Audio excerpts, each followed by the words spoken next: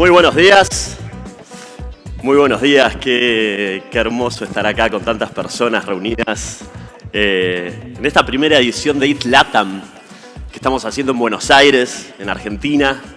Estamos tan felices de estar acá después de tanto trabajo, tantos voluntarios que pusieron un montón de esfuerzo estos meses, que están haciendo que esto suceda ahora. Es realmente muy conmovedor y además está pasando pocas horas después de que Ethereum en la testnet de Gerli pasó a Proof of Stake de manera exitosa. ¡Sí! Falta muy poco para el merge en mainnet. Y bueno, es muy conmovedor que esté pasando justo hoy, que haya tantas personas acá. Me acuerdo, muchos seguramente se acordarán que no fue hace tanto, hace 2016, 2017, cuando nacían algunos de los primeros proyectos de Ethereum argentinos, proyectos que hoy son líderes globales. Pasaron poquitos años también desde el hackathon que se hizo en 2018, eran 200, 300 personas. Ni siquiera existía DeFi en esa época. Pasaron también un par de años desde los meetups de Ethereum que se hacían, que al principio iban 20, 25 personas y terminaron siendo cientos de personas que iban a ese meetup. Y creo que por algo que siempre conectó a la comunidad de Ethereum, que es que si bien hay muchas cosas que nos caracterizan, una de las principales cosas que nos caracteriza, creo, es que nos gusta construir en comunidad. Nos gusta construir en comunidad. Y tenemos la posibilidad vía Ethereum de construir sobre una infraestructura que es global, que es open source, que es pública, que es incensurable. Y eso es muy poderoso poder tener ese acceso. Y sé que a mí y a muchas personas de las que están acá nos cambió la vida. Nos cambia la vida ser parte de la comunidad de Ethereum. Así que en estos días que tenemos por delante, yo les diría que aprovechen al máximo el escenario 1, el escenario 2, todos los speakers increíbles que vamos a tener, líderes en sus espacios, que aprovechen la mega muestra de NFTs que tenemos con artistas latinoamericanos que captan el zeitgeist, que crean el futuro. Va a haber un montón de side events también de fiestas, no sé, como 20 en estos días. Así que aprovechémoslo porque son todas personas que estamos acá para conectar, para conocernos, para conocer a nuestros cofundadores y también un poco para divertirnos también, ¿no? Para pasar buenos momentos. Así que aprovechemos al máximo estos días, que van a ser increíbles. Y bienvenidos a ETH Latam.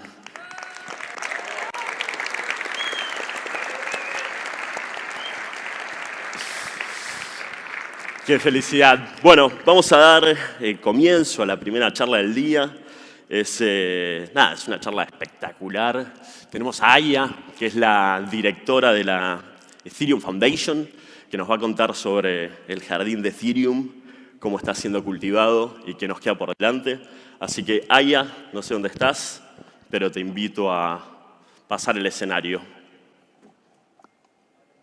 Un fuerte aplauso, por favor, para Aya.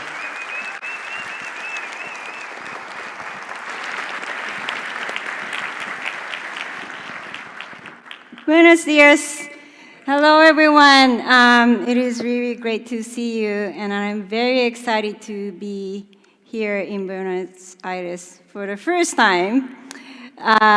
I tried to come here a couple of years ago, but ended up not making it. So thank you, ETH Latam Buenos Aires, for inviting me as a speaker, for giving me an opportunity to see the country. Today, I'd like to talk about what kind of organization the Ethereum Foundation is and how we support the ecosystem. But before that, I'd like to talk a little bit about my background, and so that you can understand how we became the organization to support the infinite garden of Ethereum. When I started my career in Japan, I was a teacher. I believe in the power of education and still think that I am an educator with my current role. Knowledge and access to information can lead to reshaping the future of a community or the world. I also taught my students the importance of learning diverse cultures and views, which is also essential for global understanding and also global coordination. Then I moved to San Francisco and discovered crypto. And I got fascinated with the possibilities that this nascent technology could bring financial inclusion and development of new economies with more open access to everyone. Then I joined Kraken as one of the earliest members of the team. And working at Kraken, I met a young Vitalik. He was very young. He's still young, but he was very young. And he was working on a new idea that can improve blockchain and crypto. And I was also fascinated because this new idea can increase the potential in things like financial inclusion more than 100 times. And yes, the idea was Ethereum. And later, when I left my previous work, Vitalik and some others asked me to come join at the Ethereum Foundation to help the organization, and I did. Back then, EF was just a hub for developers and researchers, focusing on building the platform with other community members. Ethereum was pretty big already, and I needed to redesign the roles of Ethereum Foundation. First, there were already many contributors outside of the Ethereum Foundation who were working on the infrastructure of platform as this is an open source project, but there was not good system to support those contributors. So one clear example of the first thing that I needed to do was to add the grant giving function to the Ethereum Foundation. Today, we do more comprehensive work than just giving grants, and I will explain part of it, but we do what's best for the Ethereum's healthy ecosystem long term. By healthy, I mean physically and culturally. Every good idea has trade-offs, just like Ethereum's trilemma. We sometimes have to sacrifice short-term advantage in order to achieve long-term vision. But we believe that that is one of virtues that the Ethereum ecosystem has, and that is tied to the soul of Ethereum. And within the EF, my most important role is to keep the soul of foundation so that EF can help the ecosystem keep the soul of Ethereum. I envision the future when our society will have systems that are more inclusive and open, so every single person has opportunities and access to be part of solutions. I believe Ethereum can help build that future, which is the source of our motivation, my motivation, and we are working toward that future together. So what is the Ethereum Foundation? The Ethereum Foundation exists to support things around the Ethereum technology and ecosystem. EF is a very unique organization. We are not just a normal nonprofit or a company. Why do we have to be unique? We believe Ethereum is a protocol for human coordination. It is not just money, it is not just technology. It is a protocol for human coordination that is supported by many great minds. And it can enable humans to coordinate better with more inclusiveness, transparency, and security. So, while Ethereum brings new views in human coordination, we learned that it requires new type of definitions and approaches to be understood and explained.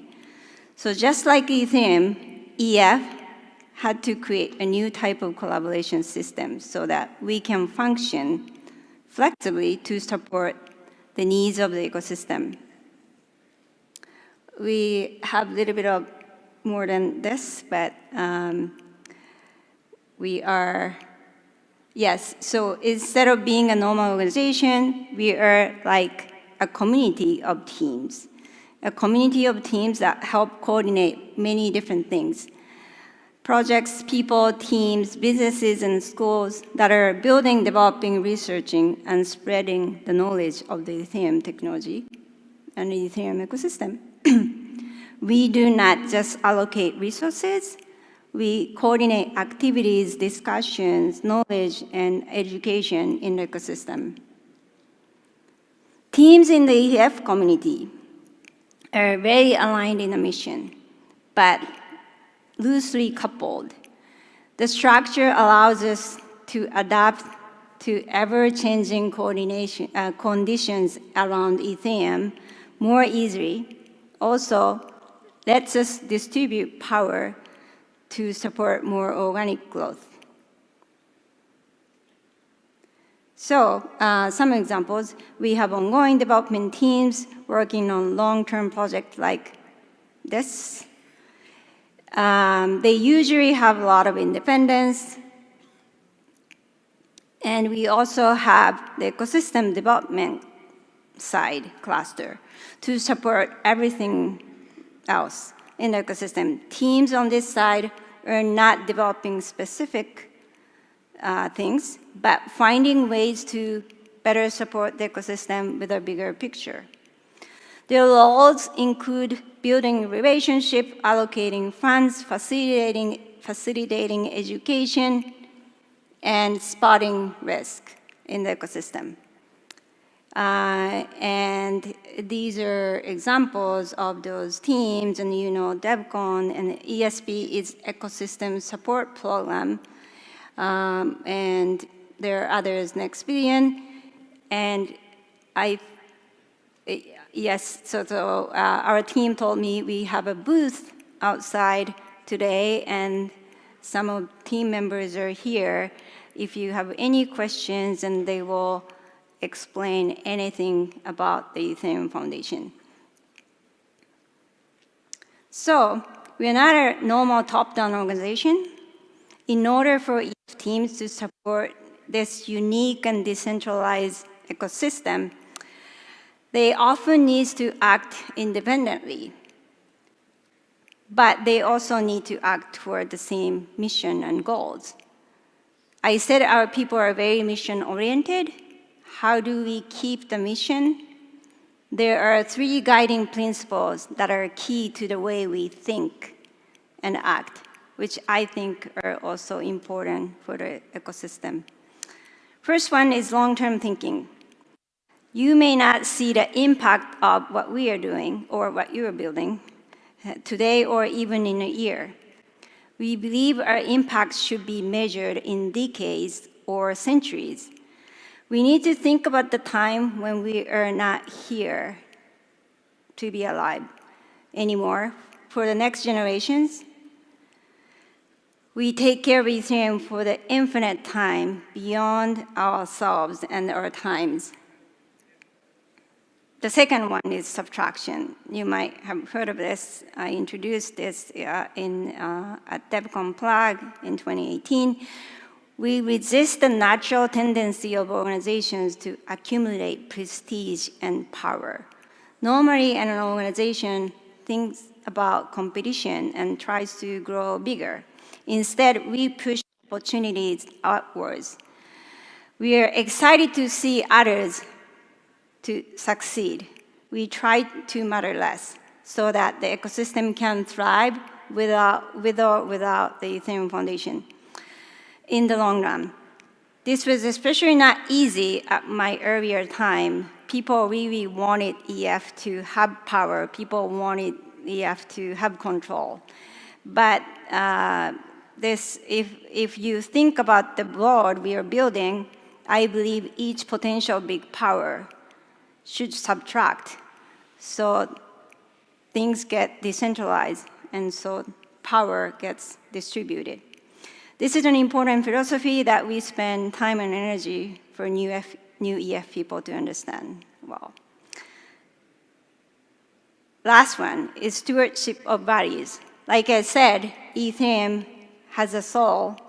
The values of our community are what made Ethereum what it is today. Values like open source, decentralization, open access, privacy, and many more. We care about nurturing the values that are important for the community. There are many other values we have and believe that are important, but these are the ones that we stick to and come back to. And the bigger our ecosystem grows, the more decentralized our ecosystem becomes. I increasingly feel that having shared values is very important.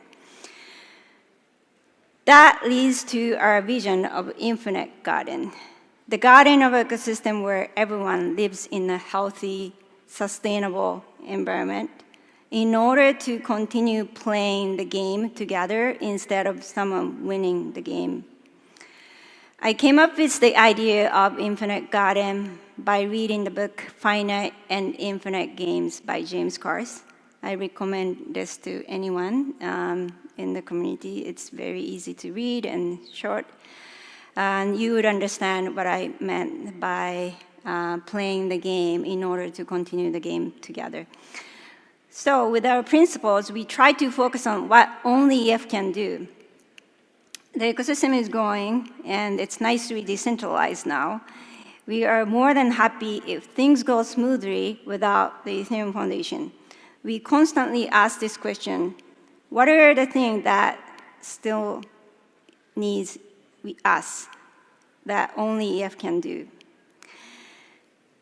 Helping others be mindful of the potential blockchain and Ethereum beyond cryptocurrencies or DeFis is one of the ideas that naturally occurred to me asking that question: what are the things that only ETH can do? We have team Next Billion, so we can think deeply about next billion users and builders, those who can benefit from this protocol of human coordination.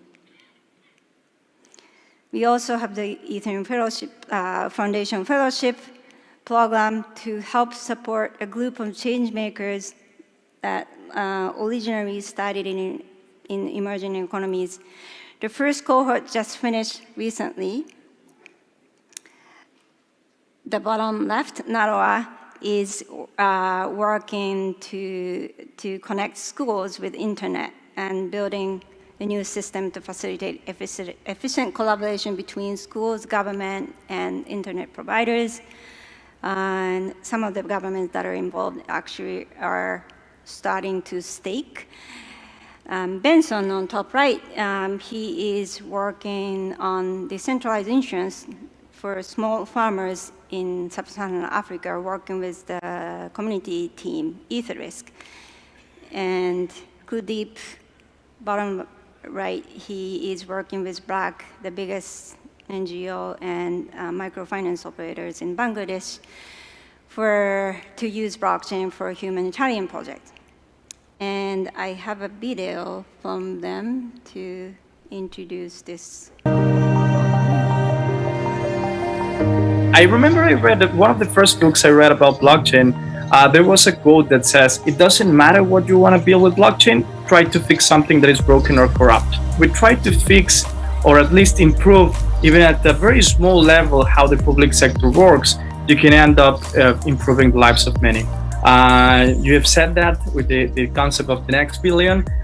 So almost 600 million people in Latin America kind of fulfill that description of the next billion. This really is key for Ethereum Foundation's mission to reach the next billion, because in order to, be part of this network, you first need to be part of the digital economy and have access to the internet. So it's really solving this first foundational challenge that we face, where still over 600 million students and young people don't have access to the internet around the world, and in particular in sub-Saharan Africa. We're in the very early stages of understanding what, how do we understand it, and what benefit does BRAC get from using blockchain? Because, BRAC inherently started as a core, a decentralized organization, units working in the field, solving problems where they are, and kind of like solving problems in a decentralized manner. So it kind of made sense on a theoretical and a conceptual basis that we could use blockchain in our organization to good use. The problem that I'm working on currently in ETH Africa has been the claims process. It has been traditional insurance has had a lot of problems when it comes to claims payout. They would be delayed, number one, and they would also not be guaranteed because information trickle down was limited. So that has been the problem that we've been solving using blockchain technology, smart contracts. They're able to quickly generate payout schedules, now ensuring that we would know who needs to be paid, how much, when, quite fast. Since 2014, more or less, I've been deep diving into what we call blockchain meets GovTech, which means how blockchain can serve as a government technology. Working on how governments, how the public sector can meaningfully adopt blockchains. I got to meet the other fellows doing awesome and wonderful things. We connect at different levels, discuss different things, especially on how to move our projects forward. So at the end of the day, the next billion are going to be new users that will make the network bigger. I think open source is the way to go. Blockchain is an open source solution. Ethereum is open source. And I think the solutions that we look at in terms of for the development sector should also be open. And thank you for this beautiful conversation as well. Very thankful and happy to be part of the fellowship. That's really, really exciting. And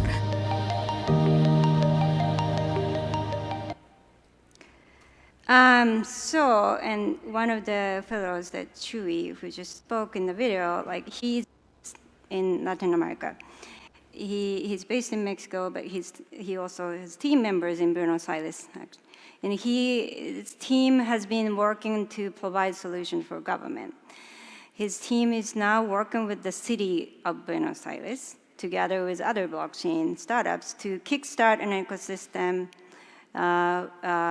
It's called Tango ID, which is a self-sovereign digital ID, decentralized and permissionless. The goal is to support more accountable institutions and sustainable economic growth. 4 provinces in Argentina are implementing blockchain ID, including the city of Buenos Aires. So that is very relevant to share today. And speaking of Latin America, as you know, we are bringing DevCon 6 to Bogota, Colombia. It's happening very soon in October. When we made that decision, I tweeted about this a couple of days ago. We did not just pick Bogota, we picked Latin America, including the city of Buenos Aires. And we're actually, in 2019, when we were discussing where to go next, which for DevCon, Patricio from PORP, he did a pitch actually in Berlin, at East Berlin. He did a pitch to me to bring DevCon to Buenos Aires. And we picked Bogota in the end, but his pitch was gave me confidence. We were wondering whether we should bring this to Latin America, and then we made that decision. And we are very grateful for the Argentinian community has been very supportive and helping the DevCon team together with other Latin America communities. So thank you, Argentinian community. So So in Latin America, many places are struggling to do better for its basic infrastructure and systems, including financial inclusion. But they also became a hub for talents and entrepreneurs. Ethereum provides tools to build your own solutions, and in Latin America, I can see people's motivation to build their own solutions coming from genuine passion to change their own life, and I think that's very, very powerful. This is why we, Ethereum Foundation, see strong opportunities, the opportunities for Ethereum's next billion builders and users to be born from Latin America. We have been supporting teams and projects in the region and will continue to do so that you can join the Infinite Garden. So please speak to our team members here. If you, again, like if you have any questions about how we support and if you're interested in getting our help. Coming to Argentina is also very special for me and our team members. We enjoy seeing how far the garden has grown here. You have a big community here, and I'm very excited to learn more about the country and the community. I also want to say some things about the originator of OGs of this local community. The Buenos Aires community has been one of the strongest Ethereum communities in the world. And I also learned the hackathons and crypto gathering at this place were the origin of birth to the teams and individuals that have built this beautiful community. There are also teams that have not just been successful, but also have been contributing to the entire Ethereum ecosystem. Nomic, on top left, who's been working to develop tools for developers, including Hard Hat, as you know, and now working with the other teams as a foundation. I am a long-term big fan of PORP. Yes, because I think they represent the culture of Ethereum in many different ways. And there are also other social impact projects that I cannot wait to learn more. And last but not least, I hear Argentinian Ethereum community has the highest percentage of women among everywhere in the world. That is so encouraging and great, and I definitely want to learn why during this trip, so we can encourage other communities to learn from you. I'm so happy that I came to your home, Buenos Aires, the city of passion and hope. And of course, you have wine and tango with passion and hope. And I really hope I can learn more of those fantastic stories during this trip. Looking forward to hearing your stories, including your struggles, stories full of magic and adventure. Muchas gracias.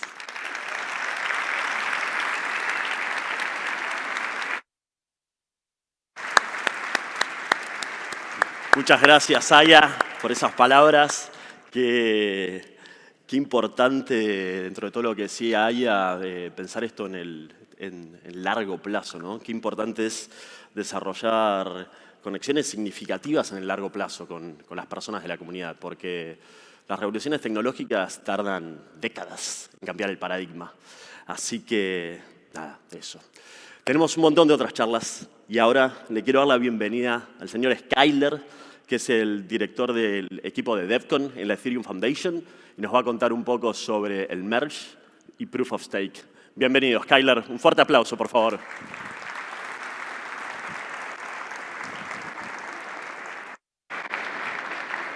Super. Ok. Hola a todos. Bueno, voy a hablar en inglés. But if you want translations, I think there's live translations outside. So thank you, Sebastian, and thank you to the entire ETH Latam organizing team for putting on this awesome event, and all of you for showing up today. Today, like Sebastian said, I'm Skylar.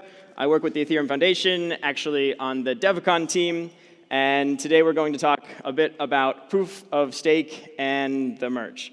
I initially was going to talk a little bit more about something more technical, about the merge, about how it works, but I decided it might be nice to go back to the basics a little bit. And we all know that the merge is coming, that Ethereum and the community are excited about switching to proof of stake, but do we all know why? And what are the advantages it brings? And I'm not sure we do. So I think it might be nice to recap a little bit. But first, let's recap a little bit about what we want out of Ethereum. We want a global, credibly neutral system. And I think the key words there being credibly neutral. In order to have a system that's credibly neutral, we need that system to be run by many independent people around the world. And how do we have a system that is run by many independent people around the world, an online system? It's actually quite hard. So Sybil resistance is essentially the idea of you're able to make virtual copies of yourself online quite easily, and that makes running a system that is run by many independent people around the world quite difficult to do. So what we need is a form of Sybil protection. And both proof of stake and proof of work are forms of Sybil protection mechanisms. So how do they work? Both proof of stake and proof of work are really proof of scarce resource, if you really think about it. And why are they proofs of scarce resource? Because we need something that's hard to duplicate, hard to copy. What is easy to copy are virtual copies of yourself. You can have a few different computers around the world and pretend to be a few different people. But what's hard to copy are scarce resources. And what's a good scarce resource that's hard to copy? Well, economic value, like capital, like money. And if you think about it, both proof of stake and proof of work are proof of capital. They're proof of money. In proof of stake, you have money. You use that money to buy Ether, and you prove ownership over that Ether by staking it. In proof of work, you have money. You buy energy to use that energy to solve puzzles, and then you use the result of that puzzle to prove that you had capital, that you used the capital. In both cases, it starts with capital, and in both cases, you can't just duplicate the capital to pretend like you have more influence over the system than you should have. And thus, proof of stake and proof of work are both designed to help protect the system from being run by many Sybils, from being run by many copies of the same person. They help ensure credible neutrality of the network. And so that's a little bit about what proof of stake and proof of work are here for, why we need them. Let's talk a little bit about why we're switching to proof of stake, what's the difference between proof of work. But before I jump into that, I think it's worthwhile to clarify, is proof of stake better than proof of work in every way? Because I've heard some people say this, and I think it's important to recognize that there's trade-offs in life, there's trade-offs in everything, including crypto-economic design, and there are some benefits to proof of work. And I think it would only be fair to highlight and to talk about some of the possible advantages of proof of work in comparison to proof of stake. So I'm going to talk about three of the main ones here. One of those advantages is that proof of stake requires weak subjectivity, proof of work does not. And at the basic, this means that if in proof of stake, if your node goes offline for many months at a time and you want to resync it, you will need to trust a peer or a friend or a service to get the current state. And in proof of work, there exists less of this weak subjectivity, but I and many others would argue that there still exists weak subjectivity in proof of work in the form of trusting client developers, of trusting the initial boot node IPs in the Genesis block and things like that. And so while this is like a possible advantage of proof of work, I often think it's not as big of an advantage as many pro-proof of work proponents would contend.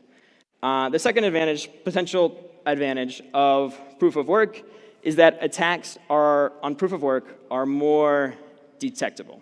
So this means that if someone's going to attack a proof of work system, you have to buy billions of dollars of mining hardware, and that attack is probably going to be noticeable. In my opinion, noticeable and stoppable are two different things. In this case, it's probably a state actor doing this, and if you want to stop them, it probably means you have to do some sort of physical intervention, which probably means some sort of war. And so I think that's quite a bit more difficult than just detecting it. The third possible advantage that we'll talk about today is that proof of stake system from the start could be bad for distribution. Another way to phrase this is that proof of work has forced distribution of the token into the network. And so in the case of proof of work, basically because you are constantly spending energy, you have to constantly pay for that energy and sell a portion of the block reward back out into the community. So not ideal. Like Ethereum, thankfully, has had 7 years of proof of work. So it really has helped our initial distribution of Ether out into the community. But you could see in networks that start with an ICO and then go directly into proof of stake, you can see they have a less ideal initial distribution, than those that start with proof of work. So these are some of the possible advantages of proof of work. There's a few more here as well. It's probably really hard to read, but that you can. There's more nuance. If you want to dive into it deeper, these are a couple articles I would read. This is Proof of Stake: How I Learned to Love Weak Subjectivity by Vitalik, and this is a really good Bankless podcast between Justin Drake and Lynn Alden about proof of work versus proof of stake. And so then, why proof of stake? So we just talked about why proof of work. There's some advantages there. I think it's fair that we talked about those for the proof of work proponents in the room. And but now let's jump into it. So why are we switching to proof of stake?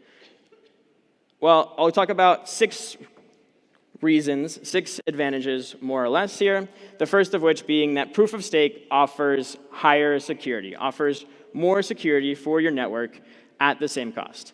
And then when we're talking about security here, we're talking about the amount of money it takes to attack the chain, to get 51% control over the network. With proof of stake, this offers, you get roughly 5 to 20x more security for the same cost, which means basically that an attacker, if you want to attack Ethereum, you would need 5 to 20x more capital, more money, to perform a 51% attack on Ethereum versus Ethereum proof of work. And why is that? If you want to see the math behind that, you can actually read this article. Where is it? That was back there. Oh, it'll come up again. But the reason behind this is basically that there's more economic efficiency with proof of stake. So when I say proof of stake offers roughly 5 to 20x more security for the same cost, what is the cost that I'm talking about? The cost is what the protocol needs to pay to incentivize validators. We pay this in the form of block rewards, in the form of Ether emissions, in printing new Ether that we give to the validators. And with proof of stake, we can lower emissions to achieve the same or higher security than we have with proof of work. This is because to run a validator, it takes much less resources to run the validator. You don't have to waste energy, you just have to process the transactions, and your only cost is the opportunity cost of locking up your Ether. And so we can pay a lot more in protocol emissions and achieve the same or higher security than we had with proof of work. And with this, we get lower emissions, and we can more easily reach a point where more Ether is being burnt than is being created. This could lead to a deflationary Ether supply, which is where the ultrasound money meme came from, that maybe you have heard about. This in turn could lead to a higher price of Ether, and in turn, higher cost to attack the network. And this is all one advantage that we get with proof of stake. This is more easily visualizable, betterly visualized in this ultrasound.money website that is, you can scan this QR code and go to here. But basically, you can see on the left the amount of Ether that we are burning per year, that we are destroying per year. And remember, when you make a transaction on Ethereum, ever since late last year, or a year ago now, when you make a transaction on Ethereum, you have to pay gas. Most of that gas is burnt, is destroyed. And so the more transactions and activity that there is on Ethereum, the more Ether that is being destroyed every year, being burnt every year. And at the current rate, we're burning 2.7 million Ether per year. And on the right-hand side, we can see issuance. And we can see that currently, before the merge, we are printing 5.5 million ETH per year to incentivize validators and incentivize higher security on the network. And this is currently giving us an inflation rate of 2.3% per year of Ether in the network. But post-merge, if we were to go to simulate the merge, we could see that the burn stays the same, 2.7 million per year. It's unaffected by the merge.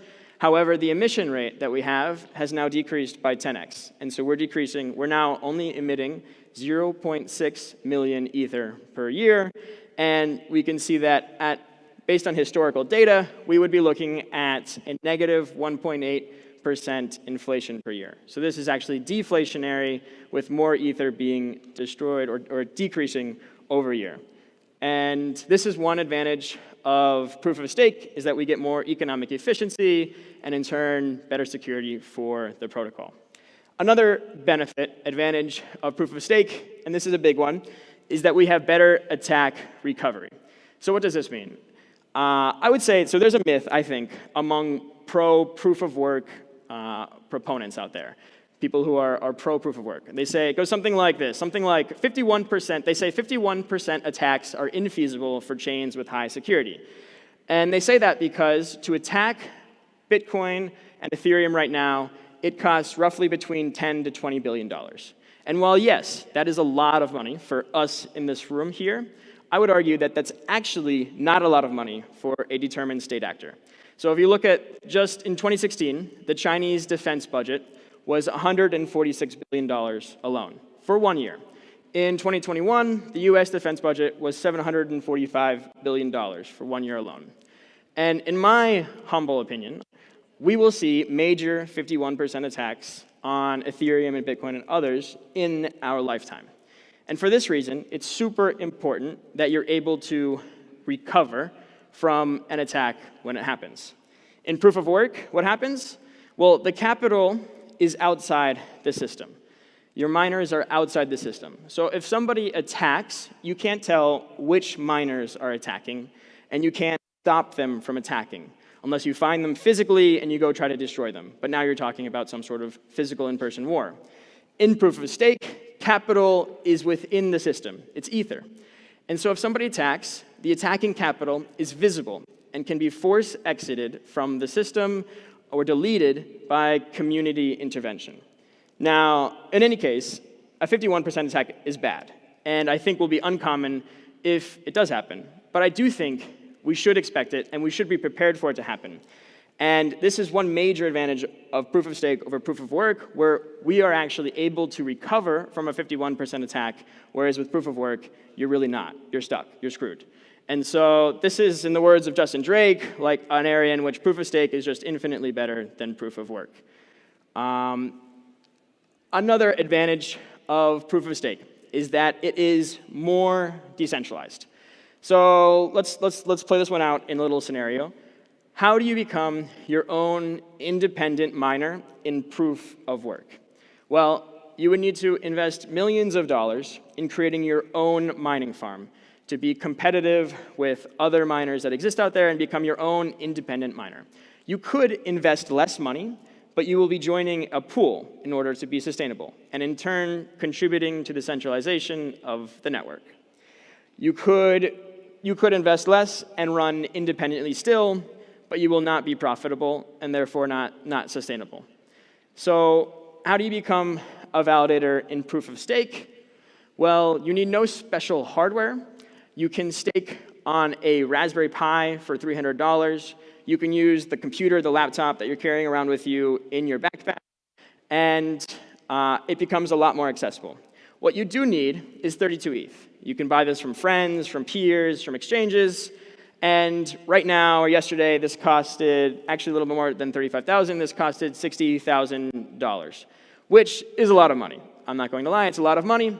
However, in comparison to the millions that you need to become your own independent miner in proof of work, it is way more accessible than proof of work. And if you have less than this, you can join decentralized staking pools like Rocket Pool. And so because becoming a validator is more accessible to people, bringing proof of stake will make the network more decentralized. And okay, another benefit, another advantage of proof of stake is that proof of stake is more censorship resistant. So let's play out another scenario. Let's say the government wants to locate large proof of work miners. They want to outlaw Bitcoin or Ethereum proof of work from their country.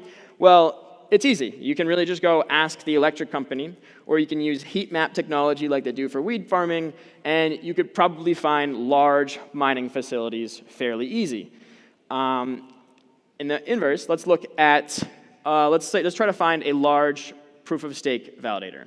It's actually not so easy. The low electricity usage required by validators makes them way harder to locate. And even if you do find the validating machine, destroying the machine does not destroy your Ether. As long as you have your keys somewhere, you can still withdraw your Ether later, or you can continue validating. And this isn't just theoretical.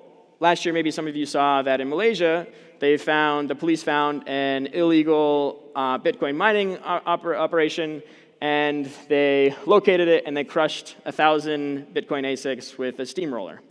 And so I think censorship resistance is important, especially in this day and age, and proof of stake definitely gives us better censorship resistance.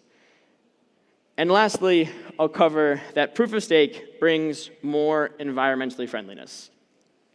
Now, some proof of work proponents would argue that proof of work incentivizes green energy. In my perspective, that's also wrong. What proof of work incentivizes is cheap energy.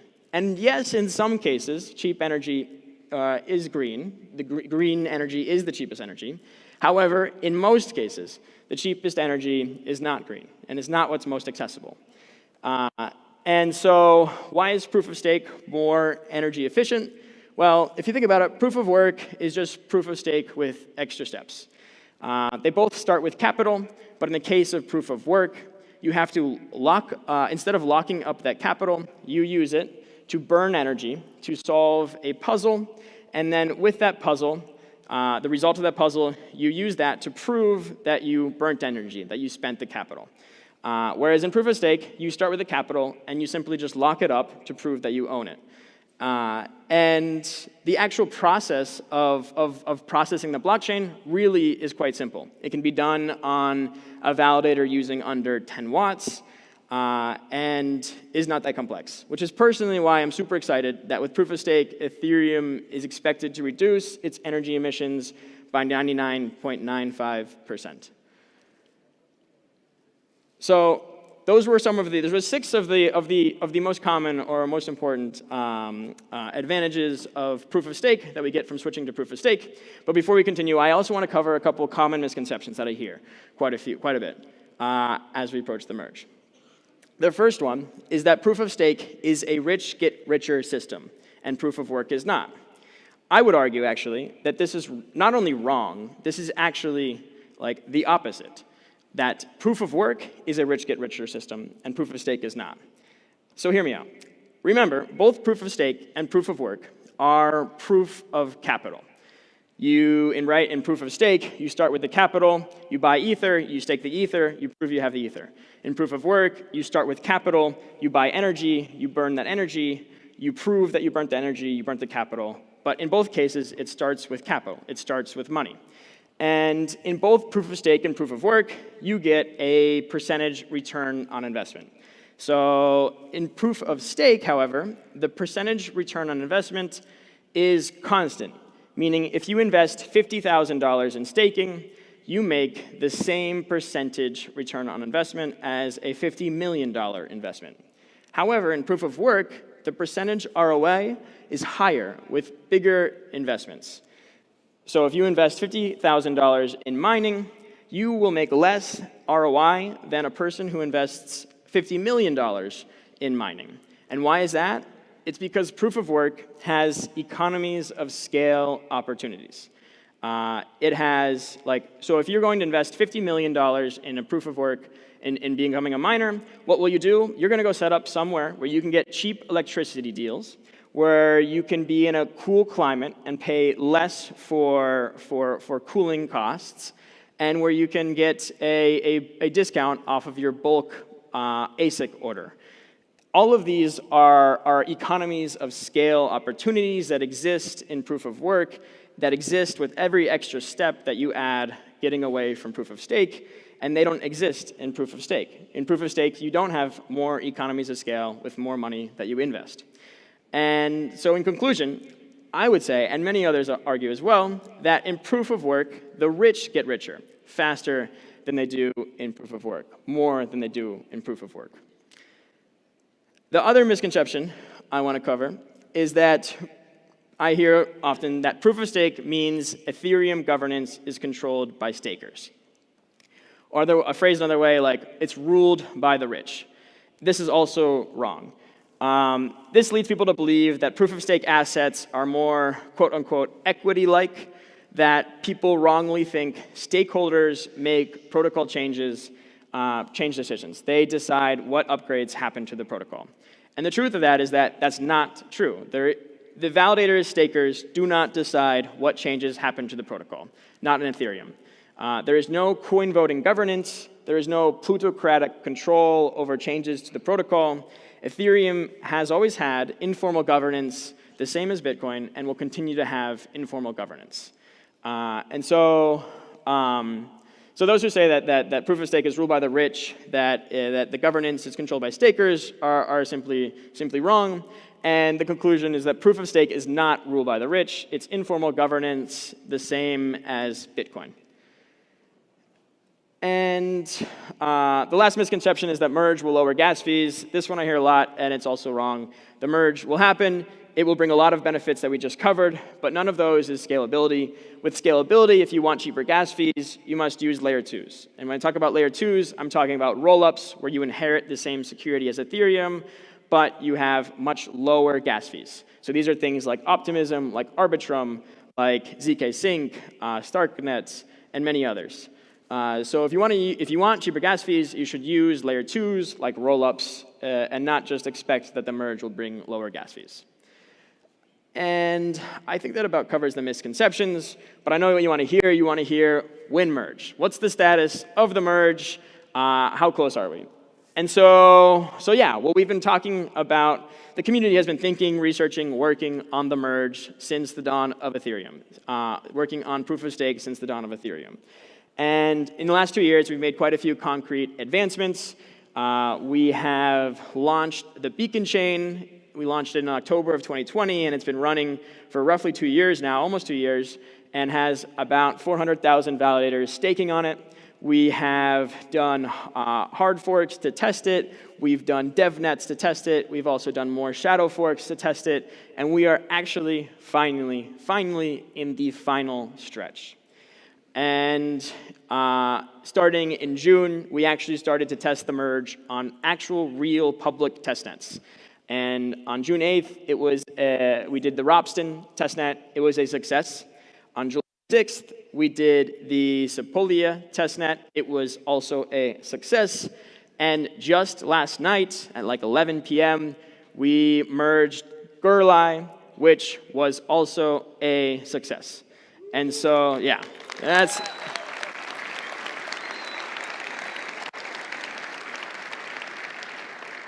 So for the first time in ever, we have an end insight, a merge insight.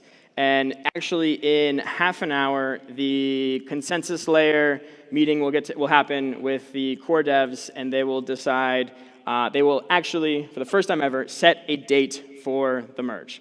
So we are super excited for that to finally happen. We'll have a date, and I think it could be within a month or roughly around a month. And I'll end with, if we truly want to move towards a solar punk future, proof of work is not the way, and proof of stake is. So thanks all for coming here. I hope to see you at many of these events, these Ethereum events happening throughout Latin America, hopefully at DevCon as well. And if you want to ask me questions, I'll be around outside. I think I'm out of time now, but thank you all, and yeah, happy merge.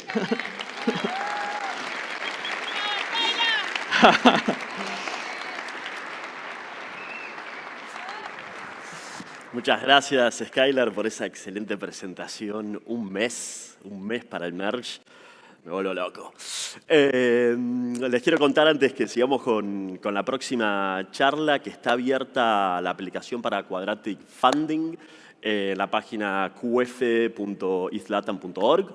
Se van a repartir más o menos 25.000 DAI, si no me equivoco, entre proyectos argentinos que estén construyendo bienes públicos, así que pueden ahí submitir su aplicación.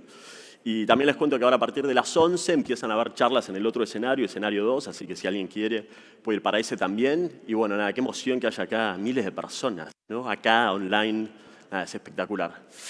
Así que ahora le quiero dar la bienvenida al próximo speaker, al señor Stani Kulechov, que es el founder de AVE y el founder de Lens Protocol también. Así que es un enorme gusto tener a Stani acá. Stani, no sé dónde estás, pero te invito a que nos acompañes.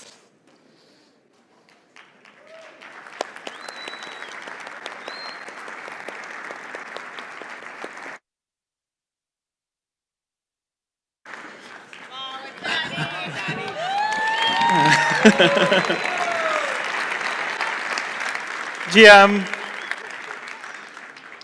Okay, perfect. Wow, I didn't expect that many people here, so I'm a bit shocked. But thanks for coming for this little talk.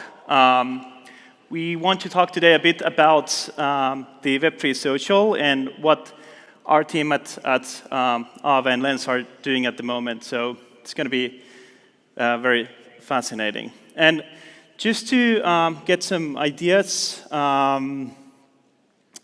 many of you are using social media actively? Perfect. How many of you are using decentralized social media? Okay, we're still early, but it's still like a lot of hands, so I'm pretty proud of you. When we've been looking into social media today, we've seen a lot of kind of like challenges at the moment, what we have. Obviously, similar challenges that we have in decentralization, kind of like centralization, and why we are using decentralization as a method to solve these issues. And just to give a few examples, what we have been looking into is that today in social media, the pattern and the dynamics are quite mounted towards idea where we as the users are actively using these platforms for basically sharing our opinions, our thoughts, interacting with our peers and friends, and at the same time, we're essentially building the big networks that has become social media platforms today. So essentially, we, the users, are kind of like the product at the moment, and then we're essentially giving out a lot of data to centralized social media platforms, and in return, we're buying services or are selling our attention without getting any compensation at the moment.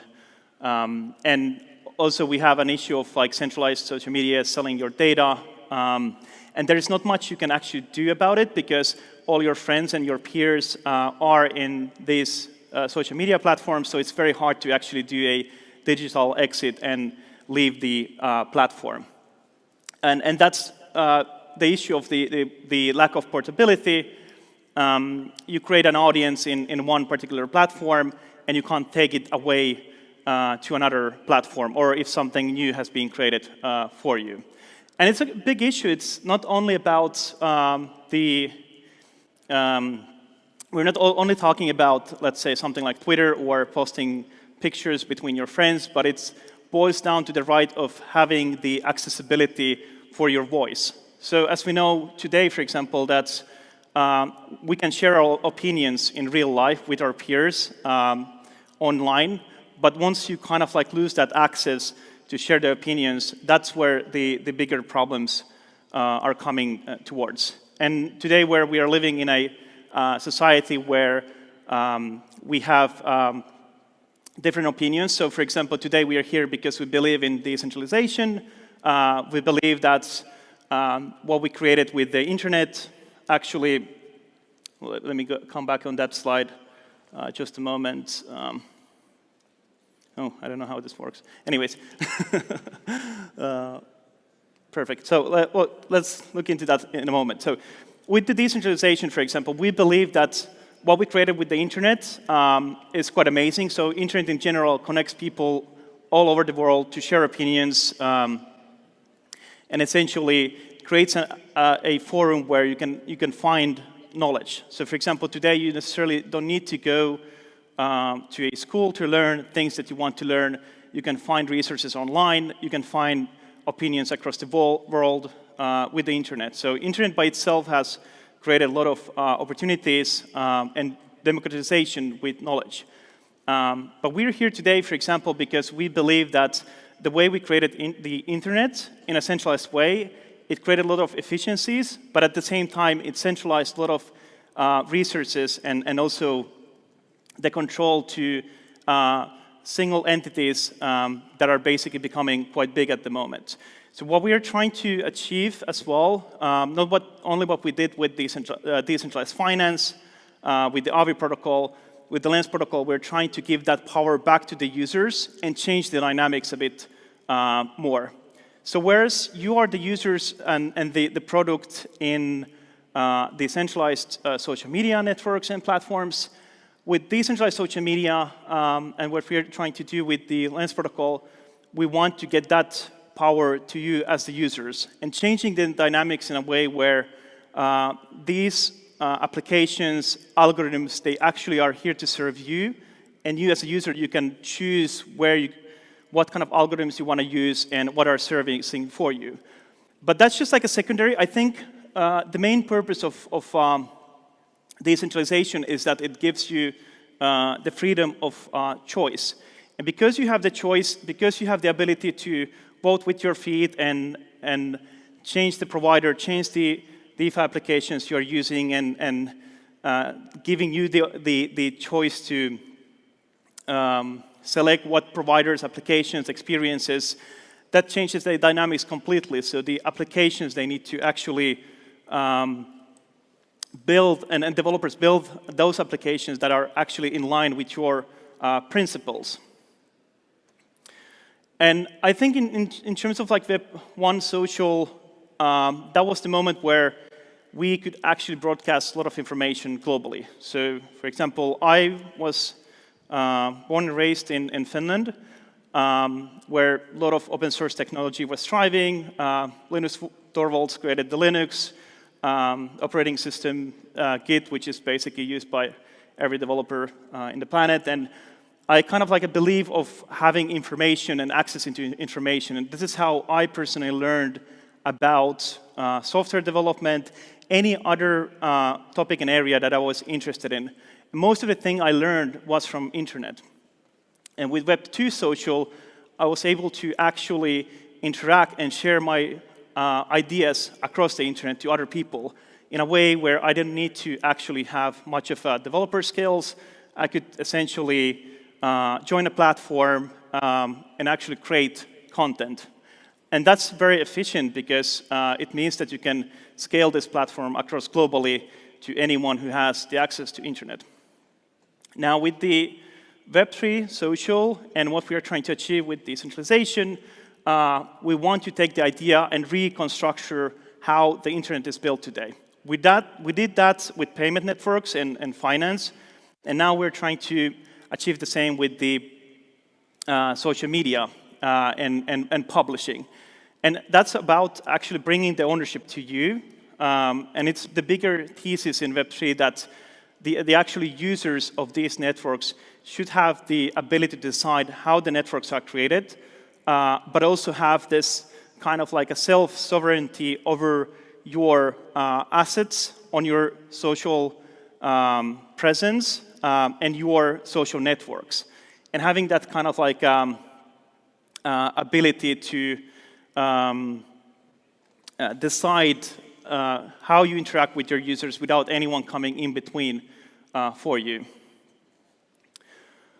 So the way we create impact is in twofold ways. So obviously we build a protocol, and what it means is that we first and foremost we wanted to re-architecture the way social media base layer works today. So we wanted to create a set of tools for developers to build social media applications in a way where they can actually focus on the experience, they can focus on building better applications, and redefining what social media is today. I think the way we build social media necessarily today isn't the way we want it to be. So having a lot of followers, chasing likes, for example, or getting traction isn't necessarily the way we want to interact. Maybe there is a way of building social media where we focus on privacy, or we focus on smaller, more impactful networks, and maybe even more niche social media networks. The base layer, what we wanted to achieve is essentially to create a composable layer where any developer can actually come, any part of the world, from Argentina, India, Europe, and actually build those applications. And you don't need to focus on the user acquisition that much because you're actually using a network that already has users. So that's the bigger kind of like a value proposition. When you're building together, you're all sharing the user base, and you can decide how do you curate what kind of a content as an application builder. But also, we're empowering creators quite a lot because the creators can choose, as they own their own social graphs, where they want to broadcast their content. Not just where they want to broadcast their content, but also they can signal what kind of algorithms they prefer to use, and they have the freedom and opportunity to choose. So for example, today, if you don't like the algorithm that is, for example, used in Twitter or in TikTok, I personally love the TikTok algorithm. It finds the most funniest shit on the planet. But in terms of like Twitter, you don't really have a choice. You can't really go and say, I want to use this particular algorithm because maybe it finds more content for you that is more interesting. Maybe you learn more by changing the algorithm. But the issue is that there might be other competitive factors for, let's say, a bigger social media platform to keep you one particular algorithm. Maybe it creates more revenue for the business and so forth. So it's essentially about giving the freedom. The infrastructure that we built is smart contract based. So we built a protocol where essentially we're using NFTs in terms of reflecting the ownership that you have or a relationship. So for example, each and every single profile is an NFT, meaning that you can store it in a cold storage, or you can transfer it. It can be your social presence, but it can also be your brand that you created. Every single relationship is also recognized as an NFT. And what that means is that whenever you follow other profiles, you're minting follow NFTs. And those follow NFTs will always reflect the latest content that the users are publishing within the protocol. So for example, if I have a picture of a dog and I repost a picture of a cat, essentially those follow NFTs, if you go and look into OpenSea or you go into a wallet and look at that NFT, it reflects that picture of a cat, essentially. So between the profile NFTs and the follow NFTs, we created a protocol-level, censorship-resistant messaging, kind of like a channel between the user and the audience. But also, there's pretty much like a very simple, typical social media interaction, such as publishing content by posting, commenting, and also mirroring. And essentially mirroring means that you can amplify the content that you like and share it with your own audience. And actually, as a creator of the content, you can also set mirroring fees. So for example, if you mirror content to another audience, your own audience essentially, what happens is that you can actually get paid if someone collects that content as an NFTs. And the way it works is that all the content that is posted are automatically NFTs based on the follow NFTs, but also you can collect them as mutable copies. So for example, if I like that picture of a cat, I can actually take that picture of a cat and mint out of it and collect it as an immutable NFT. And the creator can actually set also different kinds of monetizations.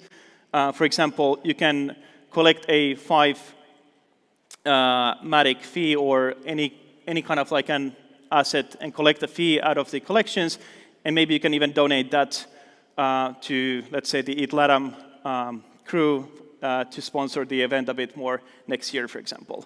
So it creates a lot of interesting monetization dynamics, and these are just examples what you can build, what we build it into the protocol, and you can even expand that ecosystem. What we're thinking is that we are creating kind of like a direct-to-audience channel. So you as a creator, you don't need a actually application in between you and your audience because you have the direct relationships. And we want to change the way of the applications and algorithms that they actually are finding the ways to serve your audience in the best way, depending on your content type, what's your content type and what kind of audience you have. And of course, like one of the things we wanted to elevate quite a lot is the curator aspect. So what we see quite a lot is that creators are getting empowered to quite some extent compared to the curators. And curator is also a creator class, and everyone is kind of like a curator. So some of us are making Spotify playlists, lists of people to follow in Twitter, or just reading recommendation, and that's curation. And curation is one of those things that takes most of the time as well, but it's undervalued in terms of the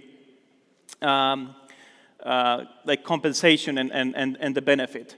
And the mirroring is one example of how you can actually elevate the curation and amplification of the content. But because it's an open protocol, anyone can create various kind of models into the protocol to elevate further the curators, the content creators, or the audience as well. One fascinating part is that what we've seen for the past year and a half or 2 years is the rise of the NFTs. NFTs isn't only kind of like a way to join maybe a community that are excited about a particular NFT project, but it's actually a way to verify ownership or creation of a particular content. And what we noticed with the NFT ecosystem is that it actually creates an interesting asset class where you have content as an asset. So for example, when we are buying art, that art is a piece of content and an asset class. If you have NFTs, that's also an asset class. And it's very well demonstrated in terms of art, digital art, for example. But I think the same kind of like a methods could be used to expand into content like text-based content, more into audio, and we have seen more music NFT projects out there. And of course, the fascinating part for us, for the Lens team, is that how we build the protocol. So it's an open source protocol. Anyone can experiment with it, fork it, recreate something new, or contribute directly into the protocol with specific modules. But so far, we have had got a lot of interesting and exciting response in terms of what we have been doing and in terms of the impact. So there's definitely interest at the moment in decentralized social media. And I think I would love to map the space a bit in a similar way where we have the blockchain layer and we have a protocol layer, where the Lens protocol is living. On the protocol layer, we also have various different other interesting protocols, smart contract-based tooling. We have POAP. We have Proof of Humanity, for example, is an interesting project. Both of them oh, let's give a small clap for the Argentinian-based projects. So POAP, Proof of Humanity. So these are protocol smart contract-based tools that you can actually build and interact with the Lens protocol, because everything is pretty much composable. So once they're in the same network, you can do interesting logic there. The middle layer is about more of what kind of content you can curate for the applications, how do you index the data. We have the graph, subgraph for the Lens protocol. There's the Lens API that has been bootstrapped, and some additional tools as well. And then we have here the experience layer. So this is where a lot of focus has been put into by the community of actually using the protocol, using the middleware, and building different kinds of experiences. And then we, of course, have the audiences, depending on what kind of audiences we're looking at. And one interesting part is that we've seen a lot of DAOs creating Lens profiles at the moment. And it's quite fascinating because you can create a profile to have this kind of like a permissionless way to distribute news about a project. For example, if you have a project that is creating a smart contract-based proposal to a DAO, part of the smart contract payload could be, for example, that you post a changelog into the Lens protocol under the protocol's own Lens profile. But some of the examples we've built within our team, a couple of examples. We have the Lens friends, where you can actually find other profiles and connect with them. There is a Lenser which was built in 2 weeks in a LFGrow hackathon that we hosted together with the ETH Global team. Essentially, just a basic front end to access the Lens protocol. We've seen also LensTube, which was built by the brother of the Yogi who built the Lenser, and it's his little brother. Both are living in India. And then we have a Tea Party, which is more about curating the content and using soulbound tokens to reward the users. A lot of the things that has been built on top of the Lens protocol are recreating the current social media applications by the developers. And it's fascinating to see kind of like how you have this composability when you go to one application, then to another, and you necessarily don't need to log in, and you have the same portability there. Orb is one other interesting project where they're recreating kind of like a way to find talent and educate more talent into the Web3. And this is something very fascinating, especially that more and more talent is coming into the Web3 space, and there's so much to learn. So you basically can create a profile, learn different courses, and find also job openings as well. We have one community member that was building one application per day. This just shows the excitement of what we have on the community building.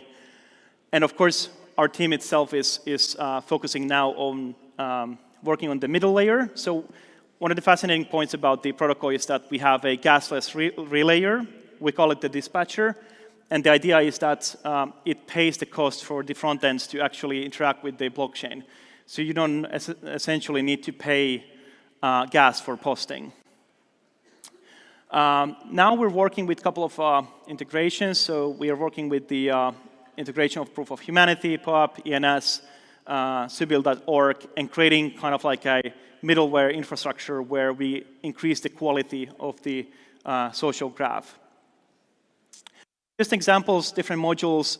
Token-gated following is one of them. You can follow some particular profile if you have particular POAP from an event, for example. So because these modules are smart contract-based, essentially they can be any kind of a logic on-chain interactions and creating very fascinating use cases. And all these auctions, all these modules here are actually community built. So there's dozens of modules built by the Lens community. And I think to compare a bit, I think the Lens community has had this kind of like a loot event that I like to compare with, where we built something very basic and left a lot of opportunities for the developers to come and solve and build them.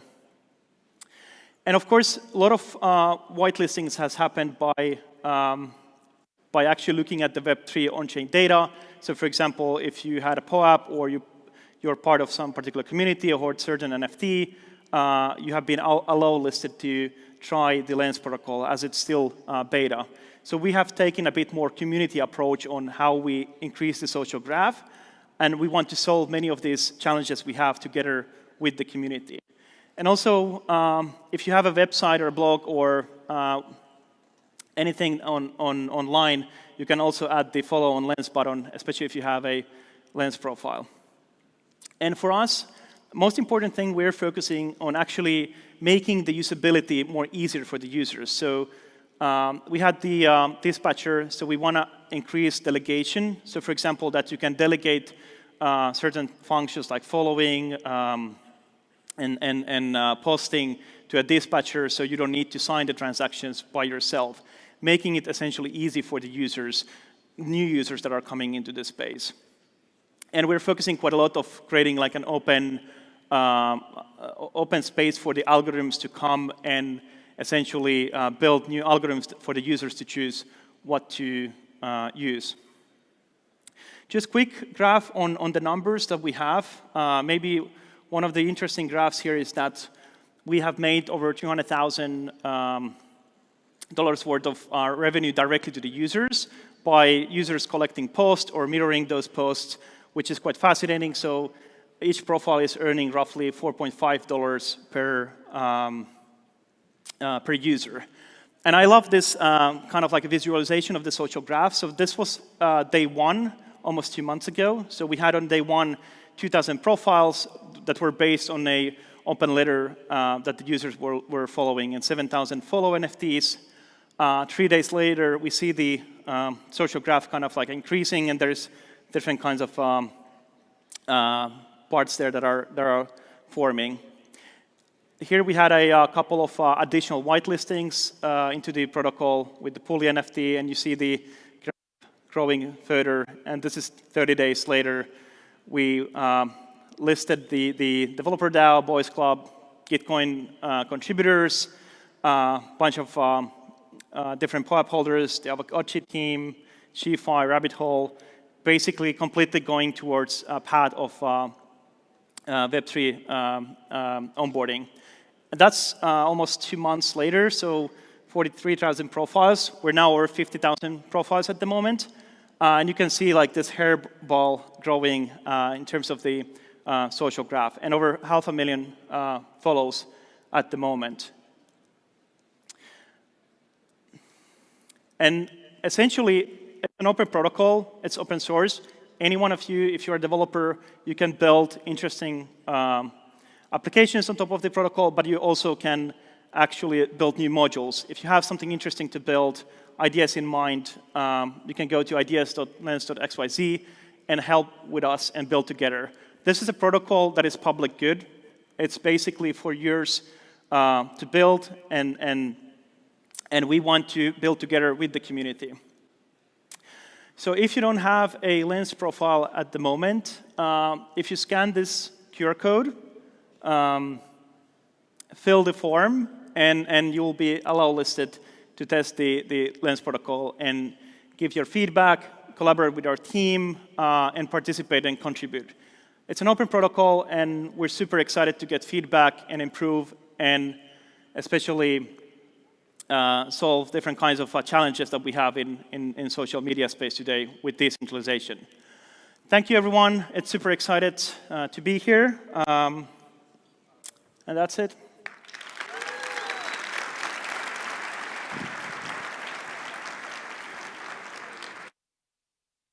Muchas gracias a Stani por esa presentación espectacular. ¿Cómo están? ¿Cómo estamos? Qué lindo, ¿no? Tanta gente. Bueno, qué poderoso lo que cuenta Stani, ¿no? Que además de poder ser dueños de todos nuestros activos, también podemos ser dueños de nuestra identidad digital en el metaverso. Muy poderoso y muy relevante para los próximos años.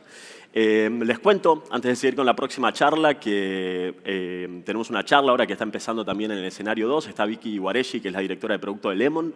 Así que a los que les interese esa charla pueden ir para el Escenario 2. Y ahora, en pocos segundos, vamos a tener a Diego Fernández. Diego Fernández es el secretario de Innovación y Transformación Digital de la Ciudad de Buenos Aires. Así nos va a venir a compartir un par de cosas bastante interesantes también. Así que, Diego, cuando estés listo, te invito a subir al escenario.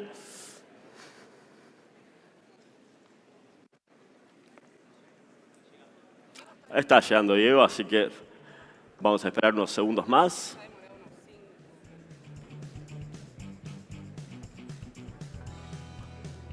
Bueno, mientras esperamos, les recuerdo que tenemos la aplicación de Quadratic Funding abierta. La pueden buscar en QF como quadraticfunding.ethlatam.org. Ahí todos los proyectos, sean argentinos, pueden submitir una aplicación y después se va a hacer, básicamente hay un pozo de 25.000 DAI que va a ser repartido entre proyectos argentinos que estén desarrollando bienes públicos. Así que les aliento a anotarse si aún no lo hicieron. Perfecto, es hasta las 12 de la noche, me cuentan acá, así que no se olviden. Tienen unas horas todavía, pero pueden inscribirse.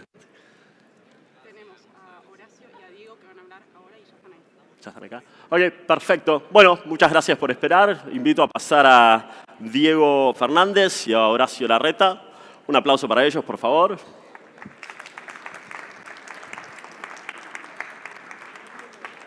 ¿Cómo andás? Bien, ¿y vos? Bien fuerte. Qué grande, ¿verdad? ¿Ya? ¿Se escucha? Buen día. No, solamente una bienvenida de la Ciudad de Buenos Aires. Para nosotros es un orgullo enorme que este evento tan importante se haga en nuestra ciudad. Nosotros estamos todo el tiempo promoviendo la modernización, la incorporación de tecnología. Esta es una ciudad con un enorme capital humano en términos tecnológicos. La mayoría de los unicornios de Latinoamérica han salido de la Argentina y de la Ciudad de Buenos Aires. Nosotros promovemos la vocación en temas tecnológicos en la escuela de los chicos, le damos toda la manija posible. Y dentro de ese mundo que se haya elegido Buenos Aires para hacer este encuentro, la verdad que es fantástico. Tiene una movida, una energía positiva, seguramente de acá van a salir buenas ideas y nosotros vamos a estar súper receptivos a ver qué nos sugieren que podemos hacer mejor en la ciudad, para hacer nuestro laburo, para dar un mejor servicio a la gente. Estamos convencidos que esta tecnología, el blockchain, genera infinitas posibilidades de mejorar el funcionamiento del gobierno, la relación con los ciudadanos. Lo que necesitamos es ideas, inquietudes que nos acerquen propuestas, proyectos, a ver qué creen que podemos hacer mejor. Nosotros estamos tratando de promover esto de que se puedan pagar impuestos con las cripto, promoviendo que se use cada vez más. Y ya les digo, venimos bien, venimos dando pasos. Tenemos todo nuestro proyecto de la Identidad Digital también, que estamos trabajando en basarlo en tecnología de blockchain. Estuve el año pasado con Vitalik cuando vino, también peloteando ideas. La verdad que me voló la cabeza en algunas cosas, como puede haber gente que piense tan adelante.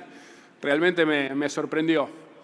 Y que de vuelta, que podamos hacer este evento acá, genera la oportunidad de una tormenta de ideas que termine en que Buenos Aires funcione mejor. Así que yo los invito a eso. Sé que hay gente que vino de afuera, del interior del país. Aprovechen un poco también a disfrutar la ciudad. La verdad que le ponemos mucha garra para que la ciudad esté bien, que sea una ciudad atractiva. Estamos atrayendo también a los nómades digitales, gente que labura desde acá, vive en Buenos Aires y labura para el mundo entero. Hay una movida cada vez más fuerte de eso y somos muy receptivos en Buenos Aires a las buenas ideas. Hemos tenido un éxito bárbaro con nuestro distrito tecnológico en Parque Patricios, que tenemos, siempre me pierdo en la cantidad porque aumenta, pero ya más de 400 empresas que están laburando allá, generando un clúster, un polo que se retroalimenta. Claramente Buenos Aires tiene un potencial de crecer y seguir generando ideas, innovaciones y potenciar la Buenos Aires en el mundo a través de la tecnología. Así que, como les digo, en eso necesitamos que nos ayuden un poco. Ideas siempre estamos para probar, estamos para innovar. La verdad que nos ha ido muy bien con toda la tecnología del BOTI como método de relación con los ciudadanos. Ha sido un golazo. Bueno, en esa línea estamos para crecer. Y claramente el mundo cripto y todo lo que significa la juventud pensando en esto genera una energía innovadora fenomenal. Así que por eso es que apostamos a esto, por eso es que estamos tan contentos de que este encuentro se haga en Buenos Aires, porque estamos seguros que de acá van a surgir ideas para seguir trabajando y mejorando la ciudad. Yo los voy a dejar con Diego, que es nuestro ministro de Innovación, que seguramente les va a poder hablar con mucho más detalle qué es lo que estamos haciendo en estos temas. Así que muchas gracias, disfruten la ciudad y vamos a estar esperando buenas ideas de parte de ustedes a ver cómo podemos mejorar Buenos Aires y sobre todo la relación con los vecinos de la ciudad, a ver cómo podemos incorporar tecnología a hacer la vida cada vez más fácil y mejor para todos. Muchas gracias, los dejo con Diego Fernández, que va a ir más al detalle. Muy bien, dale. Bueno, mirá qué foto, ¿eh? ETH Latam Buenos Aires. Primero que nada, quería empezar agradeciendo al equipo que hizo esto posible. Hoy a la mañana hablaba con Paula y acordábamos cuando se empezó a imaginar esto y hubo un equipo atrás que laburó, que se rompió el lomo en momentos difíciles porque vino el cripto invierno y se puso mucho más áspero conseguir sponsors, pero Martín, Paula, Fío, Romy y todo el equipo que estuvo haciendo esto posible, muchas gracias. Enorme laburo, enorme laburo. Pero bueno, hoy quería compartir con ustedes tres cosas. Tres cosas que queremos hacer como ciudad, tomando esto que decía Horacio, cómo hacemos para promover, para generar más desarrollo. Y lo primero que nos planteamos es, vamos a preguntar, Buenos Aires, como todos ustedes saben mejor que nadie, es un polo cripto mundial. Tenemos de los mejores talentos, tenemos proyectos que tienen calidad internacional, que son líderes en el mundo. POAP, que acabo de mintear el mío, Decentraland, Sandbox, Open Zeppelin, un montón de casas de desarrollo, de Dev House. Tenemos mucho talento. Empezamos a preguntar, empezamos a hablar. Dijimos, tenemos que construir un sistema de identidad digital autosoberana, que está muy vinculado a lo que decíamos recién. ¿Cómo hacemos para que la gente viva mejor? Y la aproximación natural de un gobierno hubiese sido, che, vamos a armar una aplicación de gobierno para que la gente tenga una aplicación de gobierno, que se baje su documento. Pero dijimos, no, eso no va a crear valor. Para crear valor tenemos que contribuir y promover que se desarrolle una infraestructura que el gobierno use, pero que no sea de gobierno, y que lo pueda usar cualquiera.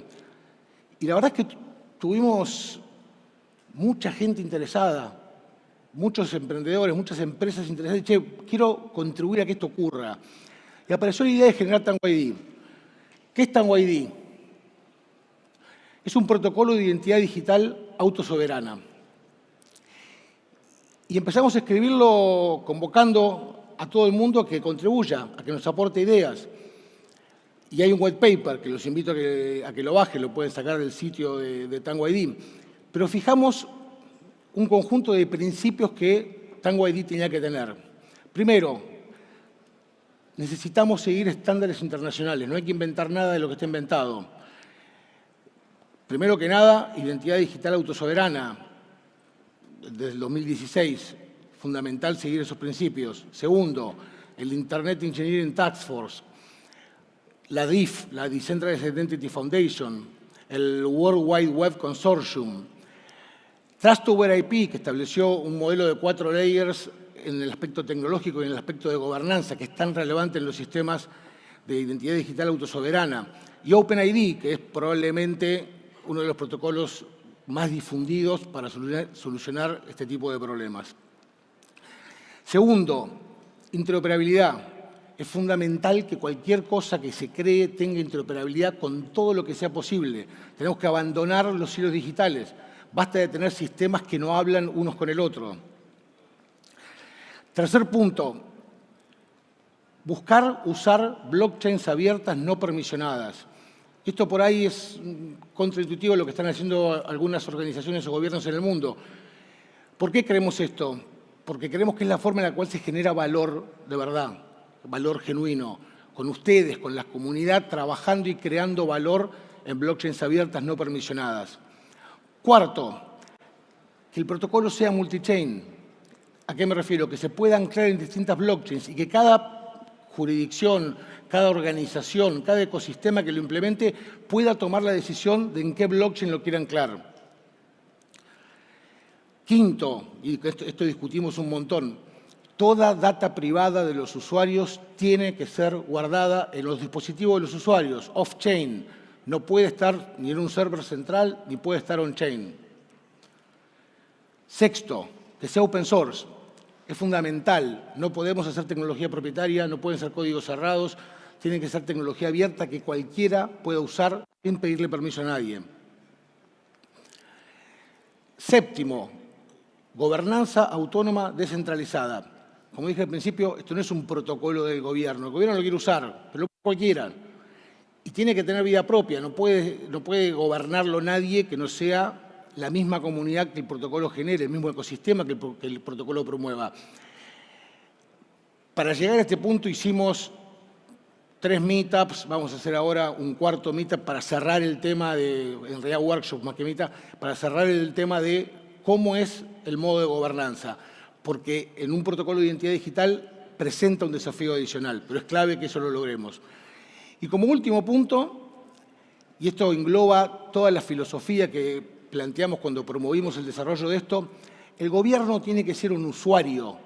No queremos generar usuarios del gobierno. Nosotros vamos a usar esto, pero cualquier otra organización del mundo, cualquier otra organización del país, lo puede usar sin pedirle permiso a nadie, sin avisarle nada a nadie y sin que el gobierno tenga ninguna injerencia, porque el poder está en manos de los usuarios y no del gobierno. Y la verdad es que estamos contentos porque se empezó a generar un ecosistema.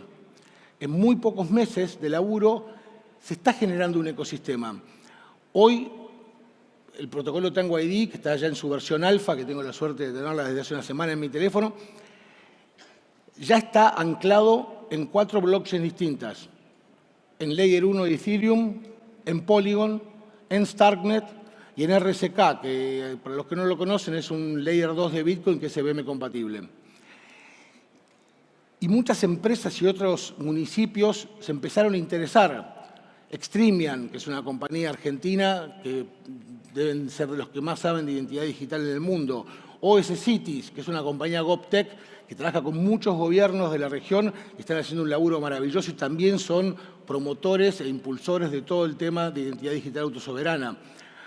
IOP Labs, de Dieguito Gutiérrez Aldívar, que la verdad, tipo que siempre está disponible para compartir conocimientos, para ayudar, para pensar y nos dio un apoyo fenomenal en eso. Starwork, que la verdad trabajamos un montón y ahora les voy a contar un doble clic sobre lo que vamos a hacer con Starwork, que la verdad que nos dio mucho apoyo para poder avanzar en esto. Y por último, bueno, Excapit, que es una wallet cordobesa, que es una wallet cripto, pero dijo, che, yo quiero meter el sistema de Tango ID de identidad digital adentro de nuestra wallet cripto, que nos pareció súper interesante porque une el mundo cripto con el mundo de identidad.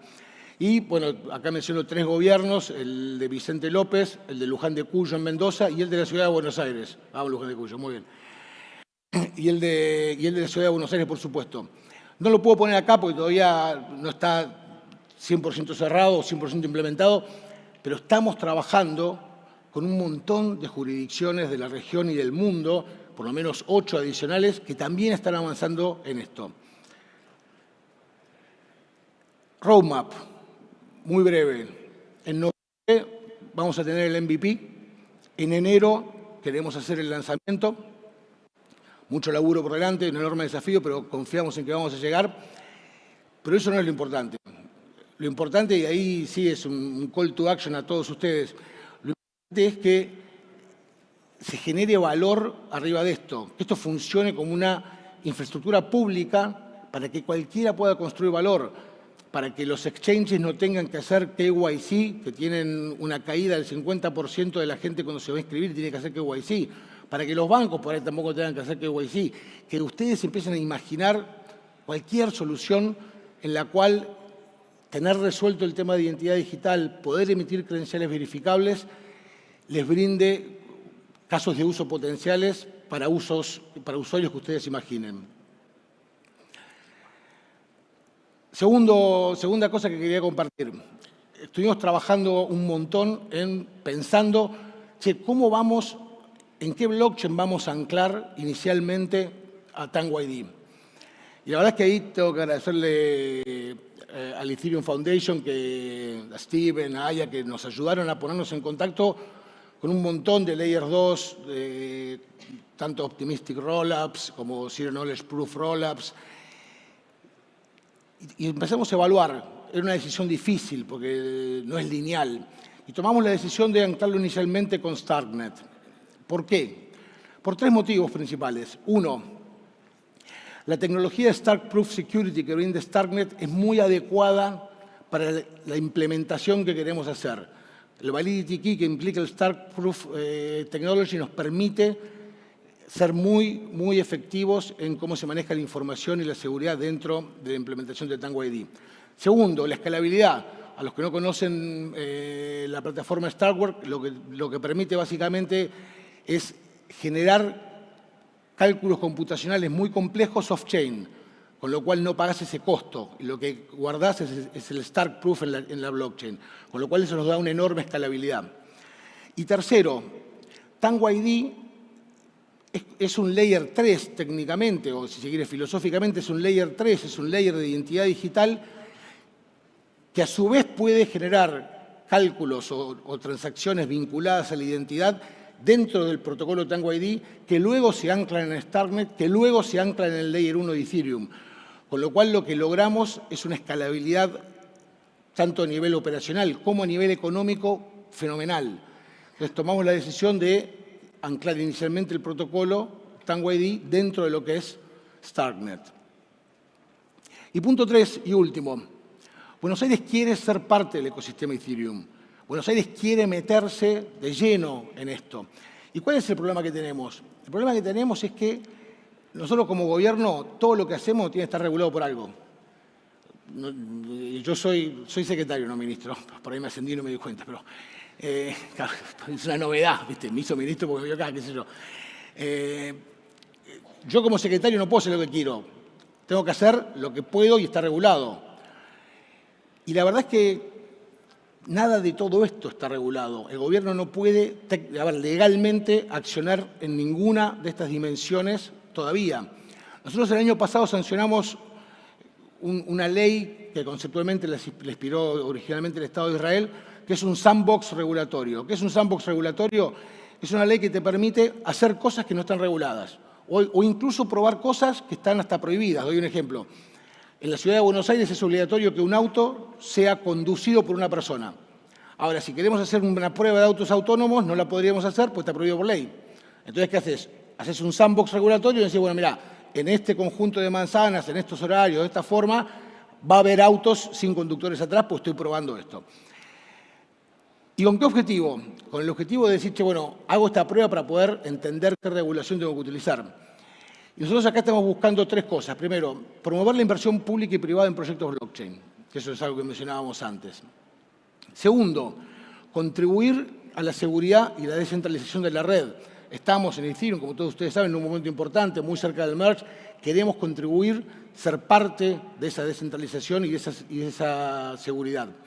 Y tercero, investigar y desarrollar una regulación adaptable, algo que nos permita, como gobierno, participar formalmente de estas redes.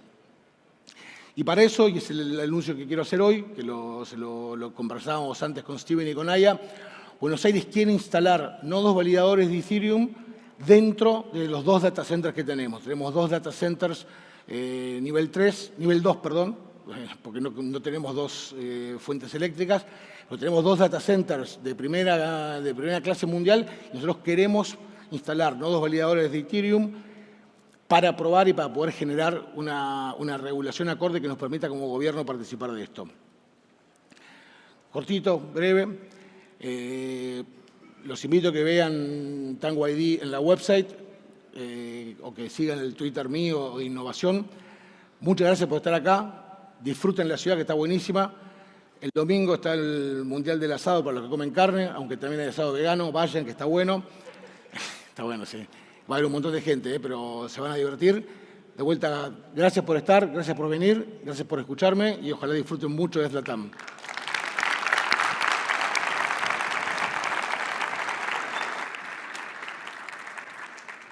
Muchas gracias. Muchas gracias. Qué tool, ¿eh? El gobierno de la ciudad poniendo nodos de Ethereum. Esa no la veían, ¿no? Yo tampoco. Impresionante. Bueno, nada, ya vamos más o menos a la mitad del día. Está saliendo espectacular esto. Tenemos una nueva charla ahora. Les recuerdo que tenemos un segundo escenario también, donde también hay charlas que están pasando ahora. Ahora viene una charla de un miembro del equipo de Editado. Así que si les interesa pueden ir ahí al lado.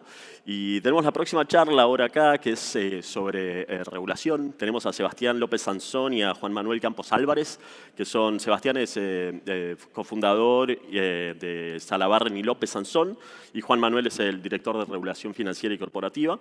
Así que cuando estén listos los invito a subir. Un fuerte aplauso para ellos, por favor. Muchas gracias.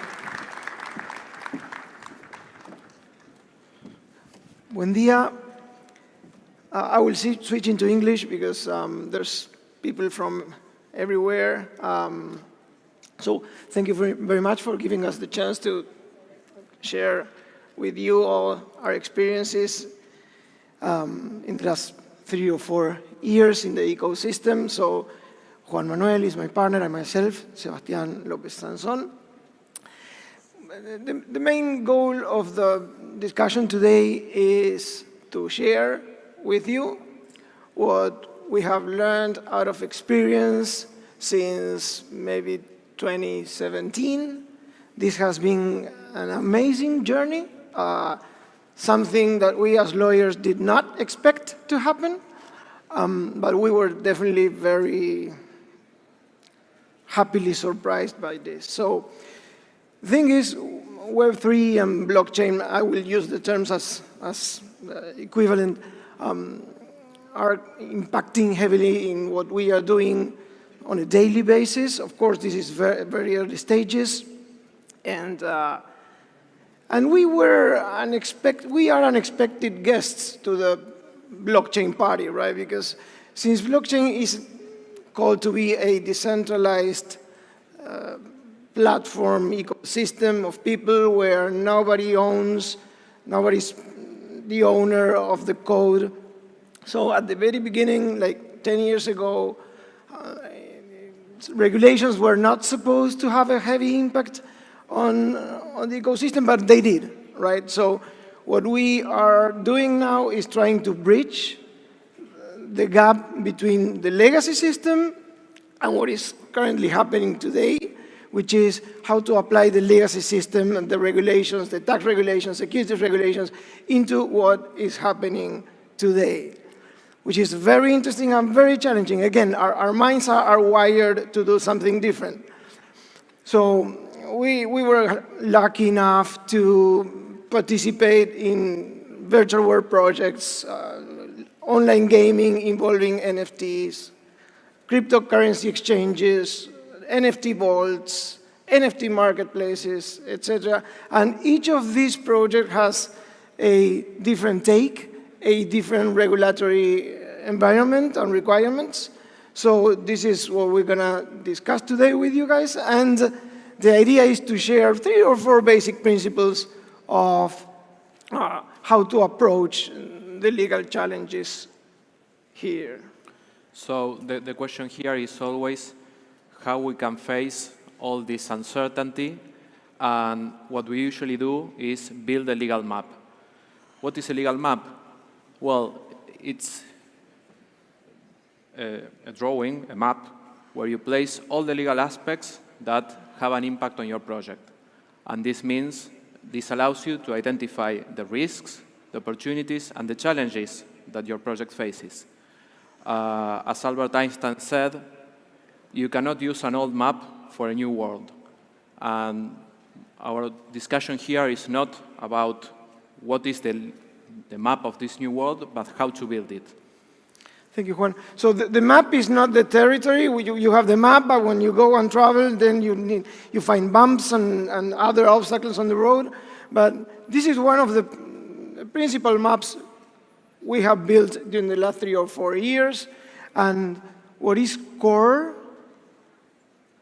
the idea that yields light on every and each one of our decisions is the business model. The business model of the project, right?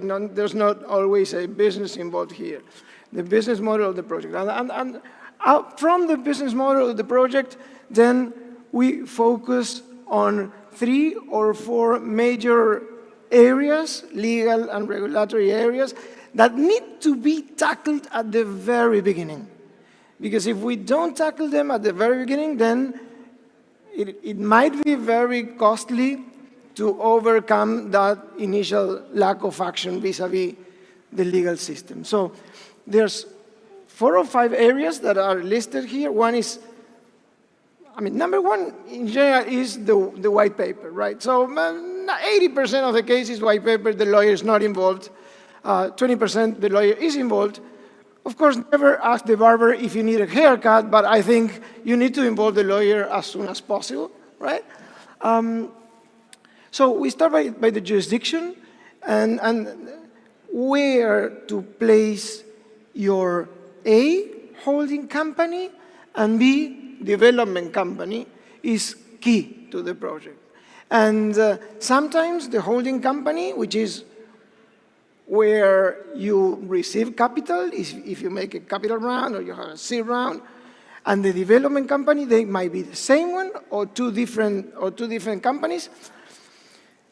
And just to give you a very quick example, a number of companies and projects in the ecosystem used to use Cayman, and we will dig into this, but Cayman is an offshore jurisdiction, is super appealing, but at the same time has been an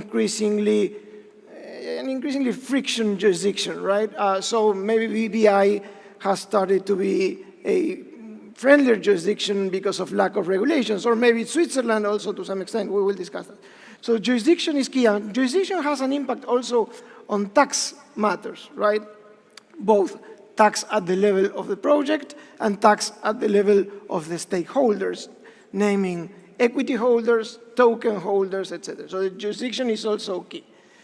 And also, if the project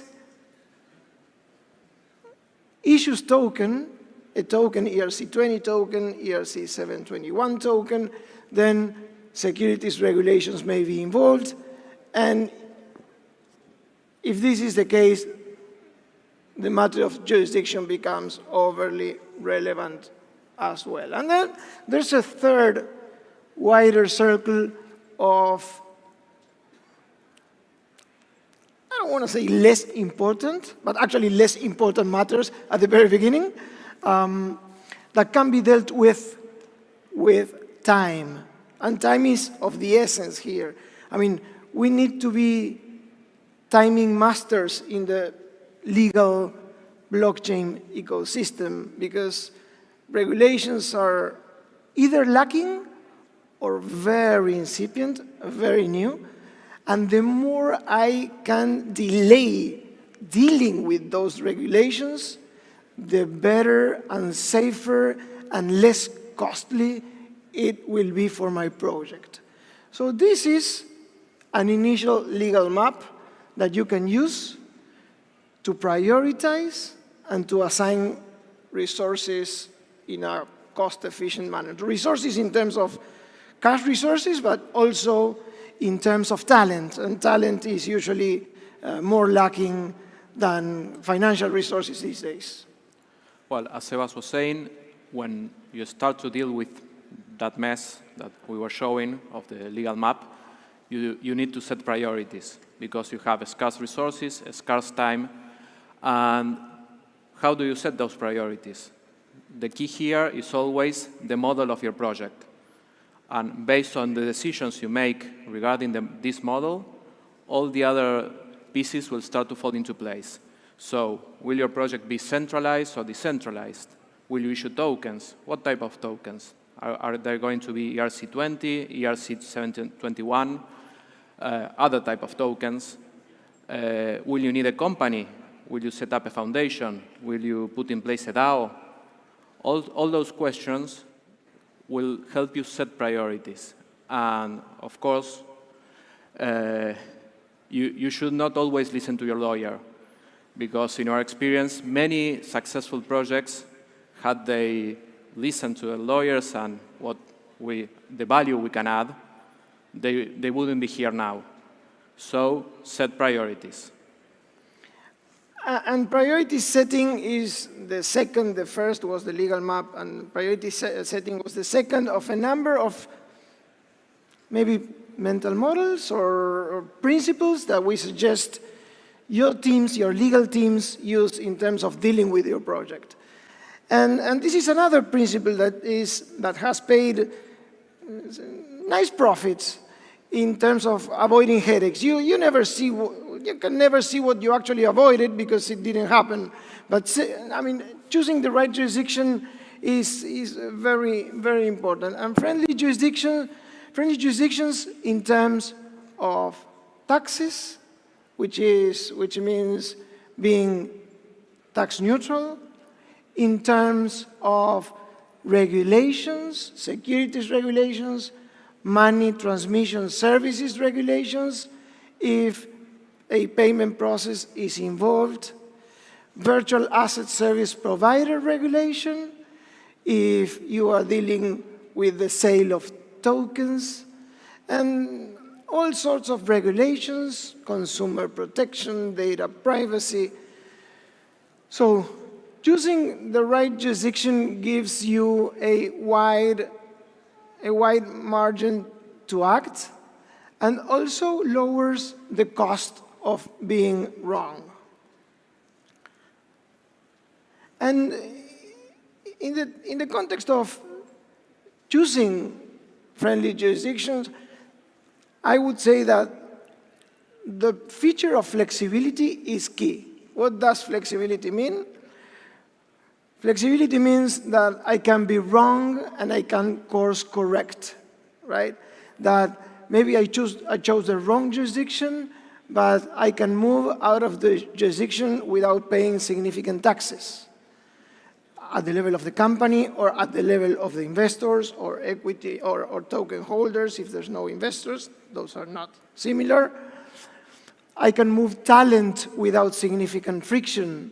I can spin off a part of my project from that jurisdiction to another country, to another subsidiary, where now, because regulations have evolved, it is more convenient for it to be carried out. And let me give you an example. We were helping an online gaming NFT-based company out of the Cayman Islands, but the Cayman Islands, as I said, and there's a lot of offshore jurisdictions here, and offshore is not a dirty word. Offshore in the blockchain ecosystem is super convenient, and offshore in most cases is law compliant, right? And I want to make that clear. So there was this platform that needed to strip the product development activity from the holding activity. So we moved part of the operations from the Cayman Island to the BVI. We moved the product development to the BVI because the BVI is 3-4 years behind Cayman Islands in terms of regulations.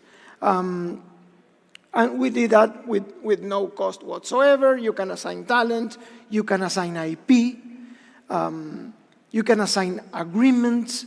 So that's part of the flexibility. Another very interesting feature, which I think I missed to say in the previous slide, was that you need to choose a structure and jurisdictions that are commercially appealing. We made many mistakes in the last decade, many mistakes. And out of those mistakes, we learned. And out of those learnings, one might be that even though offshore is not a dirty word, if you have European investors, then that might not work. So that's legally possible, it's not commercially appealing. So your jurisdiction, the flexibility of the jurisdiction also need to do with your decision being commercially appealing as well. There you go. Okay. So also in connection with the jurisdiction and the development of your project, one of the other principles that we have derived from our experience is you should avoid being the low-hanging fruit. And this means, in regulatory terms, when you're being chased by a lion, you don't need to outrun the lion. You just need to outrun the people that are along with you. And as we all know, and we hope there are no regulators here or watching from home, well, you should be as compliant as you can and try not to bring the attention of the regulators in order to gain time, to prepare when you have clear regulations. You don't want to be caught with a regulation that was prepared for another industry that is being revolutionized by blockchain. So although you cannot predict what the regulation will look like, you can always prepare for that. And that means stay high up in the tree, not be the low-hanging fruit. Yeah, and from a practical perspective, that means if this is a commercial startup and we want to tackle a market, and that market maybe is heavily regulated, so maybe I have the chance to run the project from another jurisdiction, much more friendly jurisdiction, and tackle the market from outside of that country. And why is that?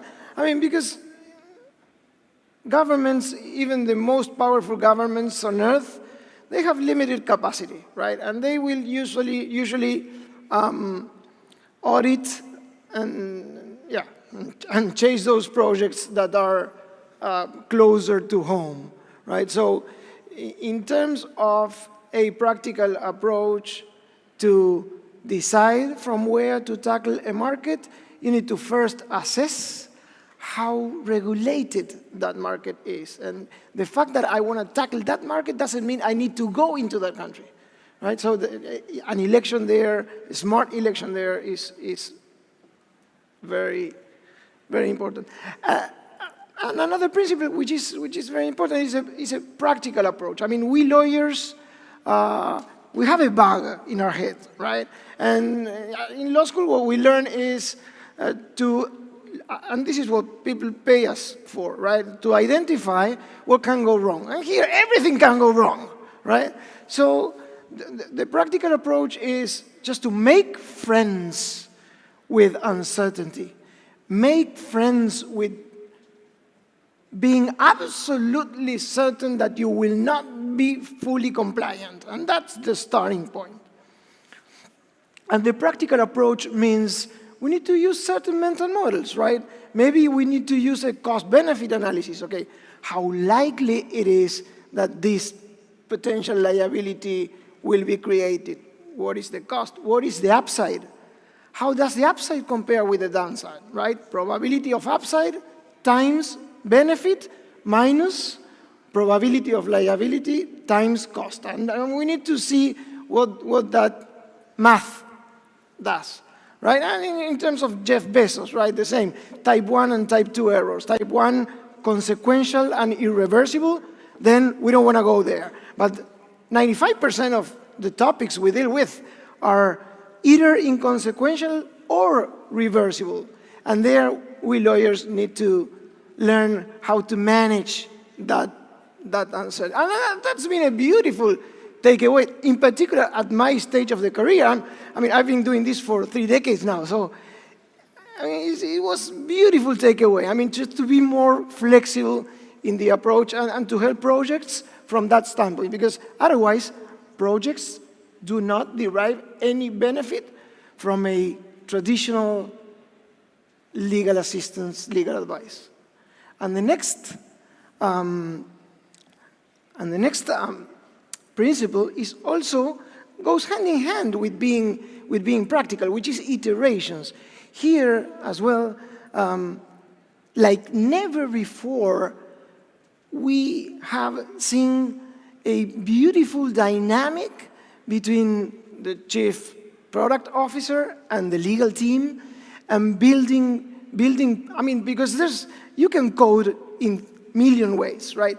And there's no way right or wrong answer. There's different manners to get to your product, and there are certain coding that may help you be closer to being closer to compliant, let me say. So the iteration between the legal team and product development is key. And let me give you another example. We were discussing profit sharing in the context of NFTs, between the guild owner and the players, the ones that have the scholarships, etc. So there, we needed to decide if the profit sharing was made by the platform, in the context of an Axie-like game, by the platform, or by the guild, because the guild owner had its own software infrastructure. So from a securities perspective, it made much more sense to lower risk that it be the guild, the one that distributed profits between his company or her company and the player. So that's a clear example where building product together with your legal team makes sense. So iteration with the legal team is important. Great. And the next principle? Yeah, is to have a decentralization plan. As we all know, whenever you have a project that will issue tokens, fungible or otherwise, securities is always a concern.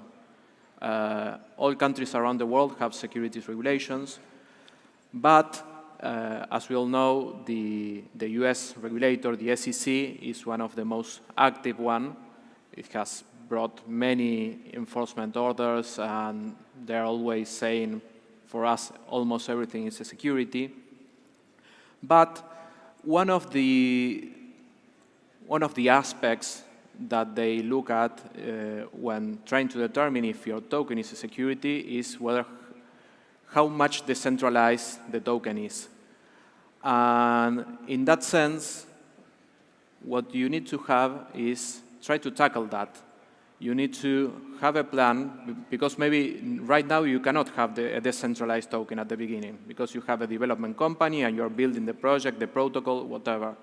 But you can have a plan right now that will allow you to set the stages for decentralization and determine, well, I can decentralize these aspects of my platform now, these other aspects for the midterm, and I will leave full decentralization for the end of my iteration. And so we have seen that. We have helped companies to design a decentralization plan, and we think that this really adds value to the project. And so as a sort of a wrap-up, and of course we came from assuming that blockchain projects tend to be global projects, so everything we have said applies all over the planet and for projects everywhere. So again, key takeaways: build them up, be flexible, avoid being the low-hanging fruit, be practical, choose the appropriate jurisdiction that will be able to let you move freely until regulations are more definitive, if we can call them. And this is it for today. Thank you very much. It's been great. Pleasure.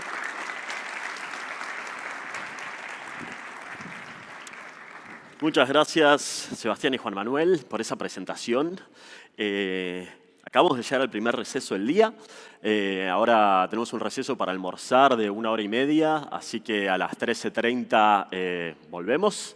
Como ya saben, aparte de las charlas del escenario tenemos el otro escenario con charlas también. También tenemos la exhibición de NFTs. Así que no se la pierdan, disfruten el almuerzo, aprovechen a conectar con personas, aprovechen a generar comunidad y a Acuérdense también que pueden postular su proyecto argentino en Quadratic Funding, que es qf.ethlatam.org. Se van a repartir 25.000 DAI, si no estoy equivocado, entre los proyectos ganadores. Así que nada más, que disfruten el almuerzo y nos vemos a las 13:30. Muchas gracias. ¿Qué tal? Les pido por favor que se vayan sentando, así podemos continuar con el menú del día. Espero que hayan comido muy rico. Por favor, vayan sentándose, vayamos entrando en silencio. Vamos a seguir con las charlas de hoy. Recuerden que también tenemos otro escenario donde hay charlas en simultáneo. También tenemos la exhibición de NFTs, como les decía antes. Y también pueden postularse para el Quadratic Funding con 20.000 DAI. Para comenzar la parte de la tarde, vamos a arrancar con un panel súper interesante sobre adopción cripto en América Latina. La tenemos a Olivia Goldschmidt, que es periodista, para coordinar este panel. Tenemos a Marcelo Cavazzoli, que es co-founder y CEO de Lemon. Tenemos a Manuel Baudrois, que es el co-founder y CEO de Velo. Santos Barrio, que es cofundador y CFO de Let's Beat. Y a Julián Colombo, que es Head of Policy en Bitso. Así que un fuerte aplauso y te lo dejo a vos, Olivia. ¡Más fuerte! Mucho más fuerte. ¿Estamos? ¿Anda esto? Bueno, primero, de vuelta un fuerte aplauso porque fue medio pobre. ¡Vamos, ETHLatam! Si van a tuitear algo, usen el hashtag WAGEI, We Are All Gonna Experience It. Hagámoslo trending topic, que esto de verdad rompa Twitter. Estoy muy honrada de compartir escenario con estos jóvenes, chicos, no sé cómo decirlo. Creo que está bueno que estemos acá para hablar de la adopción de cripto en Latinoamérica, en nuestra región, desde Buenos Aires. Buenos Aires y en realidad la Argentina tienen algunas características particulares que podemos o no compartir con el resto de los países vecinos y regionales. Me parece que podríamos arrancar porque cada uno cuente, más allá de quién es y qué hace, cuál es la visión que tiene en este momento. Chelo, dale. Dale, ¿ahí se me escucha bien? Sí, perfecto. Bueno, buenas, ¿cómo andan? Soy Marcelo Cavazzoli, co-founder y CEO de Lemon. Tal vez me reconozcan de películas como Lemon Chelly en el metaverso, tirando pasos. No, bueno, primero quería arrancar haciendo una pregunta abierta. Raise your hand, levante la mano. ¿Quién hoy tiene Ethereum? A ver. Oh, shit. Ok, manténganla levantada. Los que conozcan, hayan escuchado hablar de Lemon o tengan Lemon. Ok, prácticamente los mismos. Ok, genial. Seguro conocen qué es Lemon. Ahí ya está bien. Pero no conozcan por qué hacemos Lemon o cuál es nuestra misión en Lemon. Nosotros tenemos como esta misión muy fuerte que nos marca como el norte y un poco nos ayuda a mantener la motivación, que es de despegar la civilización hacia el futuro del dinero y de Internet. Queremos ser como una especie de cohete que agarra ciudadanos de capa 1, de nivel 1, y los lleva a este nuevo sistema de dinero y a esta nueva iteración de Internet. Bueno, y lo venimos haciendo muy bien. Hoy ya tenemos más de 1.3 millones de usuarios en Argentina. Hoy con la Lemon Card logramos de que millones de personas entren a cripto y tengan sus primeros bitcoins, sus primeros satoshis de una manera súper fácil. Y bueno, con los NFTs queremos hacer lo mismo, pero con esos primeros pasos hacia Web3. Y por otro lado, tenemos en Lemon un montón de personas de todo tipo. De hecho, recién vi que compartí una foto de una chica que subió, en estos días que subieron muchos tweets, compartió una foto de una chica que subió la foto de su familia en Levi, digamos, su familia NFT. O sea que ahora, mintar NFT ya es como una actividad familiar, digamos, más o menos. Y bueno, y todo eso se resume en una plataforma con más de 2 transacciones por segundo. De hecho, a ver si se escucha. Sí. Bueno, estos 120 BPMs, que son 2 transacciones por segundo, esto es, ¿qué está pasando en Lemon? Una compra, una venta, usando la Lemon Card, familias mintiendo NFTs. Entonces, bueno, todo esto lo hacemos posible con un equipo que somos hoy más de 250 personas, con esta misión, con esta misión de despegar a la gente a Internet 3.0. Santos, vos y tratá de no chasquear mientras hablas, que no se escucha. Ok, perdón. Voy a hacer el mejor esfuerzo posible. Bueno, buenas a todos, yo soy Santos Barrio, soy cofundador de Let's Beat. Y bueno, yo soy rosarino, que es una rareza acá.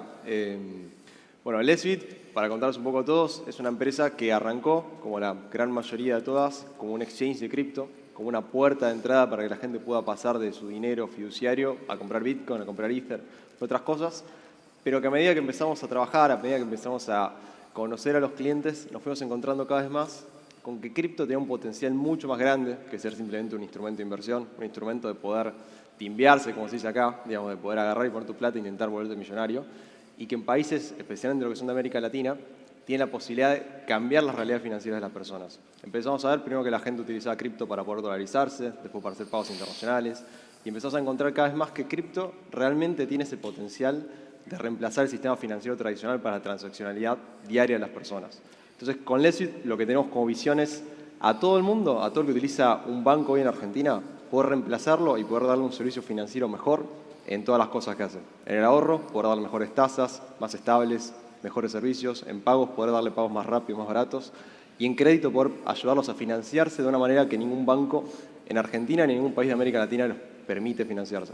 Creemos que cripto tiene un eje enorme para facilitar todos estos servicios de manera mucho más eficiente y equitativa que el sistema financiero tradicional. De ahí lo que Let's Bit quiere hacer es convertirse en el banco cripto para América Latina. Eso es lo que hoy estamos trabajando. Estamos en Argentina, abrimos Perú y Colombia, nos vamos a ir para el resto del continente y queremos convertir a cripto no en algo de nicho, no en algo que utilice la gente que quiera hacer únicamente trading o quiera únicamente usar con NFTs, sino que algo que le puedes decir a tu madre, a tu tío, a tu hermana, a cualquiera y pueda realmente en su vida diaria mejorar su interacción, su vida financiera. Eso es lo que hacemos. ¿Cuándo arrancó la empresa y cuántos años tenías cuando arrancó? Sí, nosotros arrancamos cuando estábamos en primer año de la facultad. Yo hoy tengo 25 años.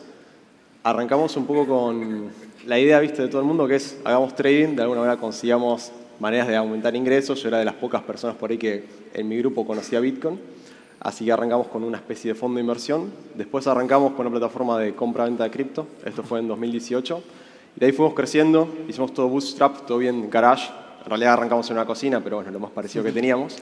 Y de ahí, bueno, básicamente con el crecimiento que tuvimos de la empresa, el crecimiento de usuarios, pasamos de 0 usuarios a 30.000 en un año. Ahí es que empezamos a crear esta visión de convertirnos en un banco. Hoy somos 5 socios en la compañía, todos tenemos alrededor de entre 25 y 27 años y ya tenemos más de 50 empleados con nosotros, de los cuales tenemos realmente un talento que nos pone muy orgullosos que estén trabajando con nosotros. Hace 5 años, la verdad que era totalmente impensado. Muy bueno. Manu. Oli. Arranca vos. Manu es un histórico. Trajo los fans. Soy el más viejo acá, boludo. A ver, 10 años en cripto, o sea, nada, bastante tiempo. Lo que más me gusta de esto es que no conozco a nadie, lo cual es una muy buena foto o película de cómo viene creciendo el ecosistema. Todos te conocen a vos igual. Digamos, ¿por qué estamos haciendo lo que estamos haciendo con Velo? Que es básicamente construir un producto que dé control del futuro a las personas. Tiene que ver un poco con mi historia personal, que es, en el año 2000, recién lo conté acá, pero en el año 2013 me tocó viajar a Lollapalooza, Se sacrificó a Chile, que pibe cheto. Y llego, me bajo del avión y de ahí, digamos, nuestra querida presidenta había decretado control de capitales. Yo estaba con una tarjeta de débito que no podía hacer nada. Ya veníamos, digamos, coqueteando con Bitcoin y dije, listo, tipo, esto es la solución. O sea, poder empoderar a la persona, es decir, a partir de, digamos, de tener un sistema financiero totalmente descentralizado, global, donde de alguna manera las personas realmente tengan el control sobre sus activos, esto es la posta y es necesario en países, sobre todo como Latinoamérica, donde las personas no controlan muchas veces su futuro, ¿no? Claro. Entonces, empezar a construir un producto que sea accesible para todos, que sea de uso cotidiano, que rompa un poco la barrera de la intangibilidad que muchas veces cripto tiene, ¿no? Y correr un poco de lado, estos somos muy hinchapelotas nosotros en el equipo, de focalizarnos mucho en cuáles son los pain points de las personas y no tanto en la tecnología, porque la tecnología está bárbara, pero, perdón mi francés, termina siendo una paja de 4, en el sentido de que de alguna manera, digamos, hay, ¿no? esta idea de AV Club, ¿no? O sea, como el club de audiovisual.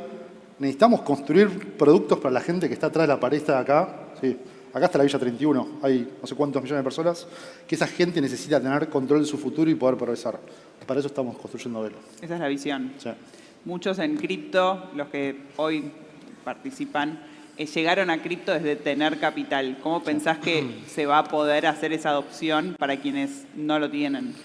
Excelente pregunta. Creo que, bueno, todo lo que pasó con Play to Earn, que ahora es Play and Earn, ¿no? Digamos, Fugazi, Figazi, lo mismo. Eso está buenísimo. Creo que hoy por hoy cualquier persona con un celular puede generar contenido y ser recompensada realmente en cripto y poder ser parte de la economía. La barrera de acceso para crear valor hoy por hoy es bajísima. Creo que todo lo que depende es de la cabeza que tengas, indispensable buena educación y alimentación y poder tener un buen sistema de justicia que haga lo que tiene que hacer, ¿no? Perfecto. Julián, la visión. Hola, muchas gracias. Hola, soy Julián Colombo, director de Políticas Públicas en Bitso. Nosotros, y me quiero sumar lo que dijeron los chicos, me parece que es bastante certero. En Bitso tenemos una visión, somos una empresa regional, tenemos presencia en México, en Colombia, en Brasil y en nuestro país, con más de 5 millones de clientes ya. Y lo que queremos es hacer que las criptos sean útiles, ¿no? Y que es un poco lo que todos ellos charlaban, ¿no? Que no sean un numerito que tengan en su celular con cierto valor, sino que puedan hacer cosas con eso. Digamos, yo no soy tan viejo como Manu, pero tampoco tan joven como ellos. Pero creo que a todos nos ha pasado de recordar que teníamos que ir a hacer colas en un banco, teníamos que ir a sacar plata en un banco, para darnos un adicional de una tarjeta de crédito, teníamos que ir personalmente a un lugar. Digo, creo que muchos de los que están presentes hoy, que son mucho más jóvenes, digamos, ya no conciben eso, ¿no? De tener que ir personalmente a un lugar, cuando con un celular conectado pueden hacer un montón de cosas. Entonces, un poco tenemos esa visión de hacer, depende de las necesidades de las personas de cada país, que las cripto que tengan las puedan usar para su vida cotidiana. En México, con el caso de las remesas, como en Colombia también. En nuestro caso, que hoy tener stablecoin es la mejor manera para proteger nuestros ahorros frente a devaluación, inflación y otros factores que nos suceden todos los días, los sistemas de pagos. Entonces estamos desarrollando productos para que cada uno, desde su casa, desde donde quiera que esté, con un celular puede hacer cualquier cosa que antes tenía que dedicarle tiempo, esfuerzo, más dinero, comisiones. Y un poco estamos hoy desarrollando todo nuestro sistema con esa visión. Y con tu sombrero de Public Policy, ¿qué pensás cómo tiene que cambiar la regulación, puede ser en el país o en el resto de la región, para que la adopción sea de manera responsable? Es un tema que hoy es bastante polémico. Creo que una de las claves es la capacitación financiera, ¿no? Y la capacitación no solo para los usuarios, sino para los reguladores también. Hoy es muy difícil saber todo sobre cripto, digamos. Salen cosas nuevas todos los días, vemos que pasan cosas todos los días, y los reguladores, que cripto es una de sus cosas nada más, no están al tanto de todas las cosas que pasan y de todas las ventajas que nuestro sistema puede traer a la vida cotidiana de las personas. ¿Qué te gustaría que sepan, no? Entiendo esto de que lo entiendo porque también estoy muy de acuerdo como que hay falta de educación para los reguladores. ¿Qué te gustaría que sepan? Nos gustaría... Aprovechemos el micrófono. Es que creo que nuestro sistema tiene un montón de ventajas comparado a las finanzas tradicionales, que no vienen a querer sacar el monopolio de los bancos, luchar contra el Estado, romper todo, sino que vienen a mejorar la vida de las personas y que creemos que tenemos mucho para dar para que las personas vivan mejor, con libertad de las finanzas y que, como mencionaba Manu, cada vez más personas puedan tener la libertad de sus finanzas. Entonces creo que ese es un punto fundamental. Un punto fundamental. Chelo, ¿qué pensás acerca del tema de cuáles van a ser los próximos motores que impulsen la adopción por fuera de las coyunturas tradicionales? O sea, no la inflación, el resto. Bueno, buenísimo, porque de hecho algo que teníamos como tesis inicial en Lemon era, bueno, las personas van a escapar de la inflación y van a comprar todos stablecoins y van a vivir todos con DAI o otra moneda. Y nos sorprendió mucho, sobre todo al principio, en donde veíamos que la gente se sumaba más a Bitcoin y a Ethereum que a stablecoins. O sea, Claro. como que nos rompió un poco esa tesis. Y sobre todo en los más jóvenes. De hecho, hoy en Lemon, si sumamos la cantidad de Bitcoin y Ethereum que tienen las personas en Lemon versus alguna stablecoin, hay más. O sea, es como que de repente vemos que esta generación, sobre todo la más joven, apuesta más al futuro de Internet y a este futuro del dinero versus a solamente resguardarse de la inflación. Y un dato muy importante, en esa misma, hoy, bueno, como hay un montón de personas usando Lemon, no es raro que haya miles de millones de pesos. De hecho, con mil pesos, 1 millón de personas de miles de millones. Bueno, entonces hay miles de millones de pesos, pero hay más Ethereum, o sea, la gente tiene más Ethereum que pesos. Entonces, yo creo que en ese sentido, lo que es adopción va a venir por un montón de cosas que se van a crear con esta tecnología que van a hacer que esa adopción venga con un interés que hoy no existe. Digamos, una industria que se está creando y que tiene mucho más valor que solamente resguardarte de la inflación. Totalmente. Santos, ¿pensás que algunas de estas cosas, tanto como la inflación, como los pagos cross-border, se ven reflejados en tu negocio? Sí, nosotros cuando arrancamos, una de las primeras cuestiones que me sorprendió un poco fue que mi tesis era, a diferencia de la de Chelo, quizás un poco peor la mía, era yo soy una persona que quiere tradear en Bitcoin, quiero comprar en Bitcoin porque era lo que hacía, y quiero una buena manera de hacerlo, la gente quiere hacer esto.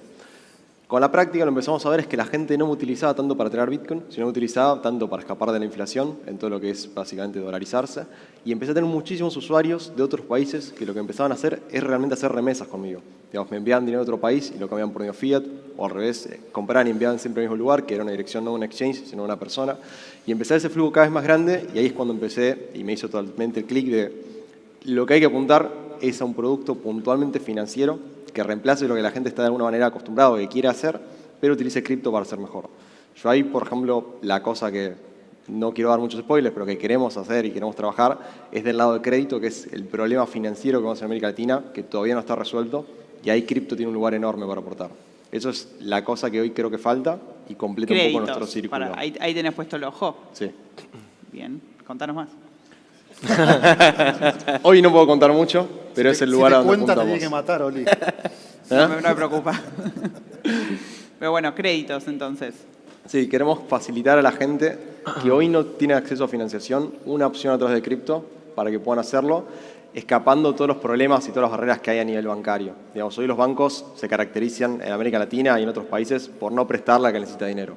Okay. Hoy cripto tiene una posibilidad de solucionar ese problema y es un problema enorme que puede realmente no solamente ayudar a una empresa, sino crear bienestar real en la gente y ayudar a que mucha gente que cripto quizás no le interesa o no tiene miedo o le da miedo o algo, darle la posibilidad de hacer ese salto y meterse en este ecosistema.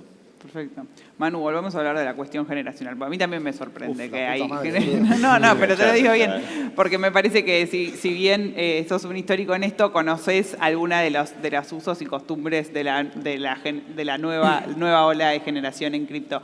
¿Cómo pensás que se diferencia a la anterior? ¿Qué le ves de nuevo? ¿Qué no le ves de nuevo?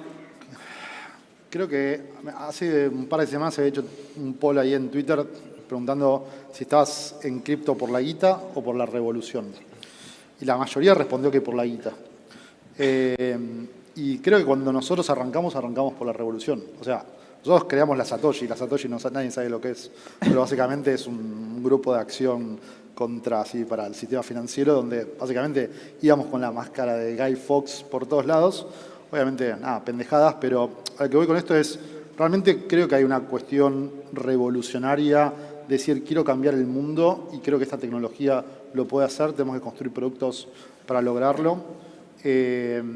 Lo que me encanta, digamos, un poco de lo que veo ahora es como mucho más fluido, ¿no? Como que vas de un lado para el otro, creo que los maximalistas no tienen espacio, no deberían tener espacio. Todo lo que fue maxi nos va a llevar, en todos los ámbitos de la vida, nos va a llevar a un mal lugar. Y creo que de alguna manera poder construir, multi-chain, multicomunidad, multigénero, multipaís. Somos los hijos de Internet. O sea, necesitamos crear productos que sean nativos de Internet y donde podamos realmente hacer que el mundo incremente su PBI en ese espacio, ¿no? Y creo que muchos de los que están ahora, mucho fuego en comunidad, lo cual es muy lindo también, ¿no? O sea, Velo arrancó creando comunidad antes de tener producto y eso también le permitió un poco construir un producto en público, lo cual estuvo bueno. ¿Pensás que se refleja en lo que crearon? Sí, definitivamente. O sea, tener el feedback constantemente de, che, yo necesito esto, lo otro. Obviamente uno tiene una visión de hacia dónde quiere ir, ¿no? Pero poder, digamos, ir construyendo y decir, mira, está tal cosa, tal otra, y ir construyendo el producto en base a lo que la gente necesita me parece fundamental, ¿no? Y no contratar una consultora que te va a cobrar $1 millón para decirte la gente quiere esto. No, hablar con la gente, ¿no? Claro. Están acá. Sí. ¿Qué quieren? ¿Quieren más memes? Guita, ¿Quieren ¿Y quién está acá por la revolución? Vamos. Levante la mano, hijo de puta, boludo. ¿Pensás que los que respondieron guita en Twitter no se sinceraron? No, definitivamente todos. O sea, a ver, creo que todos necesitamos dinero para vivir en paz y tranquilidad y poder desarrollarnos. El hecho, digamos, de tener 90% de inflación es un cáncer, es muy malo. O sea, no te permite tener un futuro. Digamos, es realmente preocupante. Quizás la gente no se da cuenta. Ayer estábamos hablando con un banco y la gente cobra el sueldo y lo deja en pesos en la cuenta de banco. No lo hagan, no lo hagan. O sea, no lo hagan. Se están pegando un tiro en las pelotas o en los ovarios. Entonces, o sea, realmente es muy preocupante que no tengamos la educación para poder tomar esas decisiones y actuar en consecuencia. Acá en este escenario, y por suerte Argentina es top a nivel global en el ecosistema que venimos construyendo entre todos. ¿Pensás que es porque naturalizamos lo insufrible que es vivir con inflación? Somos cucarachas, o sea, estamos realmente, o sea, construyendo... Más creativos. Bueno, tiró una bomba nuclear y fíjate quién sobrevive, digamos, ¿no? Y creo que, digamos, supimos construir cosas justamente para poder ponernos resilientes a tanta crisis, ¿no? Y de acá bueno, en adelante, esto que nos llevó hasta lo único acá. Que les digo a las nuevas generaciones, como el meme, ¿no? Como es, no lo quiero decir mal porque soy un pelotudo, pero good times create weak men, weak times create hard times create weak men. Y hay todo así, seguramente lo dije mal, ¿no? Pero tengamos estos hard times están buenos, ¿no? Digamos, creo que eso nos crea también como una sociedad fuerte que crea valor, ¿no? Quizá lo que querés decir es como que en tiempos tranquilos no se... Creo que hay otro que es como que en tiempos tranquilos no se crea un marinero con muchísima habilidad, pero al mismo tiempo es hacia lo que queremos ir, ¿no? Y a lo que vamos. Sí, ¿no? Qué dicotomía. ¿Qué dicotomía? Sí. ¿Cómo hacemos? Lo dejo a Julián para que quizás... Dejamos para otro panel. Te tiro un Me dejaste la fácil, ¿eh? ¿Cómo hacemos? No, pero yo es que coincido 100% y que todos queremos vivir tranquilos, pero la verdad que quizás está mal, pero estamos acostumbrados a que todos nosotros somos creativos. No sé cuántos gerentes de compañías argentinas triunfan en otros países, en Europa, Estados Unidos y eso, porque realmente sabemos vivir con... O sea, hoy se escandalizan en todo el mundo porque tienen un 8%, 9% de inflación por año. Es lo que tenemos en un mes nosotros, ¿no? Y que creo que eso causa creatividad y que el hecho de que nuestro país sea en top de adopción cripto y de emprendimientos cripto también y de que haya un montón de personas sentadas un jueves al mediodía acá escuchándonos a nosotros 5, habla de que, digamos, estamos buscando otras maneras de hacer las cosas. Y que creo que así como hacer cripto útil hace que la vida de las personas sea más fácil, como estoy convencido, creo que cripto también es la salida a muchísimas otras cosas que los tres estaban mencionando, desde los contratos inteligentes, desarrollo, juegos, digamos. Yo creo que blockchain y cripto van a estar presentes en la vida de todas las personas en un muy corto plazo. Y estoy feliz por eso. Perfecto.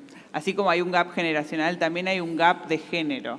Muchas veces se ve, la verdad no sé ni por qué citaría un informe, porque me parece que es bastante evidente que en general no es que las mujeres estemos menos en cripto, sino lo que pasa es que cuando es una encuesta de 100 o a 1000 y le preguntás, ¿sabes lo que es cripto? ¿Invertís en cripto? Hay una diferencia importante entre hombres y mujeres. ¿Qué hacen desde cada una de sus organizaciones para que la adopción... Sin lugar a dudas, sí. No, y eso lo ves y creo que nosotros somos un reflejo de la sociedad también, ¿no? Y vamos acompañando los diferentes cambios que haya. Nosotros, digamos, tenemos diferentes políticas de diversidad, inclusión, y creemos fuertemente de que la capacitación y la educación financiera también es una de las cosas que contribuye fuertemente con esto. Pero sí creo que no es algo que tengamos como sector, sino que es un cambio social que nos debemos en todos los sectores también, ¿no? Y que las finanzas, lamentablemente, es un tema donde más se ve eso también. Sí, creo que ahí algo que hablaba justamente con una inversora muy buena a nivel global, ella mencionaba que muchas veces las mujeres les da vergüenza preguntar sobre estos temas, ¿no? Yo tampoco entiendo un carajo de lo que estamos haciendo, ¿eh? O sea, y creo que, digamos, a veces como que eso no se ve reflejado y está bueno, digamos, generar espacios para que, digamos, la duda, la consulta pueda ocurrir sin ningún tipo de filtro y algo mucho más ecuánime. Y creo que es eso, ¿no? Es entender que no va a ser de un día para el otro, que es constante, que es un laburo, es como hacer ejercicio. que no es mi caso, pero digamos, tiene que ser acumulativo, ¿no? Ese efecto compuesto de hacer pequeñas acciones que puedan ir, digamos, dándole acceso a educación y hacer productos también, ¿no? Para incluir. Yo lo veo mucho en casa que yo muchas veces soy el que gasto y mi mujer es la que ahorra, ¿no? Entonces, cuando yo sé que tenemos que ahorrar, le mando la guita a mi mujer, porque tienen quizás otra educación en ese sentido, ¿no? Y creo que también empezar a pensar los productos de esa manera que está buena, ¿no?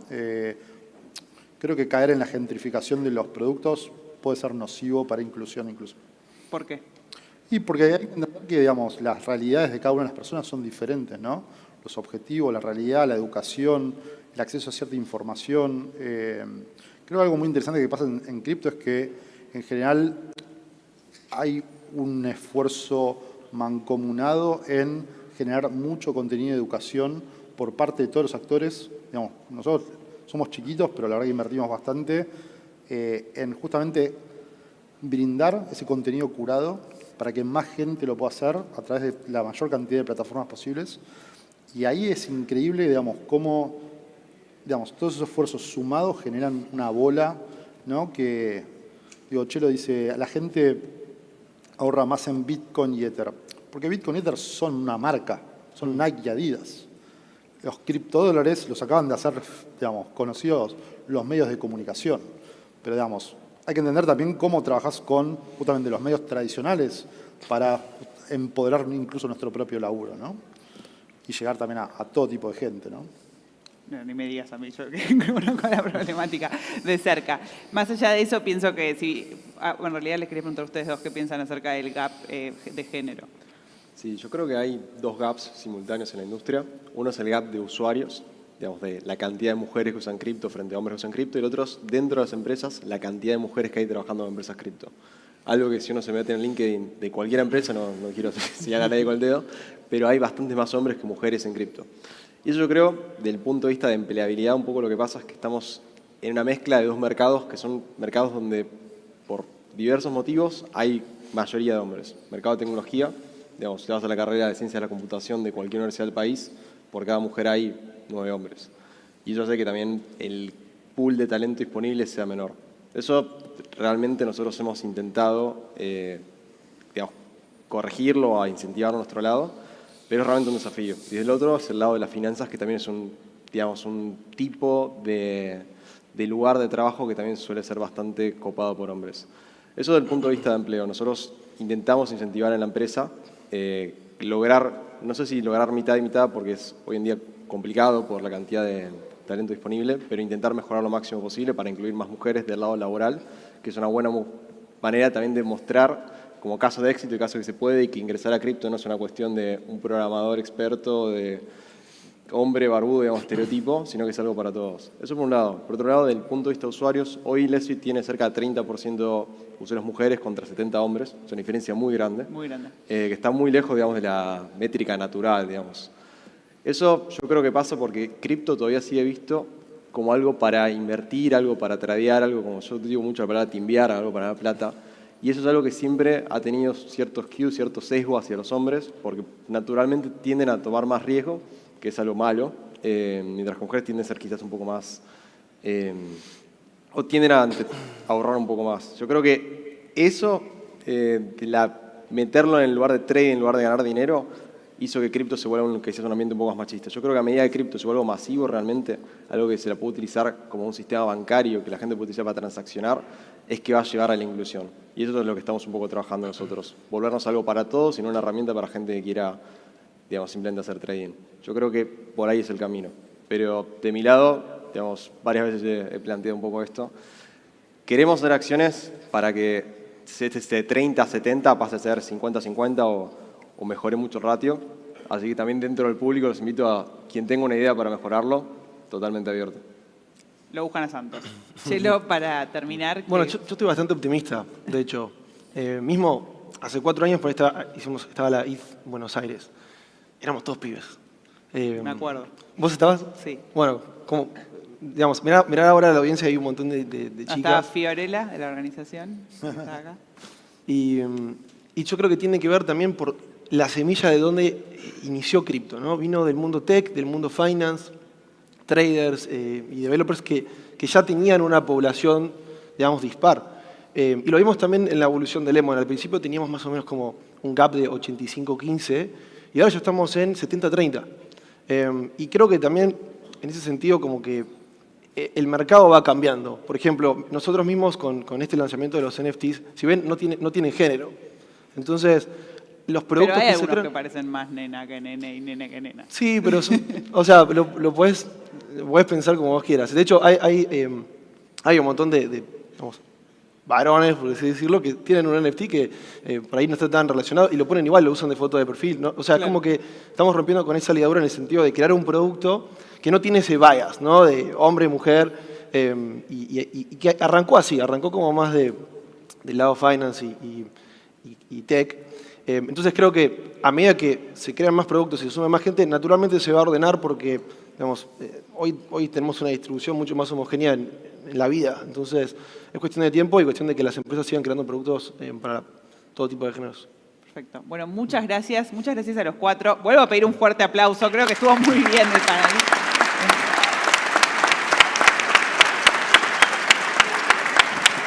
Y con eso estamos. Vamos. Gracias, Oli. Viene Sebas ahora, creo. Bueno, muchas gracias. Vamos a continuar ahora en un segundo con la próxima charla. Qué importante esto último que se hablaba en el panel, ¿no? De la diversidad de género, que está bueno que sea más allá de que una política, que sea un cambio de mindset, ¿no? Y que sea inclusivo no únicamente de las mujeres, sino de otras minorías también, ¿no? Como la comunidad LGBTQ, que es muy, muy, muy bienvenida en la comunidad de Ethereum. Así que, bueno, quería mencionar eso. Ahora vamos a continuar con una charla que el título me tiene muy manija. Presento al señor Sebastián Serrano, que es cofundador y CEO de Ripio. Un fuerte aplauso para él. Bienvenido, Sebas.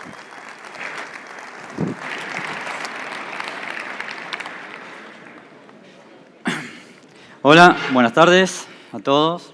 Mi nombre es Sebastián Serrano. Soy otro viejo de cripto. También estoy hace más de 10 años en esto. Ripio es una de las startups de cripto de América Latina más viejas. Probablemente la primera wallet de Argentina. Hoy somos una empresa de más de 400 personas. Nuestros principales países son Argentina y Brasil. Hace muy poquito lanzamos en Colombia, México, Uruguay y España. Ahora tenemos más de 3,5 millones de usuarios. Probablemente terminemos el año en 4,5, 5. Somos una empresa que nació, una startup que nació con una visión muy fuerte de lo importante que podía ser esta tecnología para nuestra región.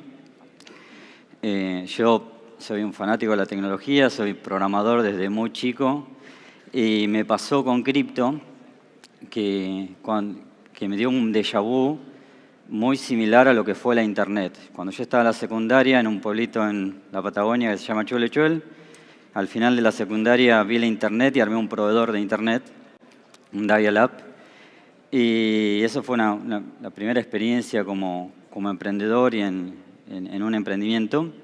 Después cuando vi Bitcoin en 2012, 2013, tuve un déjà vu muy grande. Y ese déjà vu me pareció, esto es una tecnología tan importante como la Internet.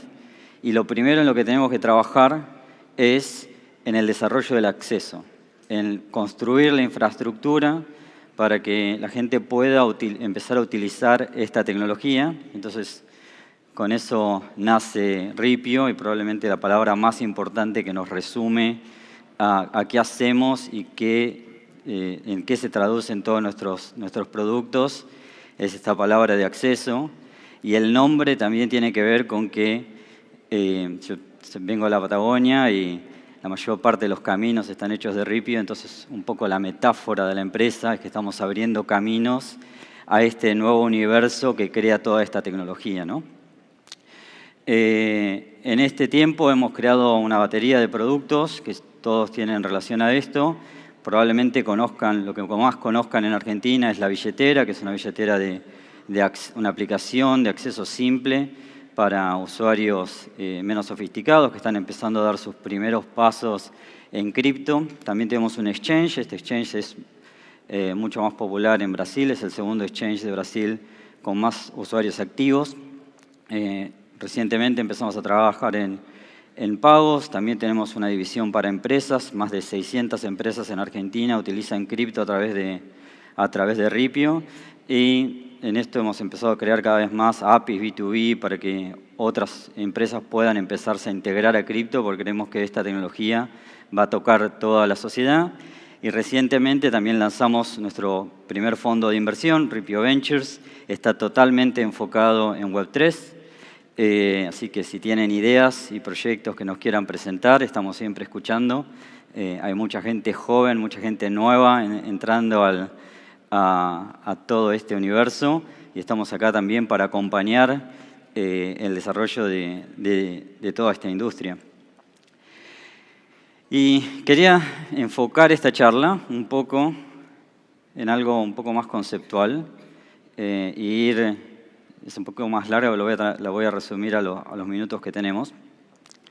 Pero escuchando el panel anterior y muchas de las discusiones y de lo que se dice o de lo que se habla, nos pasa mucho que miramos a cripto como dinero. Nos pasa mucho que miramos a cripto como pagos. Nos pasa mucho que cuando miramos como argentinos a Bitcoin, lo miramos desde la óptica de la inflación.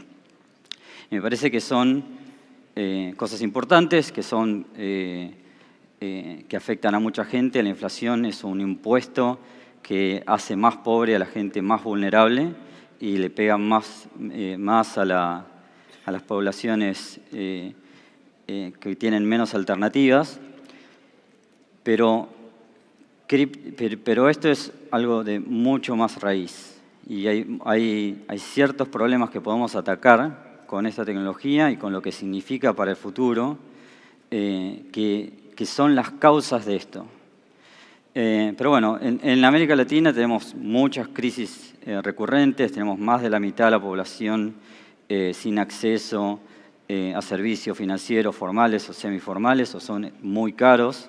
Hoy en Brasil, que es una economía gigantesca, la tasa de crédito en la tarjeta de crédito del Itaú es 300%.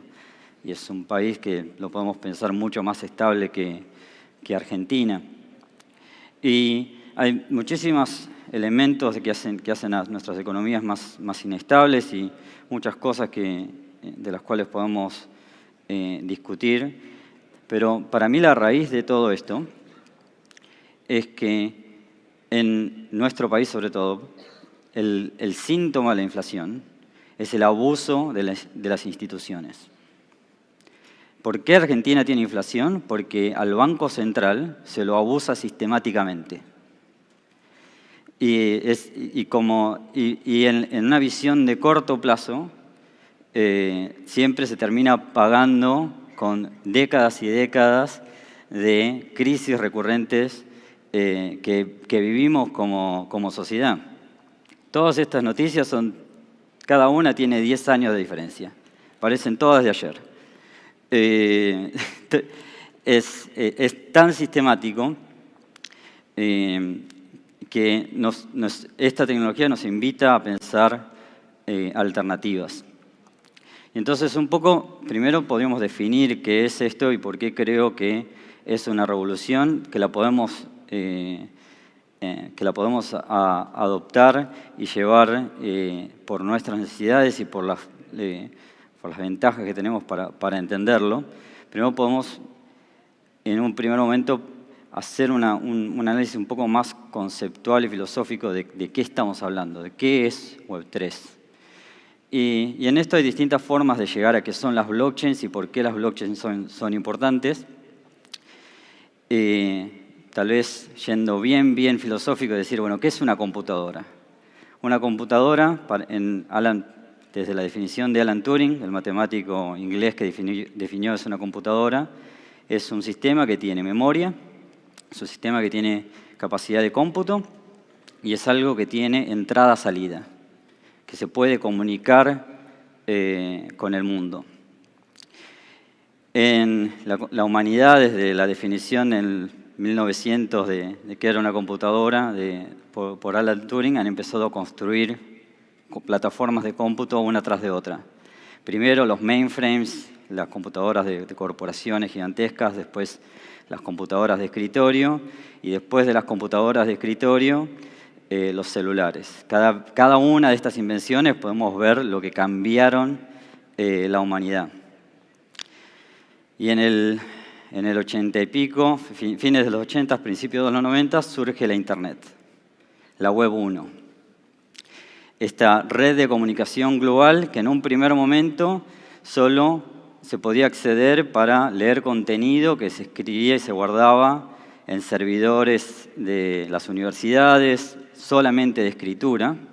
Por eso es que la forma en la que se la describe la Web 1 es esta de el usuario solo puede leer contenido. Entonces, por ahí el grafiquito este de nosotros como usuarios yendo a consumir contenido estático. Y después surge la Web 2, que es esta conexión de servidores en donde los datos se guardan en empresas, toda otra revolución en la que el usuario empieza a poder escribir contenido, ¿no? El surgimiento de las redes sociales, el surgimiento de Facebook, Instagram, LinkedIn, todas estas grandes empresas gigantescas que empiezan a mediar nuestras relaciones en algo en el que el usuario empieza a poder escribir hacia servidores y empieza a aportar contenido. Y ahora llegamos al 2008, la invención de Nakamoto, el consenso de Satoshi Nakamoto, y la invención de Bitcoin. Bitcoin y las blockchains son la última plataforma de cómputo que inventa la humanidad. Y en esto, lo que las blockchains le dan a la Internet es las completan como una plataforma de cómputo. Lo que es una blockchain le da a Internet memoria y capacidad de procesamiento. Por eso es que podemos empezar a hablar de contratos inteligentes. Por eso empezamos a hablar de cosas que se empiezan a ejecutar dentro de estas blockchains, y tiene una característica muy importante, que es que esta plataforma de cómputo invierte el poder, invierte la relación de poder entre el hardware, entre los fierros y el software, y le da el poder al software. Si un minero de Bitcoin quiere cambiar el algoritmo de consenso, quiere cambiar las reglas de Bitcoin y lo intenta imponer, deja de recibir recompensas. Si un validador de Ethereum, ahora que pasa a Proof of Stake, intenta cambiar algún elemento del sistema de consenso, pierde el stake. Es penalizado. Y todavía peor, si está offline, ni siquiera intentar cambiar el consenso, solo no estar disponible cuando le tocaba validar a un validador y le llega garrote. Entonces el poder está en el software. Y por primera vez tenemos un artefacto que lo que hace es esta inversión de poder en el que el software tiene poder sobre los átomos y sobre el sustrato sobre el cual corre, lo cual le permite por primera vez tener software que hace promesas. Llega mucho tiempo en un slide, ¿no? Pero todo esto se conecta con la inflación, en que la promesa de Bitcoin, una forma de describir a Bitcoin en este modelo mental, es que Bitcoin hace una promesa que es que nunca va a haber más de 21 millones de Bitcoins. Para un argentino que ha visto cómo se ha abusado el Banco Central y se imprimen miles de millones de pesos por la decisión de la mañana de alguien de duplicar el circulante en el país, ver esto de un software que dice cómo se va a emitir la cantidad de bitcoins que va a haber de acá al 2140, genera una institución, una nueva, se lo puedo pensar a Bitcoin como una nueva institución que tiene un programa monetario que es inviolable. Y esto lo podemos, este nuevo artefacto, lo podemos llevar a la n potencia. Y Ethereum, y lo más hermoso de Ethereum, y estamos en una conferencia de Ethereum, es porque Bitcoin tiene un lenguaje de programación, pero es bastante restrictivo. Y Ethereum, cuando surge Ethereum, hace a la máquina virtual de Ethereum Turing completa y nos permite llevar esto a cualquier programa. Y esto cada vez más creo que empieza a mostrar más y más potencial en cómo podemos empezar a construir sistemas cada vez más resilientes. Y en estos empezamos a ver muchos de estos casos, ¿no? Entonces creo que por ahí podemos hacer algún ejemplo con DeFi. Este año hubo una corrección enorme en el precio y mucha deleverage, se lo llamaría técnicamente dentro de DeFi y de CeFi y de las plataformas que hacen lending. Y esto puso mucha presión en muchas empresas que estaban dando tasa, ¿no? Entonces, tal vez si siguen cripto, todos los que siguen cripto, vieron como Celsius o Voyager o Free Arrows, empresas que tenían muchos fondos, han tenido pérdidas enormes. Un ejemplo, por ejemplo, es Celsius le debía $2.000 millones a una empresa que se llama Genesis. Tenía colateral para estos $2.000 millones de deuda, pero ese colateral cayó tan rápido que las personas que trabajan en Genesis no llegaron a ejecutar liquidaciones de ese colateral, terminaron perdiendo $1.000 millones. Sin embargo, Celsius también le debía a Aave, también le debía a Compound, que son contratos inteligentes. Le pagaron todo a Aave, le pagaron todo a Compound, pero no porque alguien hiciera alguna interacción, sino porque el contrato inteligente que está detrás de Aave no te permite no pagarle y te ejecuta al segundo que el colateral cayó de los márgenes de seguridad. Y esto es también nuevas instituciones, nuevos sistemas que se empiezan a construir sobre una plataforma que nos sirve para mediarnos, que nos sirve para trabajar y confiar y tener mayores elementos de confianza que nos permitan desarrollar cada vez más y más nuestra economía. Y esto también se conecta cada vez más con todo nuestro movimiento hacia cada vez más una vida más y más digital. Seguramente han escuchado muchísimo de NFTs y es algo que vamos a ver mucha más innovación, pero creo que una de las cosas que vamos a empezar a ver y que seguramente sea uno de los elementos del próximo ciclo de cripto es mucha más innovación dentro de identidad en las blockchains. Pero bueno, a todo esto nosotros somos muy grandes creyentes en que Web3 tiene un potencial enorme para la humanidad, que va muchísimo más allá de solo pagos, de solo dinero, de solo las moneditas, de Bitcoin, de Ethereum, de los stablecoins.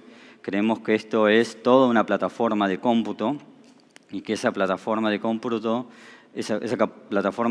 va a tener un impacto enorme en la humanidad, hacia un sistema mucho más abierto, mucho más libre, de mayor acceso. Y para esto queremos potenciarlo y en eso esto viene acompañado con un primer producto dentro de una batería de productos que estamos trabajando alrededor de Web3. El primero que estamos lanzando, que ya está productivo en etapa beta, se llama Portal. Portal es una wallet que te permite acceder a aplicaciones descentralizadas, a NFTs, al metaverso, a Decentraland, a todo este universo que se está creando. Creemos que estamos temprano. Todavía hay muchas cosas que tenemos que resolver como comunidad para que esto sea una visión fructífera.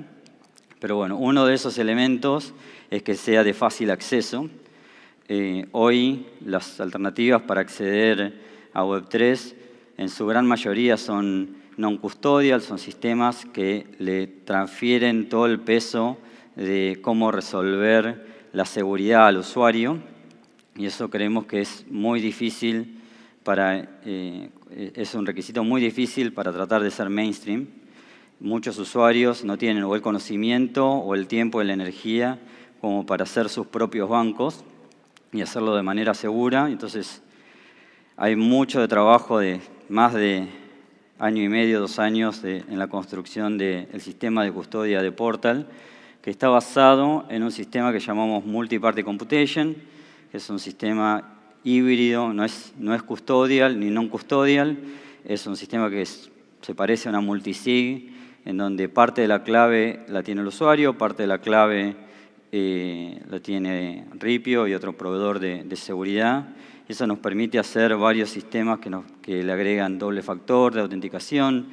Tiene varias features de seguridad, como la clave de la wallet nunca está en memoria en ninguna computadora completa en ningún momento.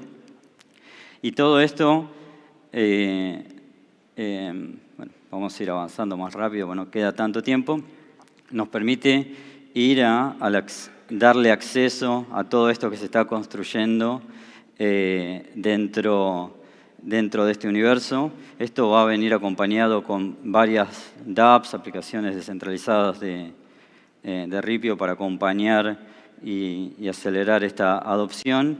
Entre esas cosas también estamos construyendo una supernet, la Ripio Chain, en partnership con Polygon, y un conjunto de herramientas con las cuales creemos que podemos acelerar la adopción de esta tecnología. Esto nos parece que es súper importante y cada vez va a ser más importante. Nuestra vida cada vez pasa más y más en lo digital. Cada vez vivimos más conectados. Cada vez más parte del valor es propiedad intelectual. Cada vez más las cosas que apreciamos son cosas que están en la red o que vivimos conectados. Esta visión del registro de valor en las blockchains es algo que le da mucho poder al usuario. Es algo que saca poder de intermediarios y de grupos de poder y le empoderan al usuario. Por eso es que cuando se dice Web 3 es Web 1 read, Web 2 leer y escribir, Web 3 leer, escribir, ser dueño. Y esa es la gran clave de Web 3. Pero también hay una alternativa a eso. No es el único destino posible. Y hay mucha gente que también lo ve a esto. El cambio de nombre de Facebook a Meta es porque se ve la importancia del metaverso. Y se ve cómo a todas las empresas de Web 2, toda esta tecnología los interpela. Y en eso tenemos 2 caminos. Podemos pelear por uno abierto, en el cual nosotros somos dueños del valor que creamos, o podemos seguir en un camino en el que el registro de gran parte del valor está detrás de servidores controlados por alguna corporación.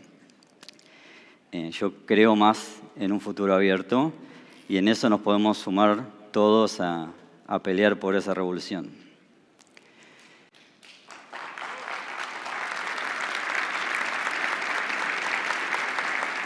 Los que quieran probar Portal, ese es un QR, está medio lejos. También tenemos un bot afuera. hay mucho swag que se pueden llevar y pueden venir a charlar de lo que quieran. Si tienen proyectos, estamos para escucharlos también. Y muchísimas gracias por su tiempo.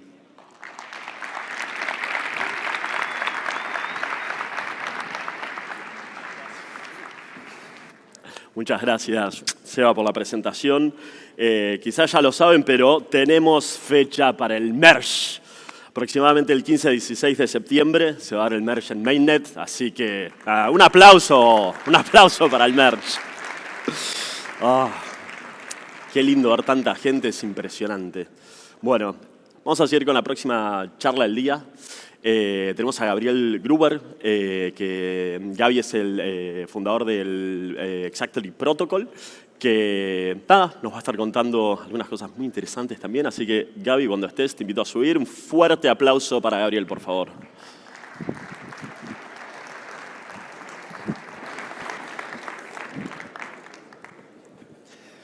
Gracias, Seba. Gracias a todos los que organizaron ETHLatam, la verdad que increíble. Nada que envidiarle a cualquier evento cripto global.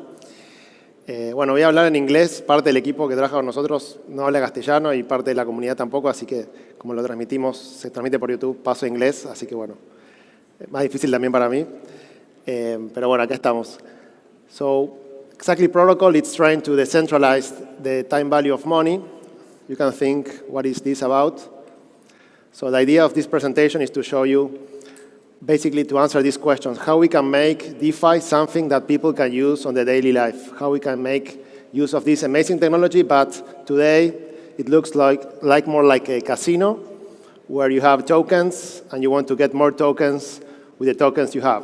So you start using one protocol, you get leverage, then you swap the tokens, you make some money, you lose some money, but sometimes it looks like this, which is fine because it's the first use case for this amazing technology. But then there's a guy called Dimitrovich. I don't know if you know him. He has this quote that I read like 2 years ago, where basically he says, the spectacular price increases and the billions sitting in digital wallets and smart contracts are worthless if they're just based on speculation and not actual use. So this person is also known as Vitalik Buterin, and I think he's spending a lot of time trying to make crypto, DeFi, Ethereum, something that has an actual use. When I'm talking about actual use, it's just not for trading, but to try to solve a daily problem. For example, credit, in the case of DeFi. So when you think how to use DeFi in an actual use case, for example, credit, I think we have at least 2 big challenges. Number one is that it's super short term. When I'm talking about super short term, it's 14 seconds. It's a time around 14 seconds, which is the time that, a new block is coming. So every 14 seconds, if you're using a protocol, a money market protocol, you will get a new rate every 14 seconds. That it's fine if you are doing trading, but if you want to buy a car, if you want to buy a house, perhaps it's not the best way to do it. So if you look at DeFi and the TVL of the borrow and lending protocols, only 2% of the TVL is used in fixed rate protocols. So only 2% of the money has a fixed rate for a certain time of time. 98% of the money has a variable rate today. So the interest rate is changing every 14 seconds. And then you get a very interesting market size of $90 billion, which is a lot of money. But if you compare this with traditional finance, you will see exactly the opposite, where 98% of the liquidity is with fixed rate, because the average consumer needs a fixed rate.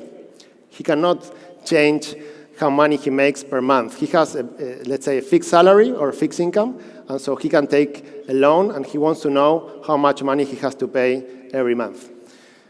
And then if you look at the size of the market, of the traditional finance market, lending market, it's 127 trillions, which is a lot of money, but it's over 1,400 times the size of DeFi today.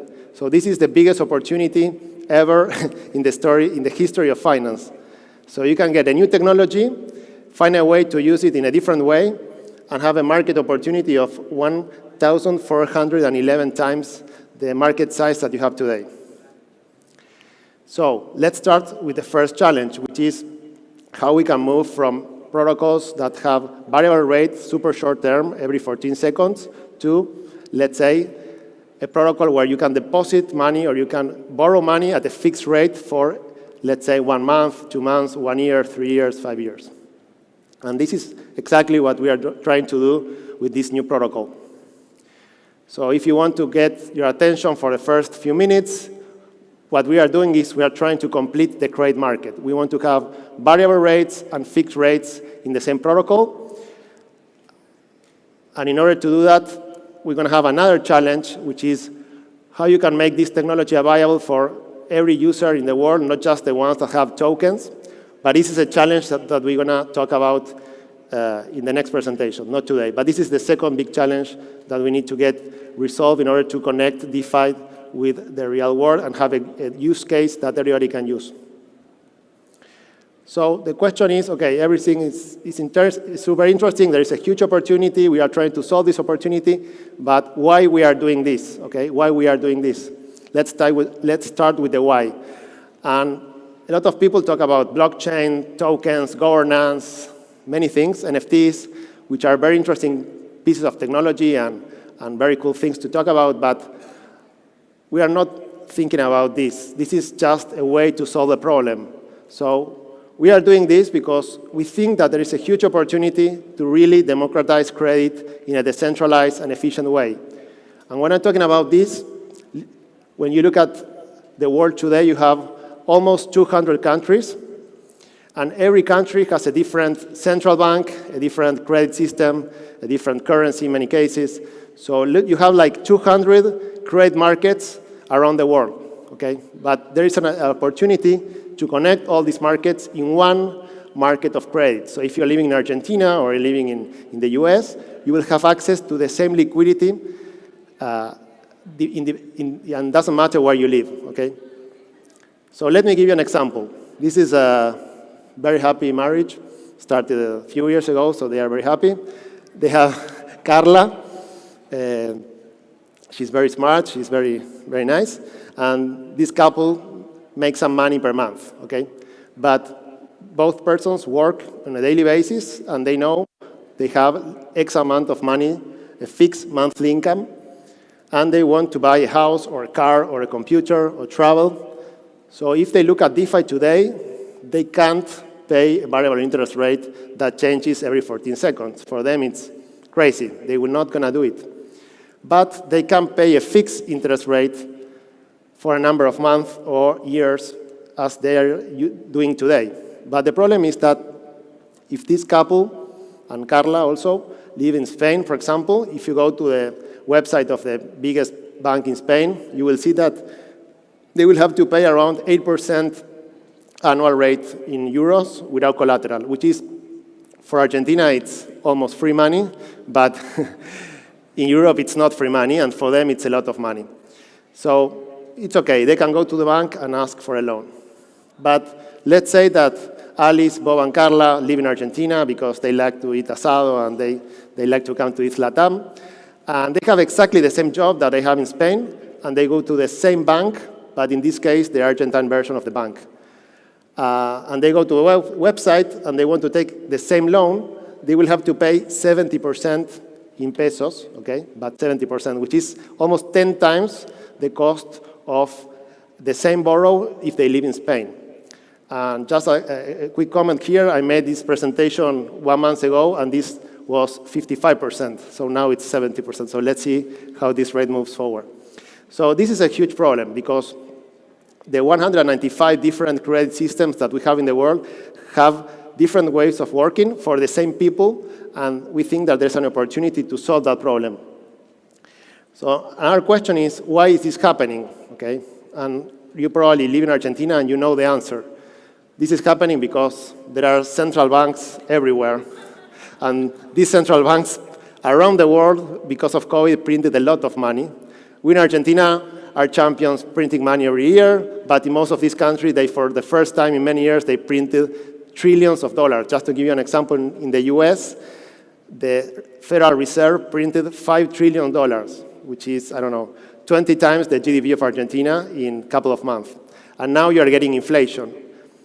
So you have a lot of problems in the world, and those problems affect the credit market of these 195 countries. And at the end of the day, Alice, Bob, and Carla suffer if they want to, for example, do something with their money, or if they need to borrow money for something. So the next question is, okay, everything, it's amazing, what we can do. So can crypto solve this problem? As you already know, and Seba Serrano was talking about this, many years ago in 2008, we don't know who did this paper, but someone found a way to decentralize money in a very interesting way. So this is a blockchain called Bitcoin, where you have a single cryptocurrency called Bitcoin. This is amazing, okay? But this solution will not bring credit to Alice, Bob, and Carla. Then in 2014, our friend Vitalik came up with an idea to transform a little bit the idea of Bitcoin and create the decentralized single virtual machine. So in this virtual machine, you can run a lot of contracts, and you can run software, for example, tokens, NFTs, DAOs. Even us, we can run our own protocol. So in some way, you have a decentralized computer network where you can run software, and this is amazing because we can use this technology to solve this global problem. So now we have a layer called Ethereum on top of we can build software and give credit to anybody around the world.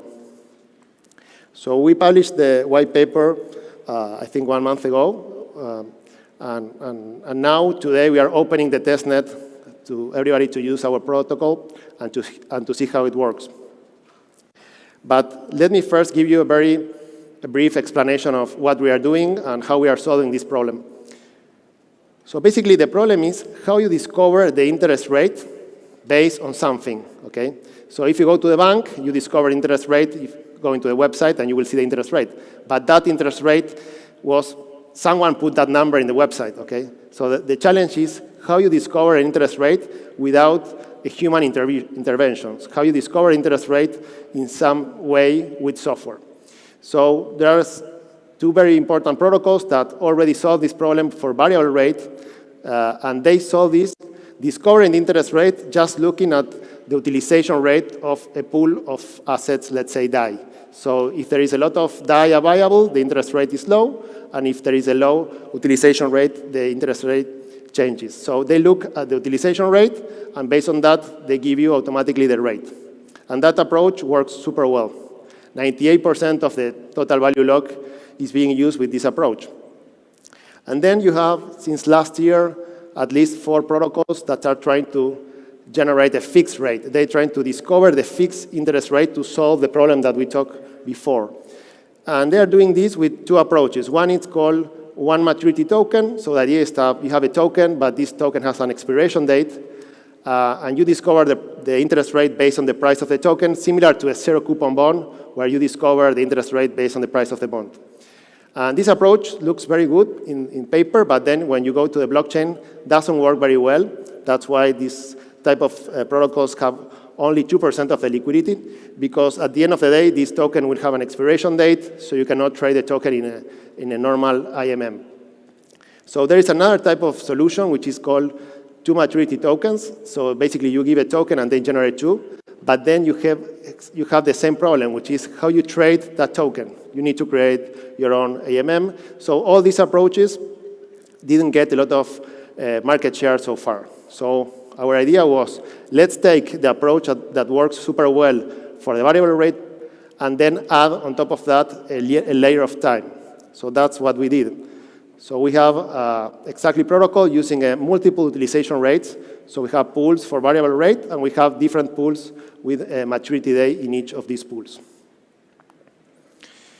Let me compare a little bit how this works. So in, let's say, 2019, 2020, the money market protocol started to create deposits and borrows with this approach.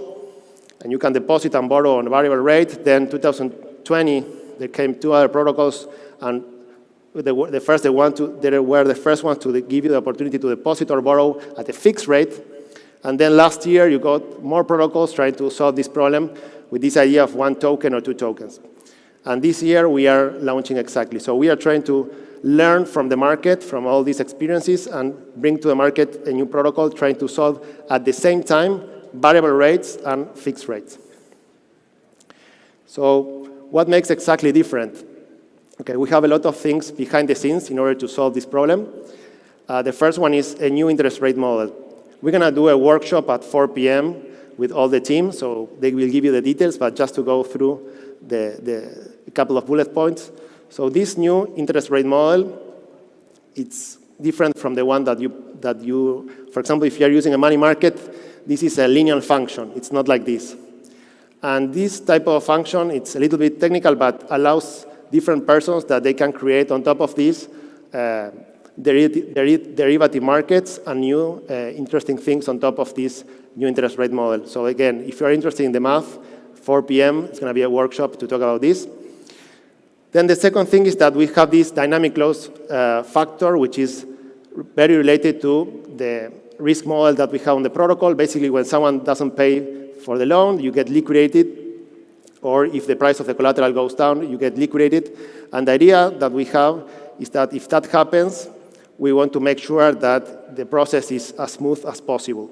So many of the protocols today, when there is a problem with the collateral and goes down the price, they basically open the possibility of someone to come and liquidate the position, okay? And in this case, let's say the price of ETH goes down 10% and you are underwater, someone can take 50% of your collateral and get a 10% commission to liquidate the position. And we think we can do a more fair job and have a dynamic close factor. So in any case, it's not going to be 50% the liquidation. The close factor is going to depend on the level of collateral that you have. So this idea of health ratio and the solvency condition. Again, 4 p.m. we can talk about this, but just to give you a brief explanation. Then, as we talked before, in order to solve this problem of the interest rate, fixed and variable, we have multiple utilization rates. This is, I'm trying to explain very quickly how it works. So you have a pool of money where people can deposit money or can borrow money. When you deposit money, you get a voucher. This is a token, and then you can use this voucher to ask for a borrow. This is how the market works today, okay? The innovation here is that we are putting on top of this several fixed rate pools where you can deposit money or you can borrow money, and that pool will have an expiration date. And with this strategy, we can discover the fixed rate, okay? So this is, in a very simple way, how the protocol works. And this is what we call dynamic utilization rate. Then the last part, and very important, is the solvency condition. You have been seeing, like in the press, that some protocols went down. They offer you a fixed rate, but then something happened and nobody received that fixed rate. So it's very important to understand the solvency condition, how we can assure that if you deposit fixed, you're going to get that fixed rate back on time. So in order to do that, we have, again, a very interesting mathematical model, but just to explain very quickly, it's very simple. First, you need someone to borrow money at a fixed rate. Let's say someone wants to borrow money at a fixed rate, he has to put a collateral on the variable rate pool, and with that collateral, he can ask for money. So at that moment, we are using the variable rate pool to provide the liquidity to this borrow, and this borrow will have, let's say, a 1-year period of time to repay, okay? So we know at that time that we're going to receive $100,000 in interest rate payments for the next 12 months. We know that for sure. So we can do at that time is to offer to someone that wants to deposit money at a fixed rate that we have those interest rates to be collected in the next 12 months. So that's how we can assure that if you deposit money, we're going to pay you this $100,000 in interest rates. If nobody wants to deposit fixed, no problem. That money is going to be provided by the variable rate pool, okay? So in this way, we can always assure that if someone deposits money, we're going to pay him back exactly that interest rate when the maturity pool gets to the final day. This is just an example of how the flows of money are moving on this fixed rate pool. But to explain very simple, we need to have a borrow first, and we know how much money we're going to collect in interest rate on that borrow, and we can offer to any user, any wallet, those interest rates to be collected and create a fixed rate deposit for this user.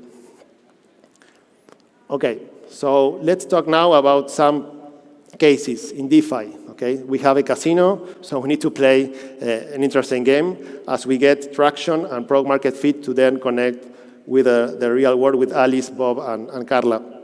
So to start, we need to provide a playground to the DeFi community so they can use this new protocol. The first one is quite simple, is to arbitrage between fixed and variable rates for different maturity dates. So we are the first protocol to have variable rate and different maturity dates for fixed rate. So you deposit collateral in the variable rate, and then you can start arbitrage different rates for variable and fixed. This is quite simple. If you're a trader, you can do that. Then you can arbitrage between different fixed rates for different maturity dates. Let's say there is a maturity date of DAI in 1 month, and there is a maturity date for DAI in 2 months, and several months. You can start arbitrage those different maturity dates for the same asset. And this one is also another use case, which is if you think that, for example, because of the merge, the price of ETH is going to go up, which is something that probably most of us think. Okay, let's take advantage of this. We want to have a leverage position. We want to deposit ETH, borrow DAI, sell that DAI, and deposit more ETH. Okay, we get a leverage trade using DeFi. You can do that today with many protocols, but you are taking a risk, which is the interest rate.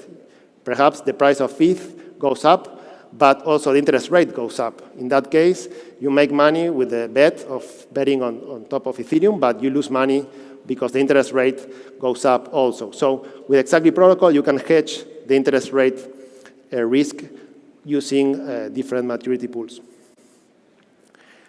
And if you deposit, let's say, on a fixed rate, and you need the money before expiration date because, I don't know, you want to do a new trade or you need to buy something, you can also do an early withdrawal of the deposit, and the protocol will give you the money back at a different rate. And if you borrow at the fixed rate, also you can do an early repay. Okay, so the protocol has a lot of optionality for the users in order to use it for many different things. Okay, so in order to do all that, we were working for more than a year. We have a team of people, more than 10 people working in this, but also security is super important. So we have been working with 5 different top auditors, CoinSpec, ChainSafe, Certic, and AVDK.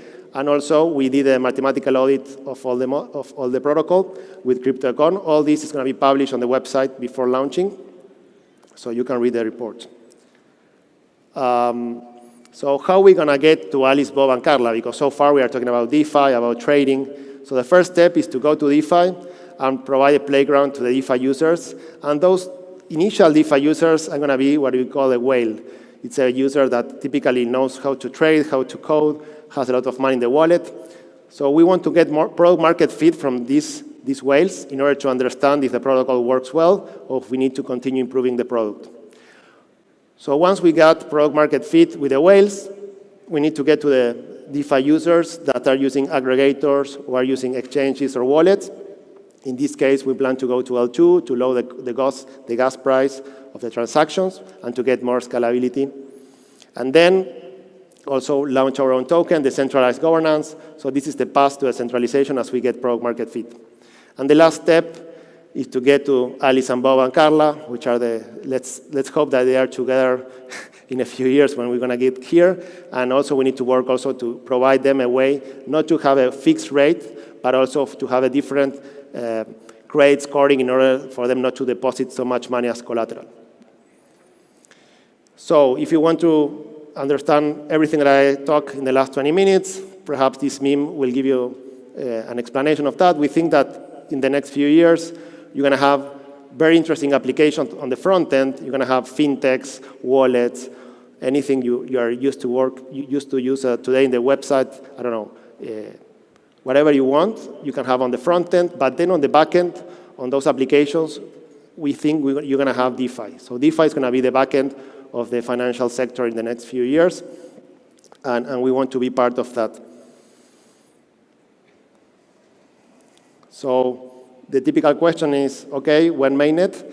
So we have been working with the community, and we were been going to all these events to explain what we are doing. So in the 8th of July, we were in ETH Barcelona. We did a workshop. We published the white paper. Then the 20th of July, we went to Ethereum Community Conference in Paris. We published the mathematical paper, and also we did a demo there. And now, in Buenos Aires, August 11, we are doing this presentation. Then 4 p.m., we are doing a workshop. And I think in 8 minutes, we are opening the testnet. So if you go to exact.ly, you will have access to a testnet. You can also use some coins that we're going to give you for free and test the product and give us feedback. And then at the end of this month, we're going to freeze the code and do the last 3 audits of the protocol.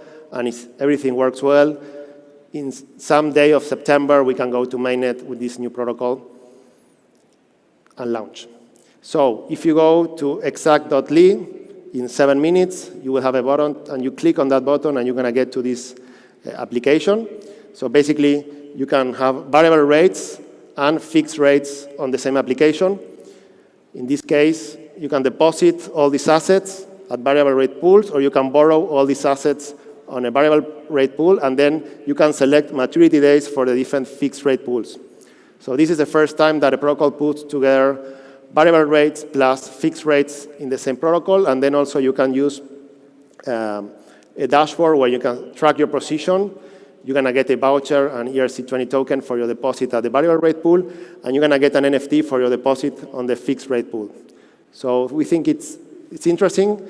So please come at 4 p.m. for the workshop. The team will give a complete testnet explanation of how the testnet works. And I think it's going to be very useful for the community and for us to gain feedback from you. So very important, the POAP keyword, ETHLatam. And if you want to know more about us, just go to exact.ly and get variable fixed rates in the same protocol. Thank you.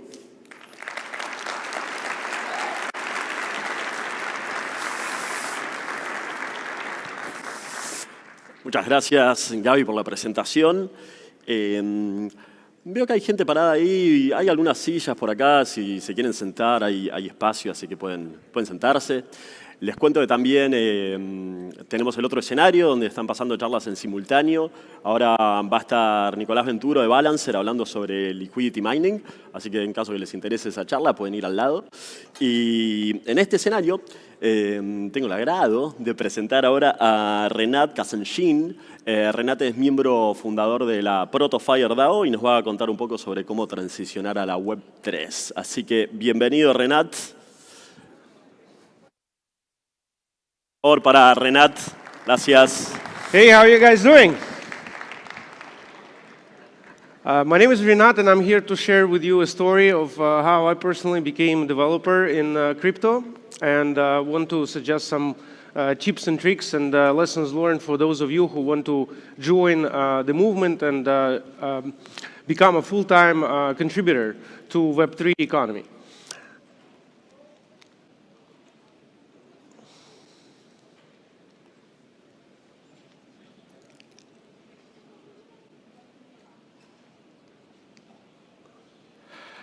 So why did I join myself and how did it happen? It was almost 7 years ago when I attended an Ethereum meetup in Silicon Valley in Sunnyvale and listened to a talk from the founders of Gnosis. And several years later, I was contributing to crypto projects full-time and was part of the project that built one of the first insurance applications on Ethereum, which paid automatically for those who were delayed on their flight to DEF CON in Shanghai. And then we repeated the same for DEF CON in Cancun and Prague. And several years later, we found Protofire to help multiple projects build protocols and build their DAOs. And today we're 70+ team members who contribute to some of the major DAOs and protocols today. At the end, I will share with you an easy way to join, to become a member of Protofire DAO. But now I will share with you some of the reasons as to why did we start working in Web3 and what does it really take. For some of you, answer might be, yes, it's because compensation is great, it's crypto, you get paid in tokens. However, it's just the tip of the iceberg. Those whom I met 7 years ago, they didn't start crypto projects because they wanted to do a token.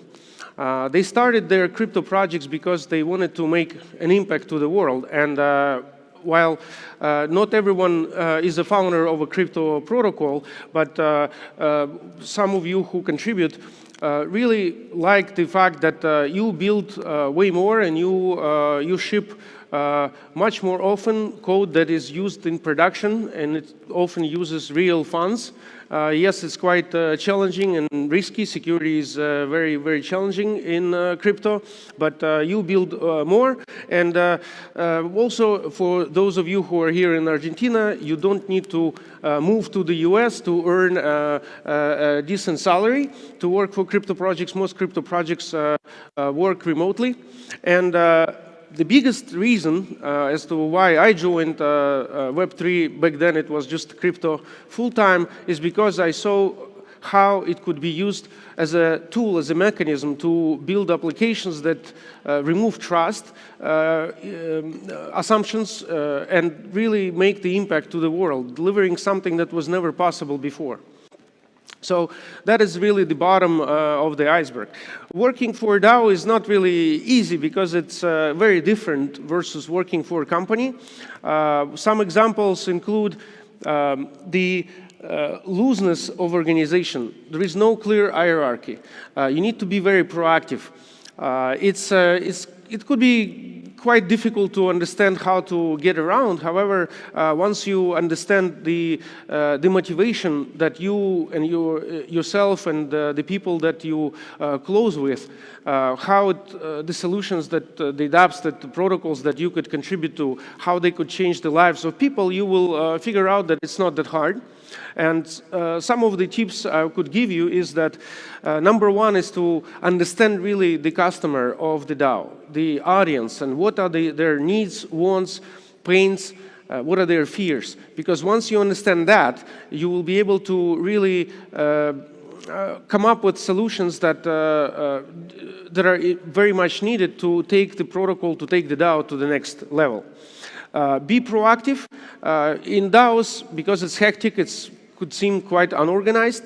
You really need to be proactive, and you need to make proposals all the time to be heard, but decent proposals, decent thoughts, decent ideas will always be welcome.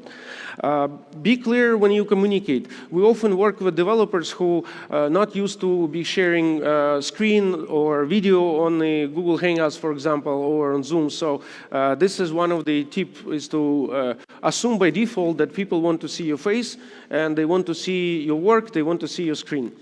Identify bottlenecks that prevent the growth of the DAO protocols. Most of the protocols are end-sided marketplaces. They have supply side and they have demand side. Majority of the hardest problems to solve are on the supply, not on the supply side, they're on the demand side. This is where the usage growth. So if you look at projects like Filecoin, for example, they have an issue of getting the users to use the Filecoin. So that's an example of a demand side problem. The same thing with L1 and L2 networks, right? Very soon they will have a hard time figuring out how do they get real users, how do they get the dApps that are different, that are unique, right? Not just the fork of another project. So write more often and share notes with colleagues, and look for problems that are bottlenecking the growth. My tip is look for on the demand side, and once you find some issues, once you understand what are the bottlenecks, it's very easy to grow within the DAO, to grow within the community and be very influential. Compensation is quite different between Web 2 and Web 3.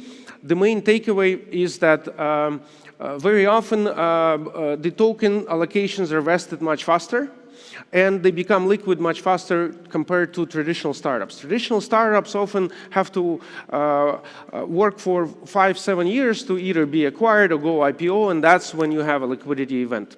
In crypto, liquidity is coming much more sooner than that, so that's one of the upsides.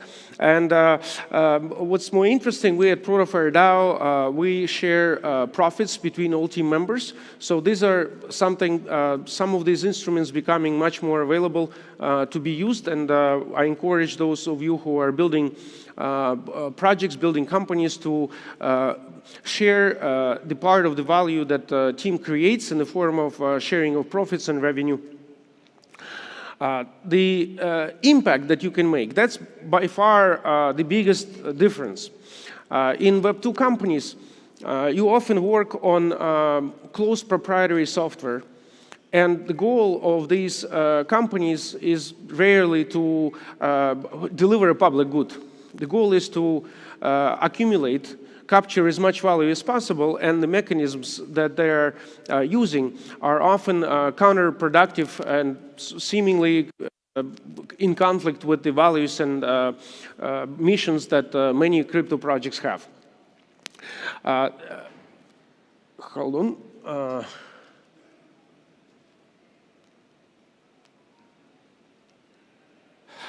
Most importantly, the fundamentals and the values of the crypto projects, they're not targeting monetization through capturing of proprietary data of users. So their Web2 companies very often exploit the privacy and the private data as the fundamental building block of their business model. In crypto, it's almost never the case.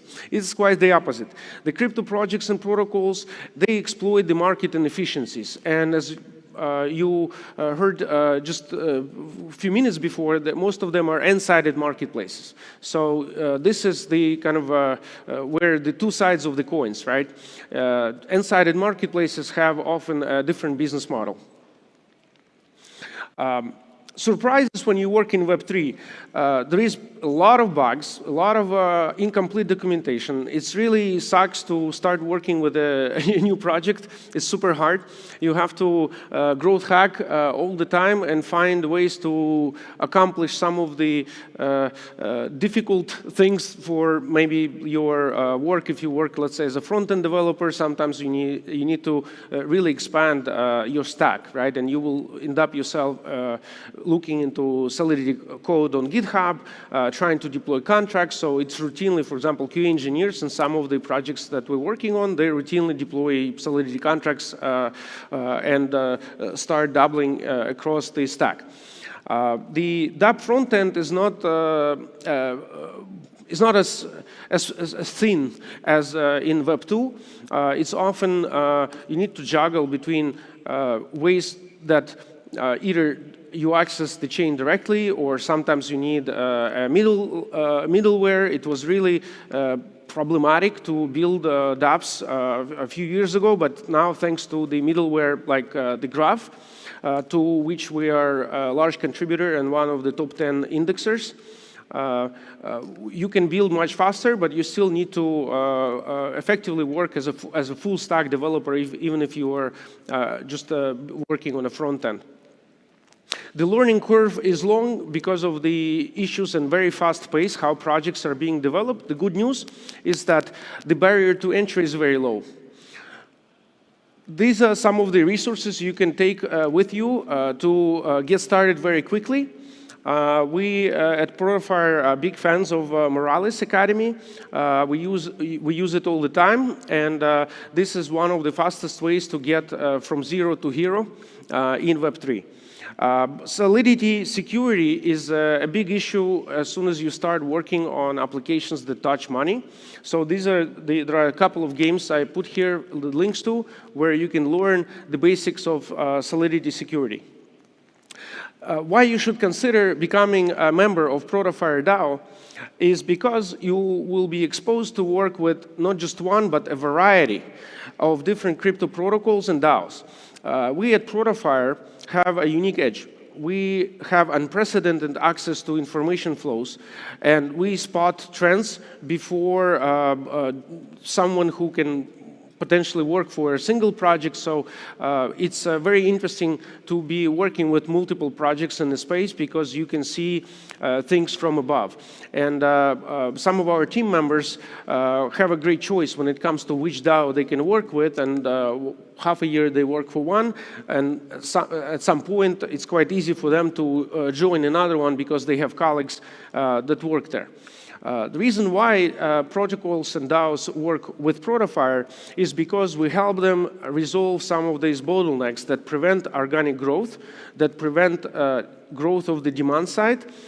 Typically for protocols, the goals and metrics are TVL, total value locked, protocol revenue. So these are the two major KPIs that the work that we do at Protofire impacts. Protofire is building solutions that help mass adoption, and they often range from SDKs to sometimes we run validators, sometimes we provide liquidity to protocols, and this work is interesting because it often results in identifying opportunities to build a solution or build a product inside of the ecosystem of the DAO that we're working with. So as a result, we now have 70+ members who are part of Protofire DAO, which is a venture studio that builds teams that solve specific problems, and some of them spun off into solutions that work and serve the specific ecosystem. Protofire purpose is to help the world transition to Web3, where majority of the people in the world have access to the benefits that we have as crypto natives, the financial tools and various instruments that remove trust from the ecosystems. So our big hairy goal is to help onboard 1 billion or more users and onboard 750 billion plus TVL by developing some of the earliest code bases of protocols and DAOs. We are about 10% done with TVL. Some of the protocols we worked with and developed more than 10% of their early code base. They have about $85 billion in TVL at this time.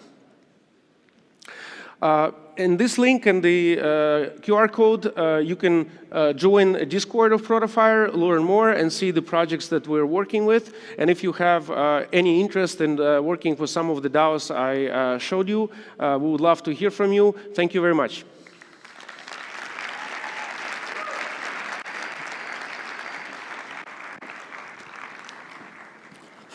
Muchas gracias, Renat, por tu presentación. Estuvo genial. Nada, como les recordaba recién, tenemos charlas en... Bueno, ¿para acá no hay una? Tenemos charlas en simultáneo en los dos escenarios. Ahora les voy a presentar la que tenemos acá, pero al lado hay una que está dando Wade, que es del equipo de Opin, que va a estar hablando sobre Squid. Así que si les interesa pueden ir para el otro escenario.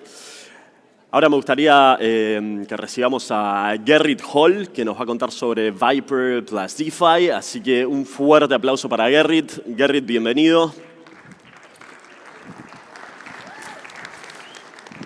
Hola, gracias por invitarme a esta hermosa ciudad.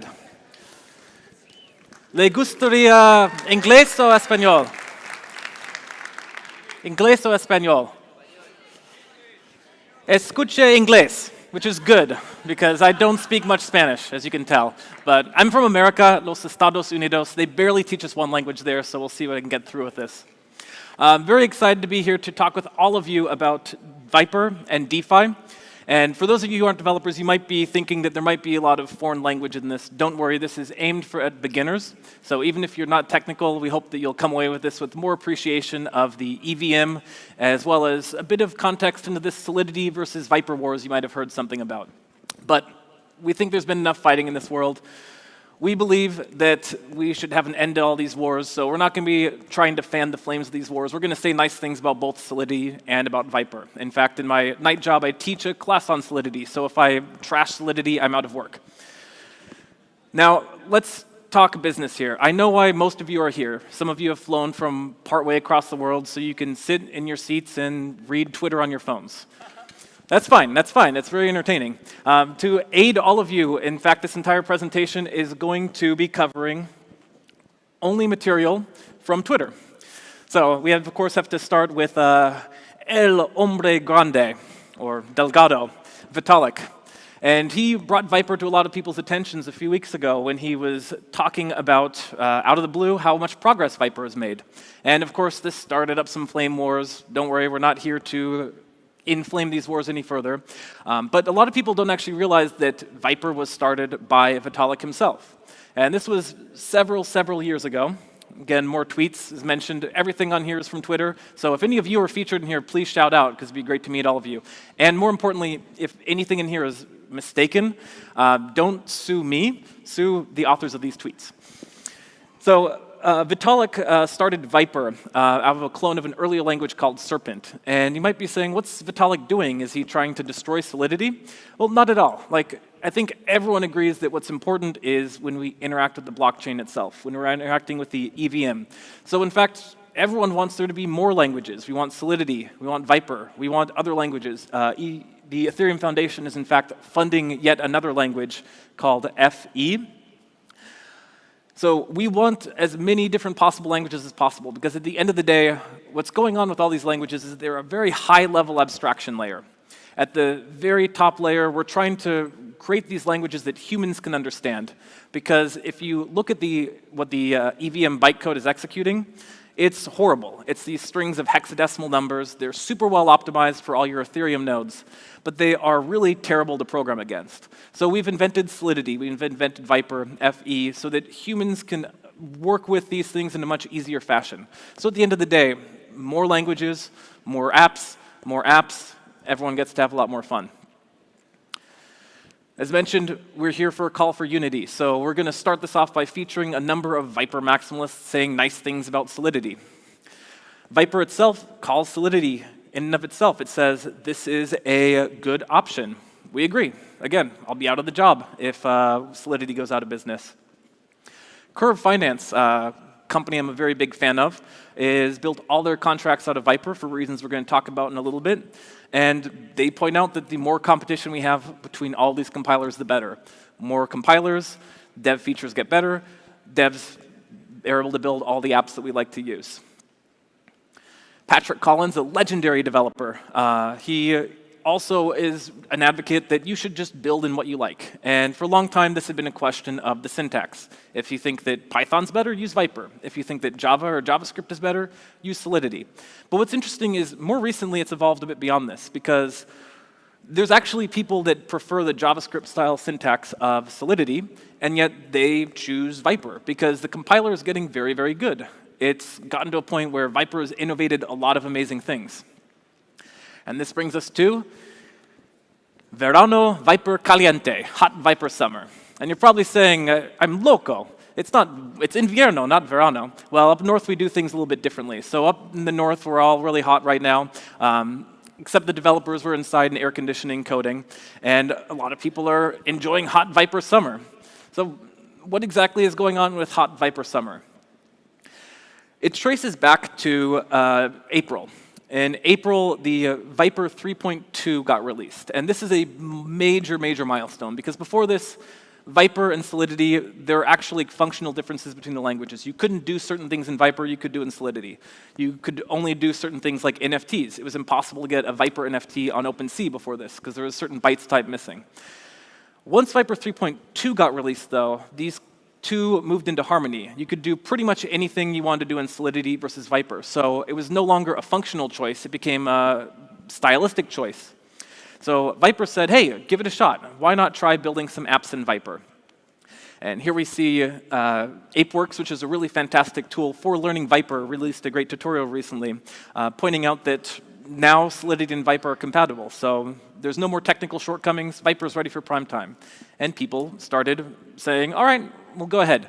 We'll give it a shot. And when they did, they found Vyper's actually pretty good. Very clean, very comfortable syntax. And this particular this particular point we're going to come back to quite a bit, which is that miraculously, Vyper contracts, in addition to being kind of nice to use, they tended to compile a little bit better. So we got better gas usage.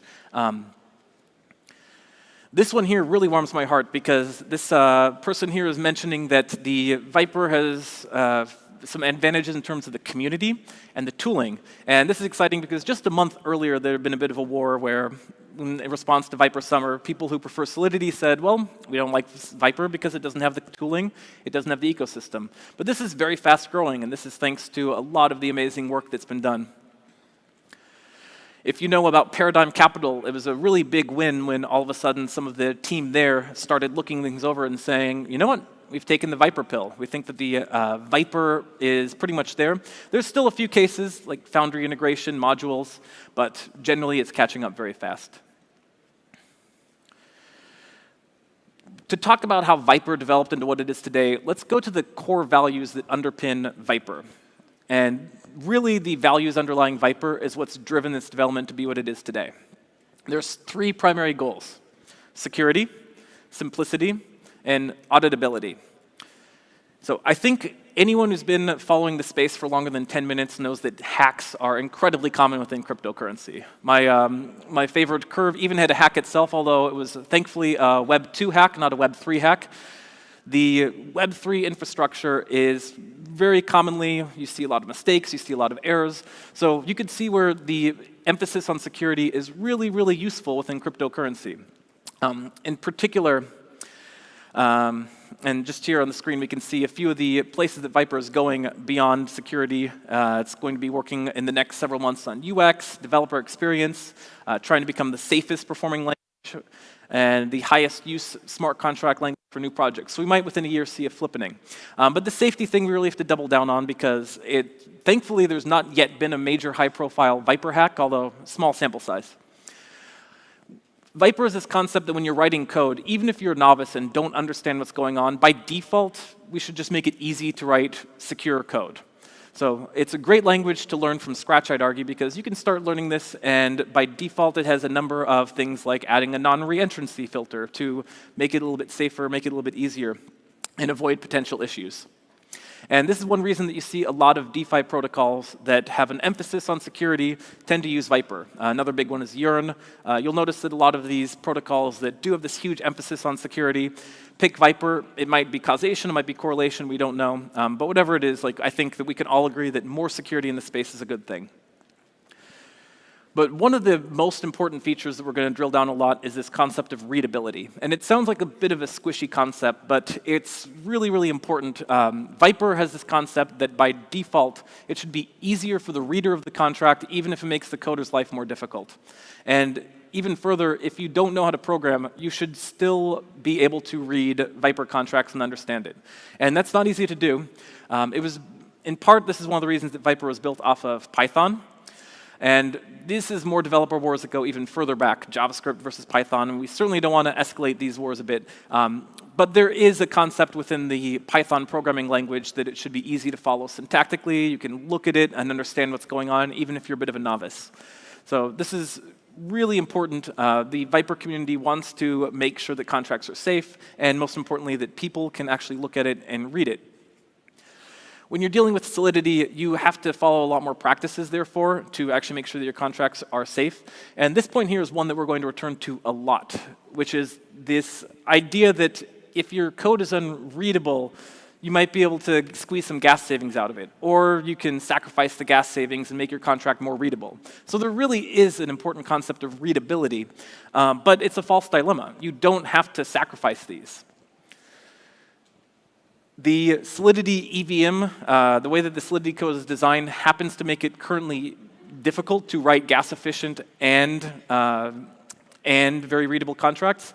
But Vyper has managed to do both. And it really warms my heart when I see testimonials like this, when people say that Vyper contract, aka Python smart contract code, very readable for business people, for lawyers. So everyday people can read through and kind of know what's going on. This brings us to the final concept behind Vyper, which is auditability. We all know that a lot of smart contracts pay for expensive audits, and they sometimes don't work. We also know that most people, sometimes they release contracts that don't even get audited. when you are looking at how people behave when they interact with smart contracts, odds are at least about half of you don't even bother doing any due diligence. You just say, good enough, it's on the blockchain, let's throw some money in there. And we can't change that behavior. 40% are just looking for social proof. Only like 10% or so are actually doing any due diligence, and everyone else is just hoping that these people who read through the contract are doing the due diligence. So if nothing else, we hope that more people actually try. We move some of this 40% that are just reading Twitter to trying to read the GitHub, trying to read through and understand, because auditors do their best, but they can't catch everything. So it's incumbent on all of us as a community to do that auditing, to just take a glance, ask questions, and see what we can do. And if we're able to build a smart contract programming language where anyone can serve as an auditor, I think we'll see fewer hacks and fewer funds lost in DeFi. So then when it comes to auditors, like auditors still have a place, and Vyper's thought is that if the code is easy to read, it'll be easier for auditors. And this benefits everybody. If auditors are able to get a sense of what's going on and better understand what's happening, then they're more likely to catch some bugs. So there's still a great place for auditors, and hopefully we'll make auditors' lives just a bit easier. So this leads to, these are the values underlying Vyper, and this has really informed its construction. And at this point, I mentioned that this is not going to be a flame war between Solidity and Vyper. There's things that Solidity is better at. Solidity has modularization, and Vyper strictly rejects it because of these principles. Again, there's not a technical talk. So what modularization refers to is that programmers, like me, we're very lazy. We don't want to write code over and over and over again. We want to write a piece of code. If it works, then we just import it and use it again and again and again. Solidity is very good at this. One of the reasons that NFTs and ERC20 tokens are popular is because OpenZeppelin built some templates. So even if you don't know much about coding, you can just import the work people have done, and it's done for you. Vyper currently prohibits this. They are working on a Pythonic version of modularization, which will be coming out soon. But for the time being, it is a choice. So you might prefer Solidity if you want to import libraries other people have written. The problem I see with having extensive amounts of modularization like this is it makes it very tough to audit the code. If you are trying to read through Solidity code, when you import into Etherscan, if you have all these extra imports you're doing, sometimes you have 15 files you have to read through. So understanding how all the variables are moving around between all the files can just become a bit of like trying to guess. It becomes very tricky. So I personally prefer the approach of just forcing everything into one flat file. So every Vyper contract is one file. It contains everything within it. And as a result, you have that one file you can look at and try and audit everything. Now, of course, Etherscan, to their credit, has been making it easier and easier. Auditors had complained about having to sift through many files. Etherscan is one of the best resources and has made it so you can sift through all 72 files, but really, why do you need 72 files? Like that in and of itself is going to become a bit of a pain. So I mentioned that this is not a flame war. Vyper plus DeFi is a match made in heaven. So I'm going to go ahead and grant that, let's say, Solidity and NFTs probably have the advantage there. So this user asks, why is Vyperlang overtaking Solidity? And I'm going to say that Easy E-Miller, I hope you're not here, is wrong, because Vyper is not overtaking Solidity. You can all look at the most recent 10 contracts deployed to Etherscan, and I'm willing to bet there's not a single Vyper contract in there. I'm also willing to bet that maybe half of them are NFT contracts. Funny enough, we have this amazing global supercomputer, and its primary application at this point is printing expensive JPEGs of things like monkeys. So that's what we want to do with Ethereum. That's great. If you look at the most recent activity on Ethereum, most of this money to miners is getting paid in the form of NFTs. DeFi is smaller than that. Over this particular window, 5.5% of gas used actually went not to Uniswap, not to Curve, not to Seaport. It went to an NFT project called Other Side Meta. And in the course of this, over $100 million was burned just on gas wars to mint this NFT. So I bring this up because my thesis is that Vyper is really gas efficient, and I don't think this is a value add to people who are minting NFTs. People who are minting NFTs probably don't care if they're willing to spend $100 million on this mint. Gas savings might not be a big factor, and that's fine. It doesn't matter if you're paying the contract, if you're paying a gas person, as long as you get your great collectible, it's fine. Which isn't to say that there haven't been really amazing attempts within the NFT world to solve this. So one was the Azukis, which is a very gorgeous NFT. They introduced this ERC 721A standard. So the Open Zeppelin contract's very readable, but not so good with gas. ERC 721A is a less readable version of the ERC 721 NFT standard, but it is incredibly gas efficient. And similarly, OpenSea was authored in Solidity. It's a smart, very, very popular NFT trading platform, and it's a bit gas bloated. So they did an amazing engineering job, and really you should read through it because incredible developers are doing all these amazing optimizations to try and build a much more gas-efficient NFT trading platform. But this is where a bit of a battle broke out between the Solidity and the Vyper communities. So shown here, again, you don't need to know too much about coding, but all these pages is the function that is used to transfer an NFT using Seaport. And the important thing to note is that when we looked earlier, we saw that there's all this kind of assembly code, which is the code on the blockchain, and then there's Solidity, which is supposed to be human readable. And what the Solidity is doing is basically directly writing assembly. So a Vyper developer, Senor Pero, wrote that, had a little bit of fun with this, saying that, what's going on? Why are you using this abstraction to just write direct assembly? Why not write assembly language directly? The point of Solidity is to try and make this human readable. You're kind of losing something here. And it's worth pointing out, Vyper doesn't allow you to do this. So this is yet another trade-off. Vyper says, if you're just dealing with bytecode, no human can understand that easily, so Vyper doesn't allow it. If you need assembly, you need to go with Solidity. Fubulobu went a little bit further, and this is really an epic tweet, so we're going to have to break this one down. He was playing with this ERC20 transfer that's going on within this Seaport contract, and he's looking at this transfer function. And if you look on the right here, this is a full function. It's like if you printed out maybe 10 pages of code, and it's really confusing. It's all this stuff. It's well documented, just doing so much under the hood. So he decided to do a head-to-head test. Let's see how this does against Vyper's equivalent, which is 5 simple lines of code. You can probably kind of guess what's going on just by reading it. It's simply taking a token and transferring it. But, that's fine. Solidity's trying to sacrifice readability for gas consumption. So much to Fubulobu's surprise, the simple version that was not gas optimized in the slightest still comes out better. So he had a bit of a laugh, a lot of casualties, but I think our communities have made true sense then. We bring this up because gas usage doesn't seem to matter for NFT people, and we're willing to bet that most NFT people fall in the category of people that don't particularly care about readability. Given the amount of seed phrase hacks we've seen amongst the Bored Ape community, we don't even know if people necessarily know how to use Ethereum. No offense if there's any Bored Ape people here. I really want a Bored Ape. And just a quick plug, if you are interested in Vyper NFTs, the first Vyper NFT deployed to OpenSea, or deployed and compatible with OpenSea, was written by me. So feel free to check that out. There's a great repository, a lot of fun building it, and it was for an organization that I'm involved with called PackDAO, which is a public goods focused on, in particular, like positive advocacy of cryptocurrency. With so much negative stuff happening with governments trying to suppress cryptocurrency, I think it's a really good cause. So this gorgeous NFT by Scooby Doomer was commissioned and released as the first Vyper NFT that I know of.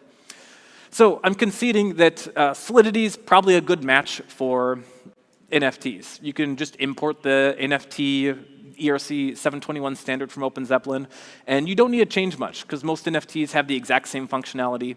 You can use 721A, it's good enough, people understand it, and this is a big concession. We saw that this is most of Ethereum. But I do think that Vyper in particular has a really great use case with DeFi. And we mentioned that there's very, very few contracts that are actually released using Vyper. So if you take a look at most recent contracts, they're almost all Solidity. And yet, despite this, Vyper has this really outsized portion of TVL, or total volume locked, within DeFi. So there's obviously some sort of fit here, where if you're programming a DeFi app, Vyper might be a really good fit. And we look at this in several different ways, but when we're talking about NFTs, essentially you're taking a pile of money, dumping it into a black hole, you don't care what happens, you get your collectible out. When you're dealing with DeFi, every single penny really matters, because you might be trading $1,000 for another $1,000 of a stable coin, and if you're losing out in terms of gas, if you're losing out in terms of slippage, it is like a really big deal. So when you're dealing with DeFi, you have to shave off these pennies. You have to be able to count every single thing. And here's where people are finding that use the vanilla ERC20 token from Vyper, and generally out of the box, it's going to be performing as good, or in most cases better, than the ERC20 equivalent. In some cases, even the hyper gas optimized ERC20 equivalent. But even more so within this, readability also plays into it. So as far as gas wars go, that's a race to the bottom. If Solidity and Vyper want to compete on gas, there's a theoretical limit of what the EVM blockchain can do. But when you look at, for example, Curve, which is a site that I spend a ton of my day focused on, Curve is, people are saying, well, is it actually that much better? It seems like the gas is worse in some case. But if you actually dig into it, it just happens to be because some of these Curve contracts are doing really, really complex stuff. If you look at the baseline, Vyper still is the edge. But where Vyper is a really good choice here is that Curve is using incredibly advanced math. And here's where I'm really, really bullish on just even beyond Vyper, DeFi in general.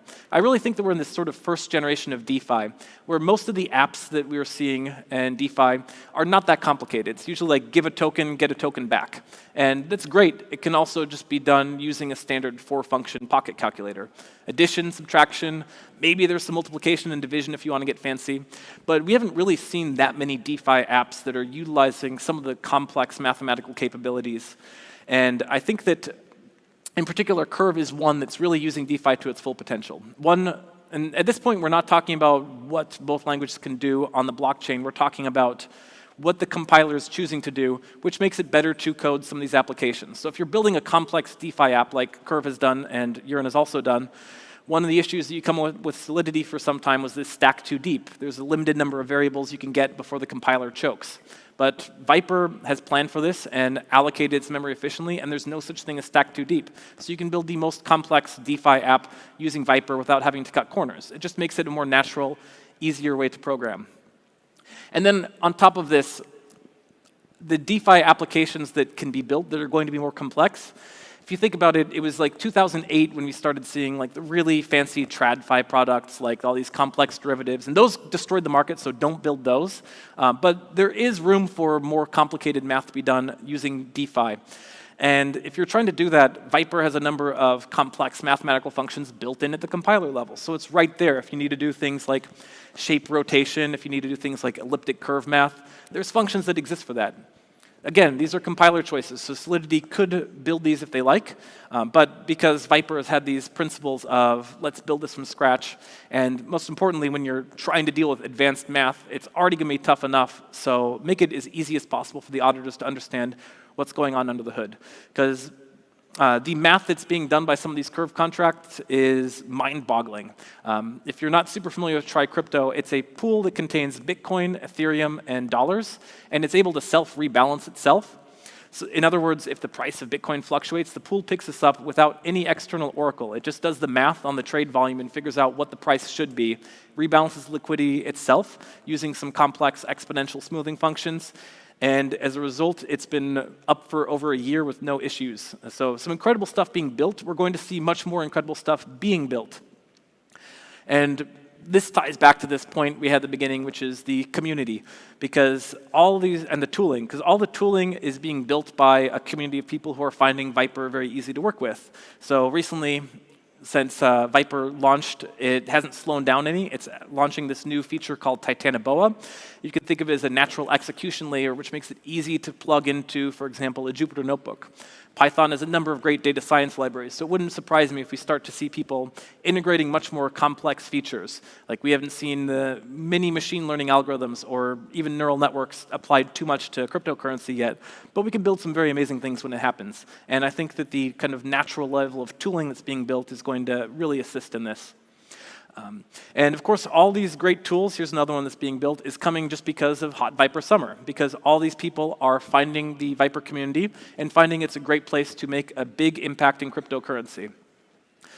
So Vyper is being built just by the contributors, and there's never been a better time to simply hop into a Discord and be able to ask a question and have one of the core engineers of Vyper answer your question. Toss out a feature request, say, hey, here's what I'm building. I'm having trouble with this. They can actually pretty quickly add something together and have that ready in the next release. They're shipping very fast, and they're shipping really amazing things. And on top of this, like the documentation is very good, but if you have questions, like the community is always there, always ready to ask and answer questions.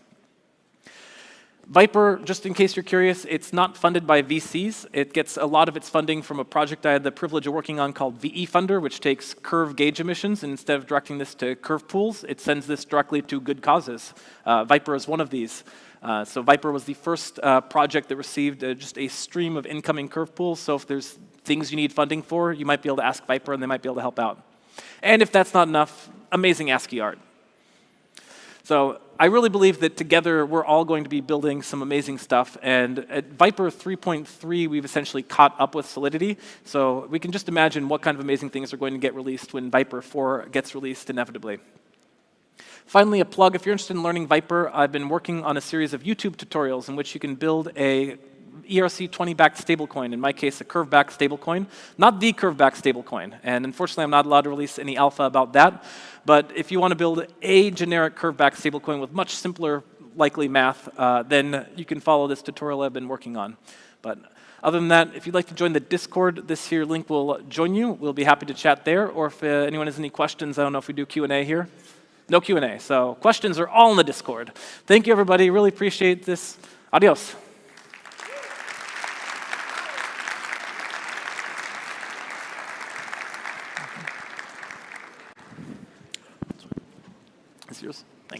Muchas gracias, Gerrit, por la excelente presentación. Ya estamos llegando cerca al final del primer día. Nos vamos a tomar un breve recreo ahora de más o menos 10 minutos, así que los invito a que salgan si quieren. A las 16 puntual seguimos con las últimas 2 charlas del día en el escenario 1. Muchas gracias. Con las últimas 2 charlas del día, les invito a sentarse, a las personas que todavía están ahí paradas. Esta es la última charla en simultáneo que hay entre escenario 1 y escenario 2, así que pueden elegir la que quieran. La que tenemos en el escenario 2 ahora está Rafael Baraldo, que es de Pods Finance, y va a estar hablando sobre productos estructurados en DeFi, así que si a alguien le interesa puede ir al escenario 2. También les recuerdo que tenemos la muestra de NFTs, con un montón de artistas de Latinoamérica que son increíbles, así que no se la pierdan. Y bueno, antes de empezar esta penúltima charla, les recuerdo que pueden submitir su proyecto al programa de Quadratic Funding de ETH Latam, que va a repartir 25.000 DAI en proyectos argentinos que estén construyendo algún tipo de bien público. Tienen hasta hoy a las 12 de la noche. La URL es qf como quadraticfunding.ethlatam.org. Así que pueden submitir ahí. Y bueno, ahora vamos a empezar con la anteúltima charla del día. Tenemos a Evan McMullen, que es la cofundadora y CEO de Disco. Así que me encanta también el título de su charla, que es ¿cuál es la llave para la diversión? Así que, sin más, te invito, Evan, a pasar. Un fuerte aplauso para Evan, por favor.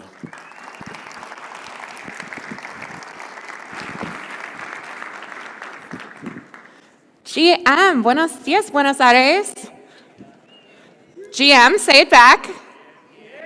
All right. So wonderful to see all of you guys. Thank you so much for joining me today for a little discussion of how we can have some more fun in Web3 with our keys.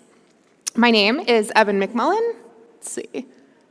There we go. I am the co-founder and CEO of Disco, your identity for the metaverse. And so if you want to drop me a line, I would love to hear about all of your metaverse dreams and the things that you want to build together.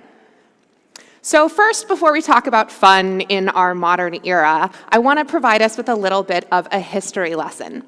Back in the Song Dynasty, we had the earliest instances of immersive, multifaceted fun with the invention of fireworks. First off, fireworks were created to ward off evil spirits, but the monks had so much fun blowing up tubes of bamboo that they decided to add colors, add delight, and create the first of what we might call a metaverse, an escapist environment where we could merely enjoy ourselves and focus on shared experiences. Later on, the development of such immersive, persistent, fantastical worlds led to the creation of things like fun fairs.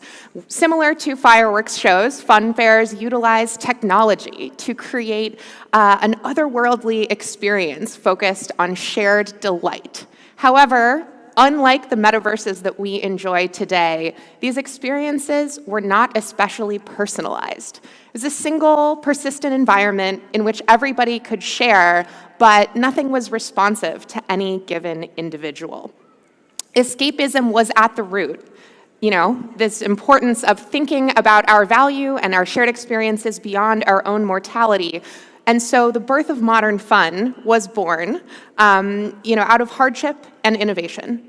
Around the time of the invention of the fun fair that preceded things like the World's Fairs, the Industrial Revolution in Paris brought many people into cities, into poverty, into hardship, into an outbreak even of disease. But the ability to provide or to seek out an environment where all of these difficulties washed away led to a stream of new kinds of inventions, new kinds of things like rides and plays, the ability to bring technology exclusively for delight. So when we think about how hardship and complexity have wrought more personalized experiences, persistent metaverses, we can think of a more modern example that most of us are probably familiar with. Around 2008, on the heels of the last global financial meltdown, Facebook, Twitter, and MySpace were heating up, solving for social discovery, allowing us to enter persistent environments of delight, but ones that could respond to us. Ones where we were indeed the product, matching our desire for delightful experiences with a consistent and expected supply. However, as well we know, this predatory economic model turned us into the product. So we got a lot better at having the types of fun that we were looking for because these platforms could respond to us, but we still have not yet unlocked the full possibility of what we can do with technology and our pursuit of delight. So now that we've thought a little bit about the history of fun using technology to create environments of escapism, let's settle on our definition of Web3. I'm sure many people in this room have a different view of what that could be, but for purposes of this conversation, we think of Web3 as the world of adventures made possible with self-custody of private keys from our public blockchains. So what does Web3 fun even mean right now, where we are, with these public ledgers and our ability to own and control assets? Right now, it means mostly tokens. First, we had ICOs, then we had DeFi, then NFTs, then we started coordinating around these public financial assets with DAOs. But if the only thing I know about you is your Ethereum address, the only kind of fun we can have together is coordinating treasury allocation, spending money together. And as we know from history, plutocracy threatens emerging markets. And as in many physical instances in the world, so too does token-weighted voting and plutocratic organization in Web3 threaten our ability to flourish. Also, vibes require more than money.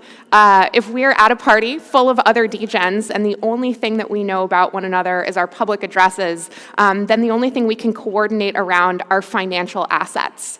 It's like walking into a party where you can only introduce yourself with your bank account. Hello, CryptoPunk. Hello, 2 ETH. This conversation sucks. And so if we want to have more fun together, if we want to enjoy the kind of personalized experience and positive UX that we have in Web 2, we need to know more about one another. What kind of music do you like? Who are you friends with? Are you accountable? These kinds of things will help us coordinate more interesting games together than just spending money.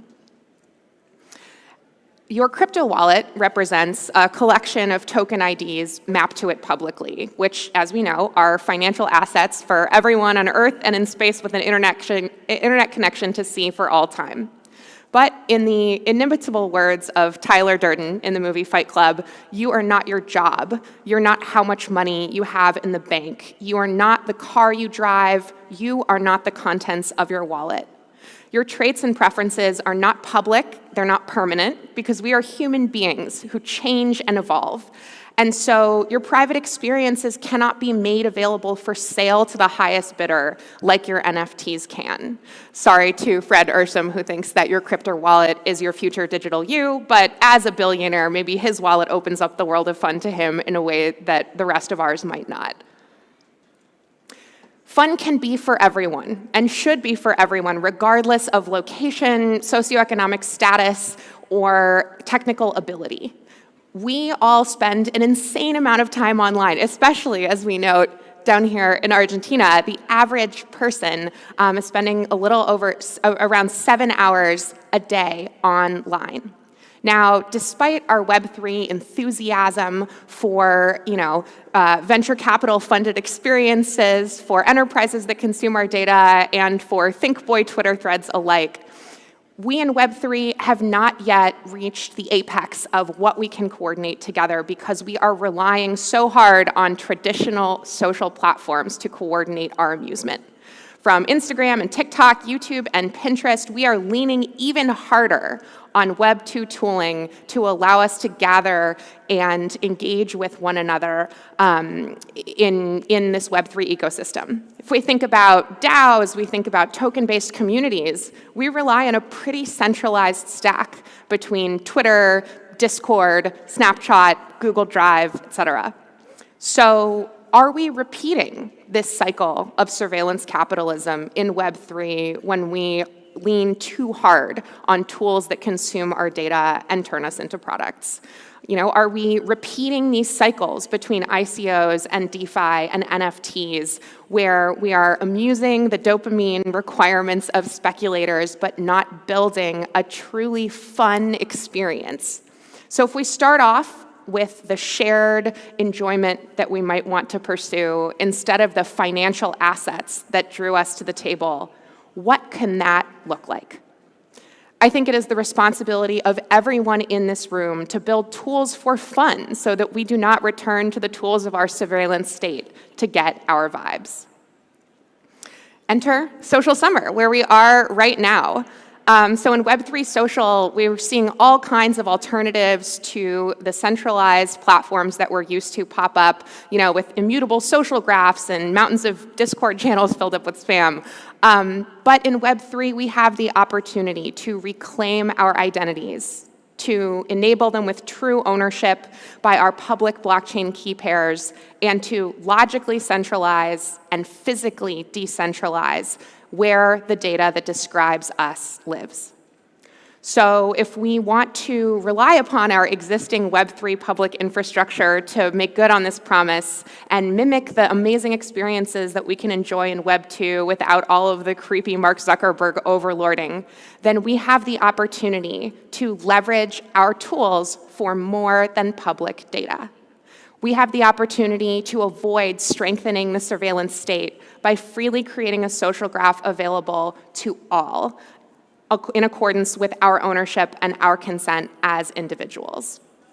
This means that we need to look beyond the chain, where 99% of the data that describes us already lives, where most of our interactions already occur. Because as long as Ethereum is not the only API upon which humanity relies, it is not appropriate to put the data that describes us, the data that coordinates our fun, on such a platform.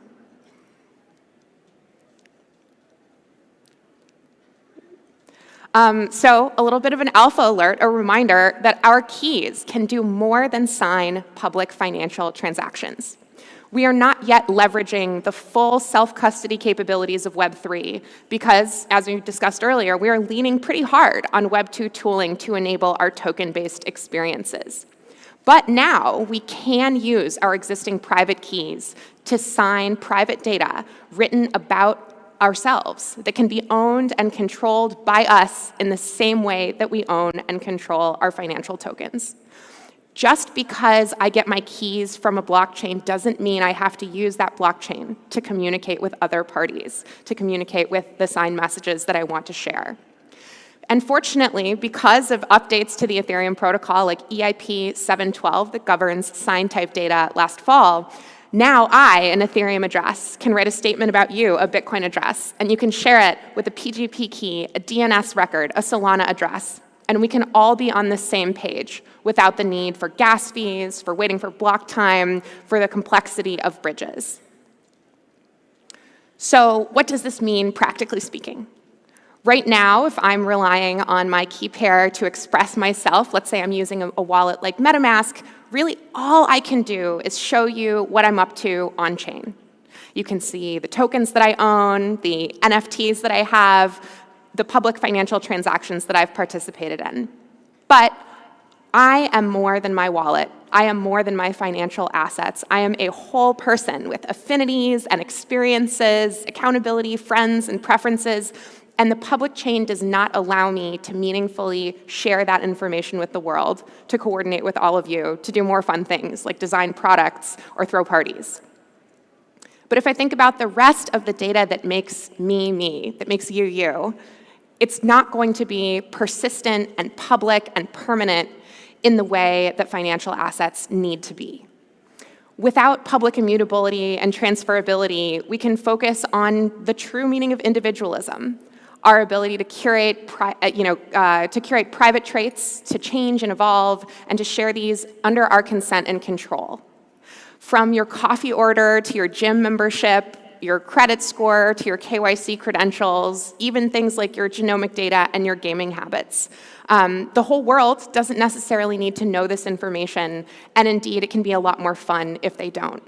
And so if we start using our private keys to control more than money, if we're able to wield our personalities in Web3 with just as much complexity and richness as we can in the real world, then we can start to coordinate a lot more fun together. At Disco, our definition of the metaverse is your ability to show up in any digital or physical environment and receive a personalized experience as a result of the parts of yourself that you choose to share. That means that you need to be able to express a lot more than that financial data. Just on the last slide, you are able to share the entirety of yourself in a context that's going to be appropriate for you and your interactions. Web3 should no longer just be a stuffy diversion of the technically hyper-literate. We must make it accessible to the average person everywhere, which means definancializing the way that we interact and the way that we view the opportunities in this landscape. We need to focus more on fun and delight instead of just gathering around public financial assets. And so, when we think about all the other people who aren't here in the room with us today, we need to welcome them in a way that is a low or no cost onboarding into a world of data that can more effectively capture the full human experience. We need data that can move seamlessly between chains without bridges and gas fees, and we need to avoid platform lock-in and manage risk by making our data interoperable and supporting a plurality of providers, platforms, chains, and ecosystems instead of binding ourselves to a single chain and to persistent publicity. We can maximize consent by sharing our data only on a need-to-know basis in a form that can evolve. So at Disco, we think a lot about, what is a corollary to your wallet? If your wallet is for public financial assets, then maybe your backpack is for all of the rest of the stuff you need to adventure through the metaverse. At Disco, your data backpack can carry verifiable statements, credentials written about you, encrypted against your keys in a way that you own and control. These signed attestations, JSON blobs made to look like the JPEGs with which we're very familiar and can already self-custody, can describe any facet of you, from your membership in a community, your presence in a given space. But like a diploma, once it's written about you, it's always written about you, because your experiences and your capabilities are not available for sale and cannot be transferred to others if they are natively about you. So our ability to revoke and expire such credentials that can still interact with smart contracts, that can still interact with a broad variety of keys, can give us the flexibility that we need to have more fun together in the metaverse. From age verification to receipts and proofs of purchase, we can interact with more of the Web 2 and IRL spaces that currently can't engage with our public blockchains or, quite frankly, are not well suited to do so. We can use our existing private keys to sign data written about ourselves and others and share in a common language across blockchains to coordinate these kinds of activities. These are the soul-bound NFTs that you've been looking for. So Disco profiles enable you to take custody of your own data, to put it in your backpack, to share it with others, and to manage these independently verifiable proofs across Web 2 and across Web 3. We've known the importance and value of our data for many years, but we've been renting space on the internet by allowing centralized entities to bear the weight and responsibility for the management, protection, storage, and frictionless experiences enabled by that information. In order to move beyond Web 2 infrastructure from building Web 3 Discord to a totally new kind of social experience that will transcend the platforms that we've been promised, we need to escape platform lock-in, logically centralize around ourselves, and physically decentralize data in the places where it makes sense. Because the atomic unit of Web 3 is not a token. It's not a wallet address. It's not a platform. It is a person. It is important that we remember this when we are building human coordination tools, because so often we forget to center the experiences we create on human beings. When you show up to, Lens Protocol, to Uniswap, to Boys Club, to ETH Latam, you are the same person, even though you might be using different identifiers, different wallet addresses. And so in order to coordinate things that are truly fun and personalized to us, we must reflect the entirety of ourselves, not just one particular facet of our public identity. So like a physical backpack, Disco is building this tool with the goal of supporting you to get out into the world. We want your ability to collect experiences, memories, accomplishments, and moments that make you uniquely you, and shorten the time between setup and onboarding and getting on with your adventure, from claiming your POAP to getting into the party, not to keep you trapped staring into the nightmare rectangle any longer than you need to. So we can't wait to see your data backpacks filled to the brim with all of the things that will make your life more frictionless, vibey, and fun. If you are excited about coordinating fun in the metaverse, if you're excited about reaching beyond the Ethereum community and integrating more than just our financial pieces of data together, I am so excited to hear from you what you would like to build. Thank you all so much for joining me today. And if you are stoked on the future of fun, please share your metaverse dreams with us at disco.xyz. I can't wait to hear your wildest imaginations for building a world that prioritizes the human part of human coordination tools. I'm Evan McMullen, and I will see you in the metaverse.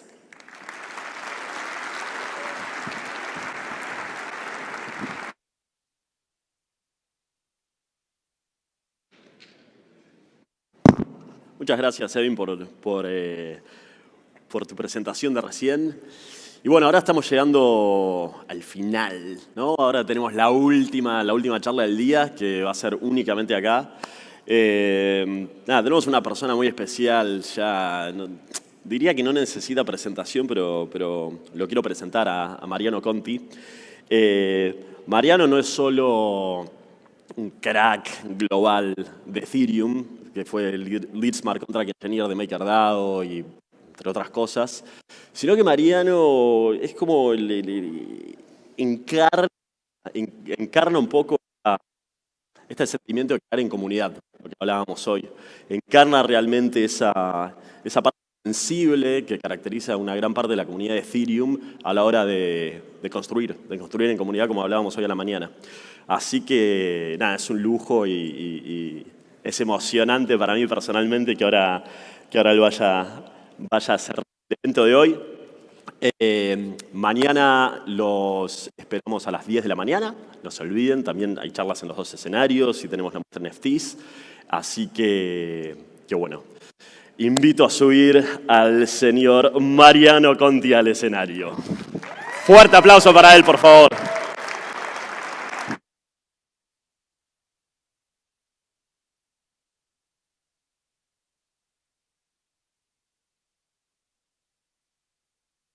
Bien.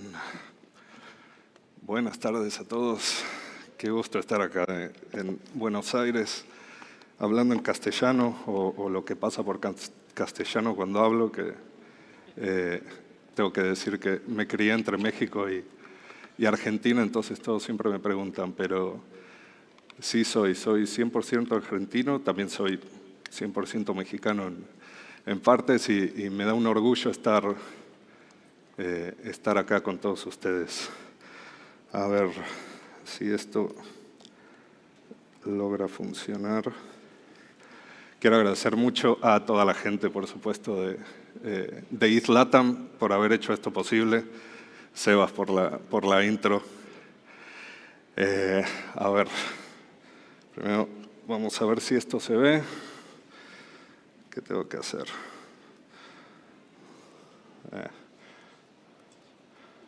Deme un segundo. ¿Dónde está? ¿Qué este?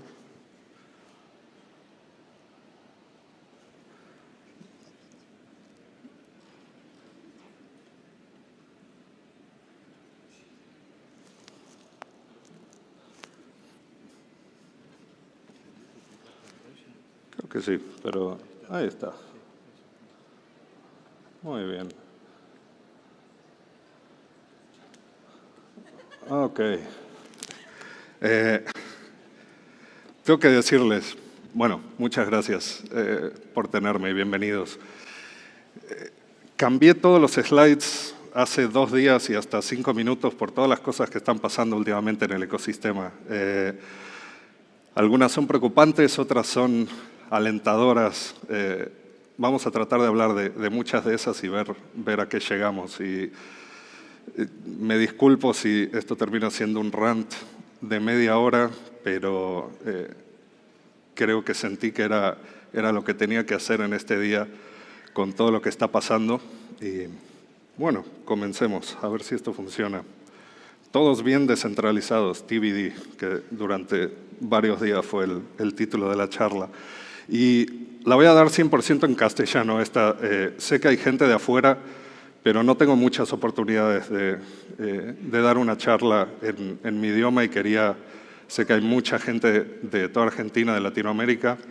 There are going to be questions at the end, so people in English, if you want to ask what the hell I talked about, that's going to be fine as well. Pero vamos a mantener castellano en esta. Y una advertencia más, vamos a hablar de cosas argentinas. Es un warning, una pequeña advertencia, así que preguntas de este tipo, por favor, evítenlas, hay gente mirando. Comencemos. Les cuento un poquito de cómo llegué a estar acá. Entré a Bitcoin en 2014, antes que algunos, después que muchos también. Y entré a Ethereum en 2015 y la mayor cantidad de mi tiempo estuvo en Maker de 2016 a 2020. Hice varias cosas ahí de las que estoy muy orgulloso. Lo dejé en un momento que creí que era necesario dejarlo para hacer otras cosas, pero después resultó que terminé haciendo cosas que no tenía pensado hacer. Todo 2021 lo pasé más que nada siendo un angel investor, ayudando a otros equipos, tratando de ver qué otros proyectos que trabajan en Ethereum, en Web3, en NFTs, que pudieran lograr su mayor potencial. Y 2022, la verdad es que no he estado haciendo mucho en el ecosistema. Creo que esta es, bueno, salvo Permissionless, hace un par de meses, esta es la primera conferencia a la que vengo. Estoy muy contento de ver amigos aquí. Y 2023, bueno, habrá noticias pronto, pero rápidamente las cosas que he hecho en el ecosistema. Por lo que más se me conoce fue por el OG. Esa es la patente real. En febrero de 2018, el Maker tenía 2 meses. Fui tal vez una de las primeras personas en el mundo en usar DAI en el mundo real para comprar un bien. En este caso fue un auto, un autito que lo sigo teniendo hasta el día de hoy. Cami Russo escribió un poco de eso en el libro. Si se hace la película, bueno, no habla solo de la historia de Ethereum, también habla de la historia de DeFi y veremos si sale toda esa parte del libro en la película, espero que sí. No fue fácil hacer esta transacción. En 2018 ya había pasado el bull market, estaba empezando el bear market anterior y la verdad no lo sabíamos. Nadie sabía qué era DAI y no había un mercado. Uniswap estaba 6, 8 meses de lanzar todavía la versión 1 de Uniswap. Era un mercado muy pequeño y lo que tuve que hacer fue, yo tenía tanta confianza en Ether, aunque estaba bajando, que no lo quería vender, no tenía liquidez. Hice lo que ahora espero para todos ustedes sea segunda naturaleza, que muchos lo hayan hecho, que muchos sepan cómo se hace. Poner colateral y que un contrato inteligente de manera descentralizada te dé algo de valor, en este caso DAI o SAI, que era una moneda, la versión anterior del Maker que conocemos hoy. Y ese DAI lo tuve que cambiar de vuelta por Ether, lo tuve que cambiar por Bitcoin y finalmente el Bitcoin por peso. Fue toda una locura. Y ahora ya con la cantidad de servicios que tenemos, este tipo de cosas son segunda naturaleza. Es algo que pasa todos los días, es impresionante ver. En esa época creo que el market cap de DAI eran un par de millones de dólares, ahora estamos como en 7.5 billion, 7.5 mil millones, lo cual es una locura, pero vamos a hablar un poco más de las monedas estables. En MakerDAO ayudé con los oráculos primera, segunda generación, hacer single y multicolateral DAI y algunas cosas de verificación formal en los 4 años que estuve. Y en los 4 años que estuve y en los 2 años siguientes he aprendido que la descentralización está en el corazón de todo lo que hacemos y esta es la razón por la que cambié la presentación en los últimos 2 días, por lo que he estado viendo y por lo que creo que vamos a tener todos que pelear en el futuro muy cercano, empezando desde ya. Tal vez vivimos en países donde este tipo de cosas ahora no nos está preocupando de la manera que preocupa a gente que vive, o ciudadanos estadounidenses, o ciudadanos rusos que ahora no pueden acceder a ciertas UIs, a ciertas dApps, pero son problemas que van a venir muy pronto, que ya están para algunos, y que me recordaron que tenía que decirles esto, que más allá de estar acá tal vez para hacer dinero, que está bien, para cambiar el mundo, que también está bien, para resolver algún problema específico que ustedes tengan usando esta tecnología, usando Ethereum, usando L2, está bien, pero sin olvidarse que, en serio, si quieren usar una blockchain, si quieren usar Ethereum para estas cosas y no recuerdan que todo esto empieza gracias a la descentralización, francamente estamos mejores usando cualquier otra tecnología, porque esto no viene sin sus riesgos y sin sus preocupaciones y sin sus problemas, de los cuales existen muchos, ¿no?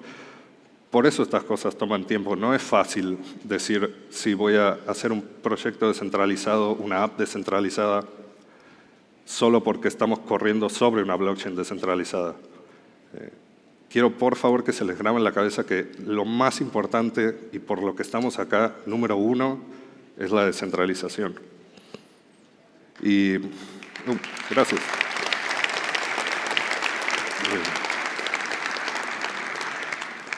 Una de las cosas que vienen a la mente siempre primero es gobernanza y la gobernanza de los protocolos y las cosas que han pasado antes y las cosas que están pasando y los proyectos que van a cambiar las cosas. Maker fue uno de los primeros, o sea, puedo decir que estuve desde el primer día viendo cómo se creaba la gobernanza de Maker, la plutocracia, la verdad, porque Entre más tokens, más poder de voto. Vi cómo Compound llegó y arregló muchas de las cosas que Maker había hecho, las hizo mejor, hizo delegación. Element ahora, si pueden algún día investigar, está haciendo cosas muy interesantes. Y por supuesto, todo lo que se va a crear y las cosas que se pueden hacer con gobernanza, como una persona, un voto, comités. Pero siempre lo que digo es lo más importante en estos sistemas, que el poder se pueda dar y se pueda quitar al instante.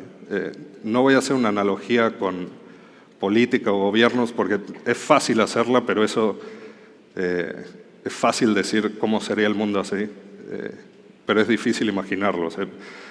No está, yo siento que es el principio de algo muy importante que va a permear en nuestras vidas de muchas maneras, no únicamente en las aplicaciones económicas que hacemos, pero a nivel social, a nivel cultural, a nivel de humanidad, ver si en algún momento en el futuro podemos, como personas, tan rápido como damos el poder a alguien para tomar decisiones, quitárselo.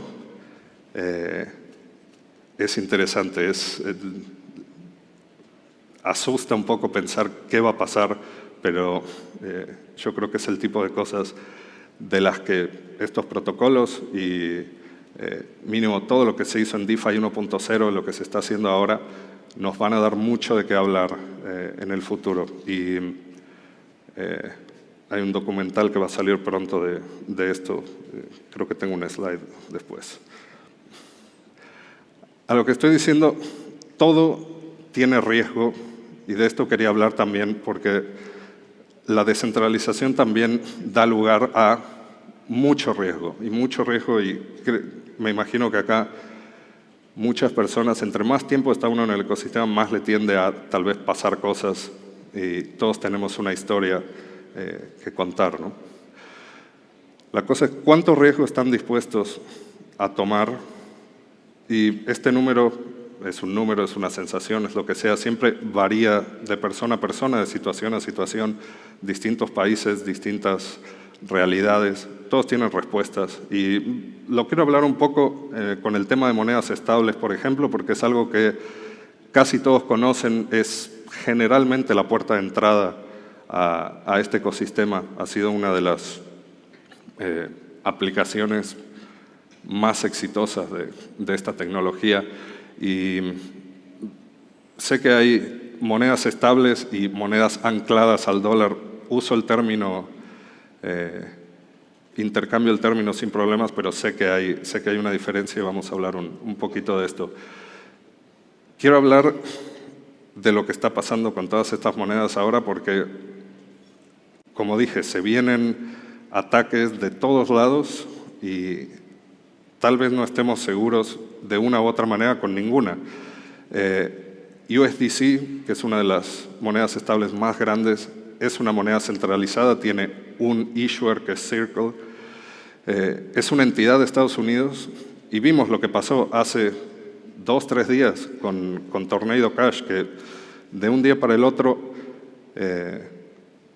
alguien en Estados Unidos, una entidad, una agencia puede decir esto es ilegal, código, interactuar con código es ilegal y listo, uno no puede acceder más a sus monedas. Lo vimos pasar en tiempo real, esta es la otra cosa. Al ser las blockchains abiertas y al ser Ethereum abierta, pudimos ver al instante lo que estaba pasando, qué estaba pasando y determinar por qué. Y me asusta mucho lo que pasó hace 2 días, porque siento que va a ser efecto en todo lo que estamos creando. Tether no es muy distinta, tiene las mismas cualidades de USDC, de que puede ser, tiene un blacklist, puede ser frenada cualquier persona o entidad, mientras el ente regulante diga esto es ilegal, puede frenarlo. Me duele mucho decir, pero DAI últimamente, DAI es una moneda descentralizada, no tiene una blacklist. Ese último lo iba a sacar antes, pero bueno. Hoy pasaron muchas cosas con DAI. Los fundadores tienen la mayor parte del MKR para votar. Entonces, aunque la moneda y los contratos son descentralizados, se centralizó el poder de votación en pocas personas que pueden definir el futuro de esta moneda. Y DAI es la moneda que está más cercana a mi corazón porque ayudé a participar en la creación y la considero como mía. Y está siendo atacada también. No solamente porque tiene mucho colateral centralizado, sino está siendo atacada hasta cierto punto a nivel de gobernanza también. Y hoy hace, ¿qué fue? 2 o 3 horas, veo un tuit de Banteg donde dice que un frontend ya no está dejando a la persona interactuar por la dirección que tiene. Esta dirección puede haber interactuado con Tornado Cash, puede ser una dirección que detectan que viene de Rusia o de algún otro lugar. Este es el tipo de cosas a las que nos tenemos que preparar para pelear. Quiero hablar de un par más. El USD sí es una moneda también descentralizada, es imparable, tiene 0 gobernanza, lo único que tiene es un oráculo. Tiene múltiples frontends, es una muy buena primera idea de cómo hacer una moneda pensando primero en descentralización. No tiene un frontend oficial, cualquiera puede poner un frontend y puede recibir dinero de lo que la gente hace en el USD, en Liquidity. Tiene problemas todavía, tiende a valer generalmente más de 1. Y quiero hablar un poco de RAI, que sí es un primer intento de librarnos del dólar directamente. El problema de RAI es que está hecha por gente que tendría que haber pensado un poquito más en cómo hacerlo más fácil para los usuarios. Es una moneda muy difícil de entender, pero es finalmente una stablecoin, una moneda estable real y no una moneda ligada al dólar. Aunque cuando inició se eligió un punto de anclaje que fue 3.14 pi, 3.14 dólares, y de ahí la moneda flota según el precio del Ether, o sea que del precio del Ether en dólares. Así que todavía no nos podemos liberar totalmente de estos oráculos y de la fuerza del dólar, pero son cosas que van mejorando el ecosistema y van dando cada una un paso al frente en el proceso de descentralización. Hay muchísimas más. Doy el ejemplo de criptomonedas, de monedas estables, porque es algo que todos conocemos y es algo que importa tanto que mucha gente decía que si Circle o si Binance o si alguno de los grandes issuers de monedas estables decían que iban a soportar, ahora que viene el merge, un fork u otro, que eso podía dictar cuál iba a ser el fork al final que se decidiera fuera el verdadero, cosa que al final no fue tan cierto, pero estos issuers, Circle y los otros tienen este poder, tienen mucho poder y tenemos que ver maneras de a poco ir alejándonos de ellos.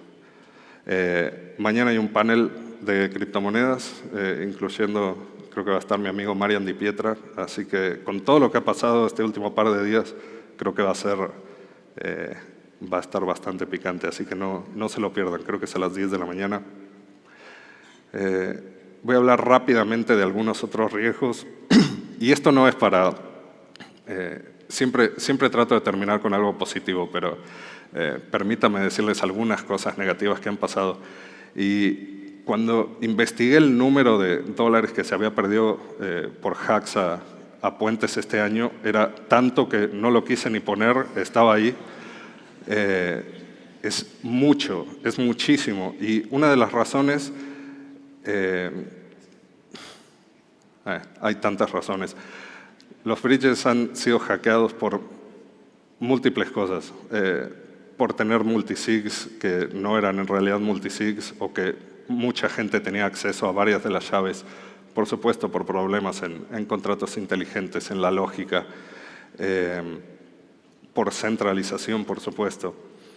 Y otra cosa de la que quería hablar, ya que estamos en todo esto de los problemas que van a venir hacia nosotros, una de las cosas que me da esperanza es lo que pasó estos últimos meses en CeFi, finanza descentralizada contra finanza descentralizada. Lo número uno que ganó para mí fue la transparencia. Fue la transparencia en saber los protocolos, qué estaban haciendo con todos los depósitos de la gente, aún necesariamente sin saber quién era la gente que estaba adentro y que tenía esos depósitos. Lo que sabíamos era para qué se estaba usando esa plata. Sabíamos que no había ningún préstamo que estuviera no colateralizado. Si pasaba eso, entraban liquidadores y restauraban el orden al sistema. Siento que en marzo del 2020 fue la primera prueba y lo que pasó durante todo este año cementó la idea de que DeFi, tal vez no totalmente como lo conocemos ahora, pero las fundaciones que estamos haciendo son fuertes y son correctas de hacia dónde vamos. Miles de millones de dólares se perdieron en finanzas descentralizadas porque la gente no sabía qué estaba pasando con el dinero, mientras que DeFi, Aave, Maker, Compound, todos estos protocolos funcionaron bien y creo que no hay mejor halago para lo que estamos haciendo que ver cuando las cosas se están rompiendo, cuando los mercados se están cayendo y ver que lo que estamos construyendo funciona mejor que las finanzas centralizadas. Como estoy diciendo, vienen días difíciles, meses, años difíciles. Estados Unidos no nos la va a poner fácil,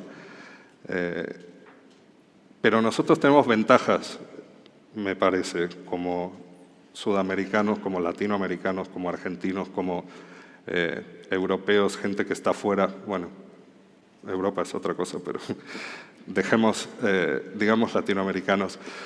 Quiero hablarles de un par de cosas que me dan confianza de que todo va a estar bien.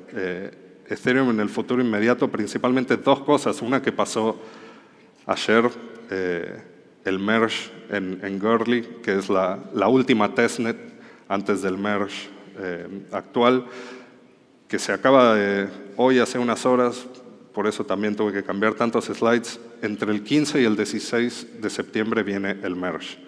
El cambio a Proof of Stake.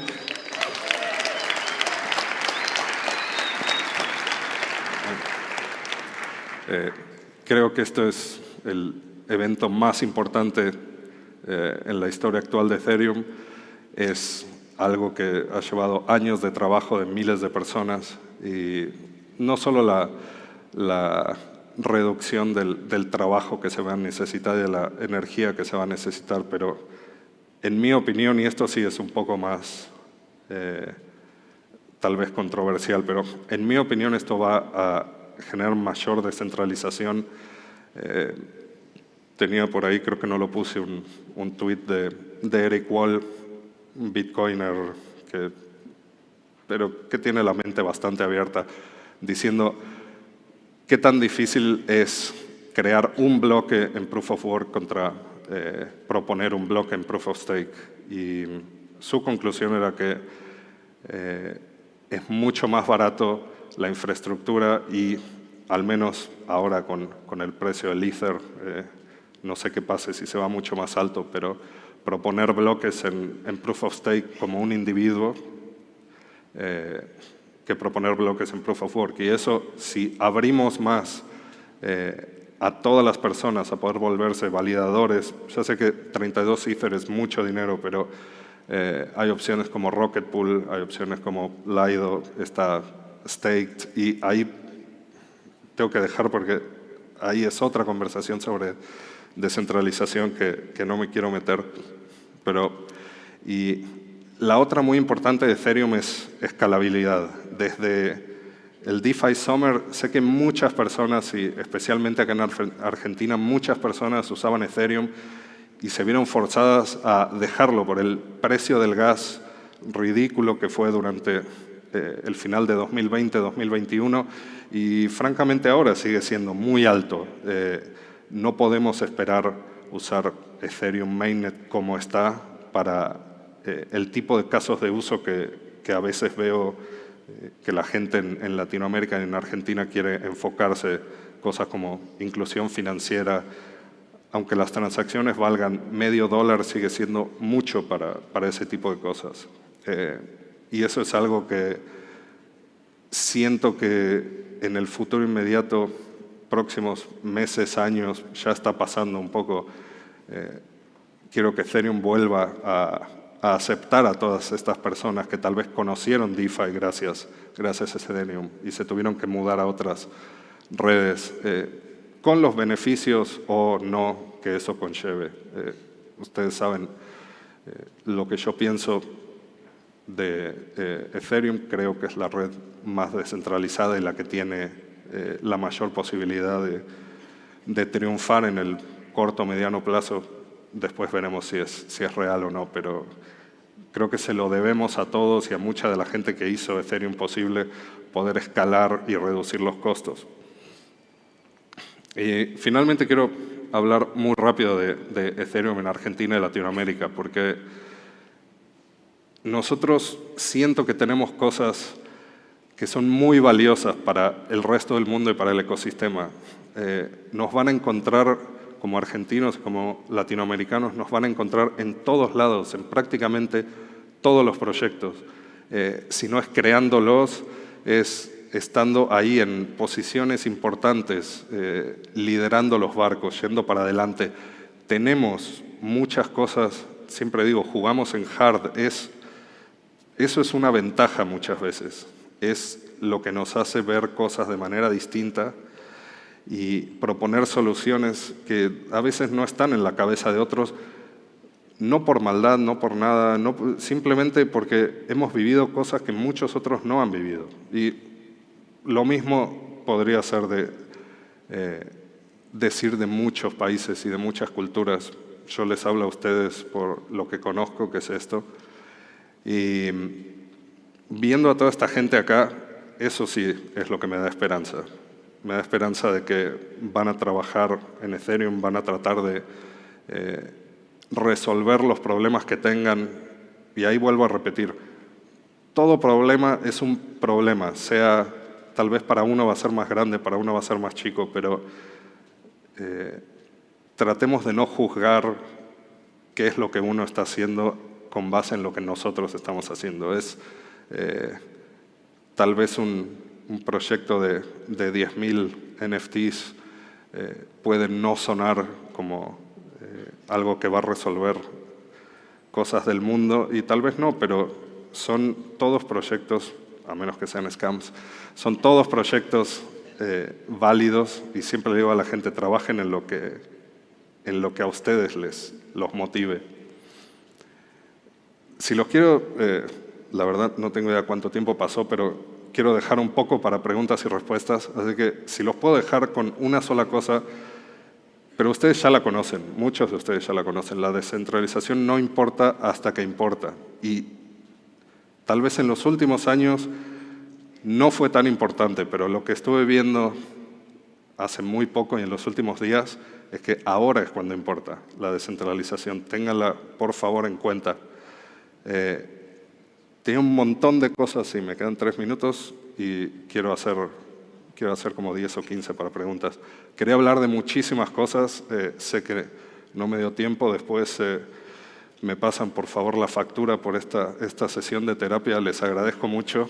Es catártico poder estar acá enfrente y poder decir muchas de las cosas que me importan y compartirlas con todos ustedes. No sé si están de acuerdo o no.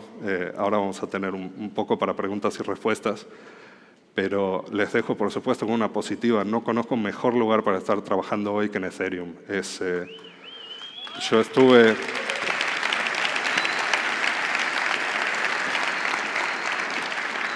Me acuerdo el nacimiento de Internet y 1995 hacer mi primera página web, una página de Mortal Kombat, y estar en esto, en Ethereum, me hace sentir en serio como en esos momentos. Estamos descubriendo cosas nuevas y los necesitamos a todos ustedes. Así que muchísimas gracias por la oportunidad y espero que les haya gustado esta pequeña charla.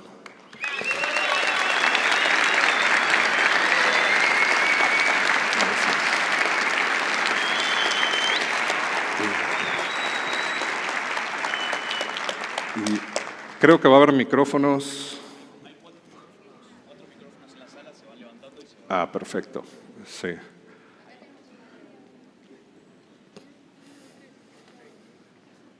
Hola. Bueno, mi pregunta viene de la mano de, ¿vos crees que para lograr una mayor adopción... ¿Dónde estás? No Aquí. te veo. Ahí estás. Que para lograr una mayor adopción hay que hacer énfasis en la educación o en el uso de todo esto? No sé si entiende mi pregunta. Sí. Creo que muchos se enfocan en la educación y yo creo que hay que hacer más énfasis en la practicidad, en el uso que trae todo esto. ¿Cuál es tu opinión? Sí, no, buena pregunta. Siento que van de la mano, ¿no? La educación es, sí, por supuesto, una de las cosas más importantes y lo que hablé del riesgo, ¿no? Siempre educación no es solo cómo hacer algo, sino cuáles son las consecuencias de hacer algo. Y el uso, no sé cuánto tiempo lleves en el ecosistema. Personalmente he visto muchas mejoras en facilidad de uso de aplicaciones, pero no es suficiente. No es suficiente hasta el día que yo no le tenga que manejar las llaves privadas a mis suegros o a mis sobrinos y que tengamos maneras verdaderamente descentralizadas de poder decidir qué hacer si nos pasa algo o cómo heredar parte de esto. O, sí, como decís, cómo usar, creo que van de la mano. Y una de las cosas para felicitar es al equipo de DeFi Latam, por supuesto, al equipo de DeFi Education, que hacen tanto buen trabajo para nuestro ecosistema, enseñando. Y sí, felicidades a ellos.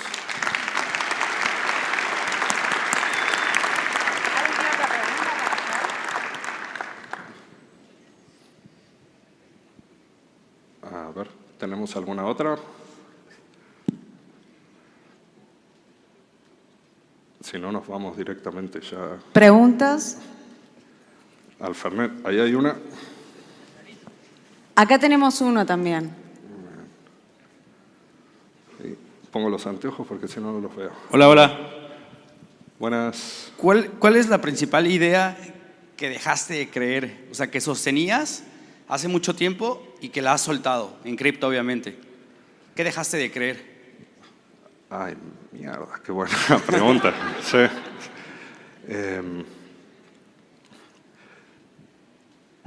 Tengo un par.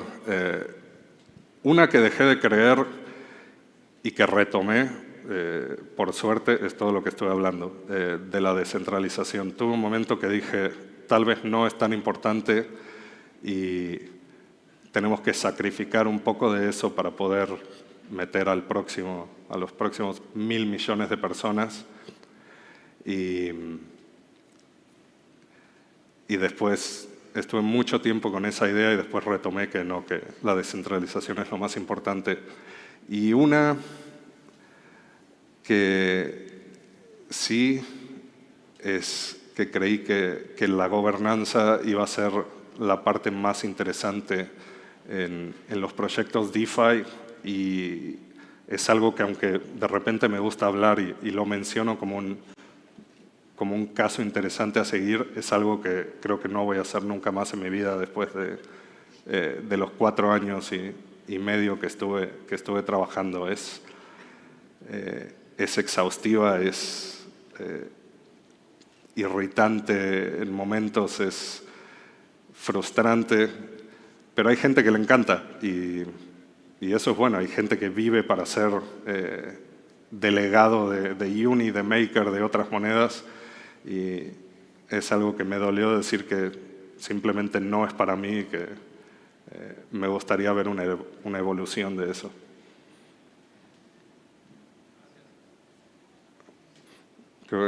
Sí. Hola, hola. Buenísimo. Bueno, al igual que vos, me considero un decentralization maximalist. Si bien no está más en Maker, te consulto. ¿Qué pensás de que el multicollateral DAI esté vaqueado parcialmente por assets puramente centralizados? ¿Y qué solución le encontrás para poder un día poder crear un stablecoin puramente vaqueado por assets descentralizados?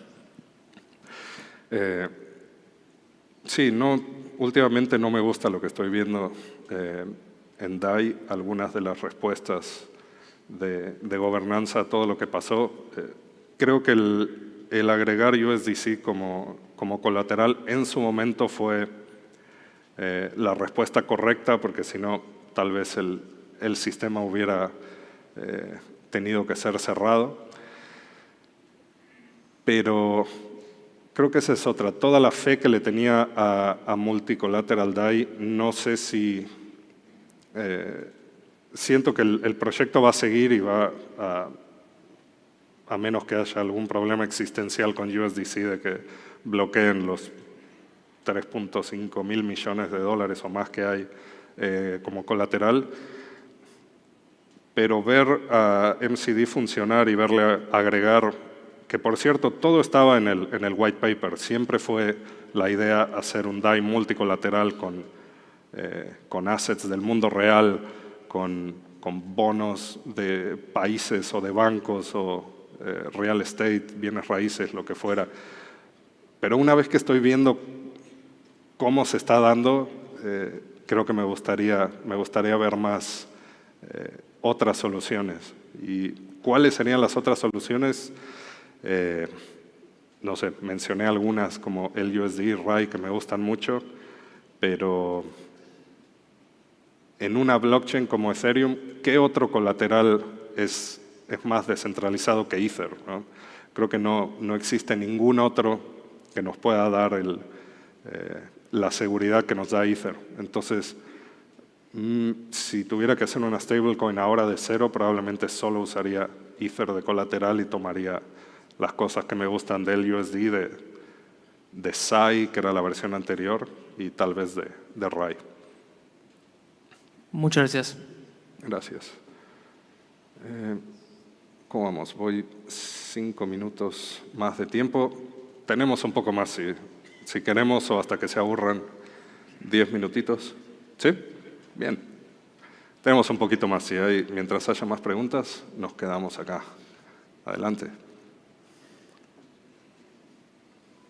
¿Qué tal? Yo tengo una pregunta respecto a adopción y quería saber qué opinabas vos del uso de cripto, digamos, como instrumento, como moneda, digamos, para ir a comprar en el kiosco. Si te parece que la adopción se va a poder dar de manera nativa en cripto, o si la única forma sería primero un paso por stablecoin, así como instrumento, como vehículo de la adopción antes que la gente termine adoptando cripto de manera más general. ¿Qué opinión tenías respecto a eso? Ese siempre ha sido la meta, ¿no? De lo que todos hemos hablado y escuchado durante años, que es ir y pagar un café. Antes era con Bitcoin, después con Lightning, con Ethereum, con monedas estables. La verdad no sé si es algo que creo que también he cambiado de opinión. No sé si como el medio de pago sea el mejor uso. Puede resultar que sí en el futuro, si seguimos abaratando los costos de las transacciones. Pero bueno, yo hablo mucho de descentralización, trato de que eso se mantenga a nivel protocolo, a nivel base, pero seguimos viviendo en un mundo que se maneja 100% en fiat en casi todas las cosas, y por ahora creo que el tener que hacer el cambio de criptomonedas o de monedas estables a la moneda del país donde vivís y ir y comprar algo, no me parece, o sea, es algo que yo uso todos los días, y salvo algunos casos que conozco de gente que puede pagar el alquiler en monedas estables, o que haya comprado un auto o que haga una transacción que ya existen de comprar algún departamento o algo así. En cuestiones del día a día, a mí ya no me entusiasma tanto esa idea. Creo que puede ser que pase en algún momento, pero creo que las finanzas descentralizadas tal vez nos van a llevar por otros rumbos que no conocemos, que pueden terminar siendo mucho más interesantes que solo un medio de pago. Acá, bueno, entiendo que no seas representante, pero que por acá, atrás de la cámara, que quizás seas una de las pocas personas que entiende RAI y quería quizás preguntar si podías hacer un too long didn't read de cómo, cuáles son las implicancias o cómo funciona. RAI es un fork del código de multi-collateral DAI con un solo colateral que es Ether, y es como si hoy Rune sugirió convertir DAI en algo mucho más parecido a RAI, que es activar un módulo que permite, por un lado, intereses negativos y por otro lado, dejar el peg con el dólar, ¿no? RAI es una moneda estable, significa que se mueve de acorde a cómo se mueve el colateral por atrás de una manera mucho más estable que el colateral. Entonces, RAI cuando salió, eligieron un número aleatorio, podría haber sido uno, pero no, se eligió otro, en este caso pi, 3.14, para diferenciar de lo que es una moneda anclada al dólar. Y el punto, este 3.14 podría haber sido cualquier número, podría haber sido 42, 69, 2 millones, el número no importa, la cosa es que esta moneda se mueve acorde a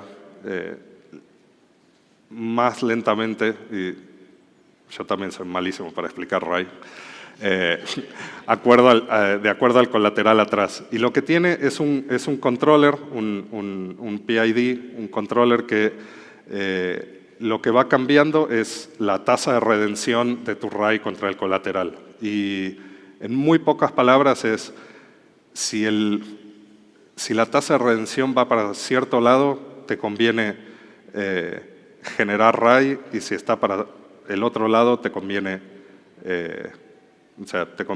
pagar deuda o generar deuda. Y el único problema es que RAI, por lo que he visto ahora, funciona mejor en bull markets que en bear markets, que también es algo que inherente a otros sistemas como DAI multicolateral.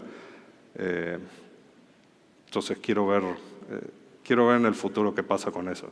No creo que RAI vaya a ser la respuesta, pero tal vez como versión 1 es un modelo interesante. Y disculpa, después si querés hablamos más, que cuando trato de explicar cosas técnicas en el escenario, ahí sí, me falla. Hola. Hola. Mano, ayúdame. Hola. Aquí. Buenas, acá. Hola, ¿qué tal? ¿Qué Saludos. tal? Te felicito, buena charla. Gracias. De las que he escuchado hoy, muy buena. Mi pregunta es, tú que estabas hablando de las stablecoins que están siendo atacadas, que son riesgosas, volátiles, y que vamos a tener meses, años que no van a estar fácil, pues, las stablecoins.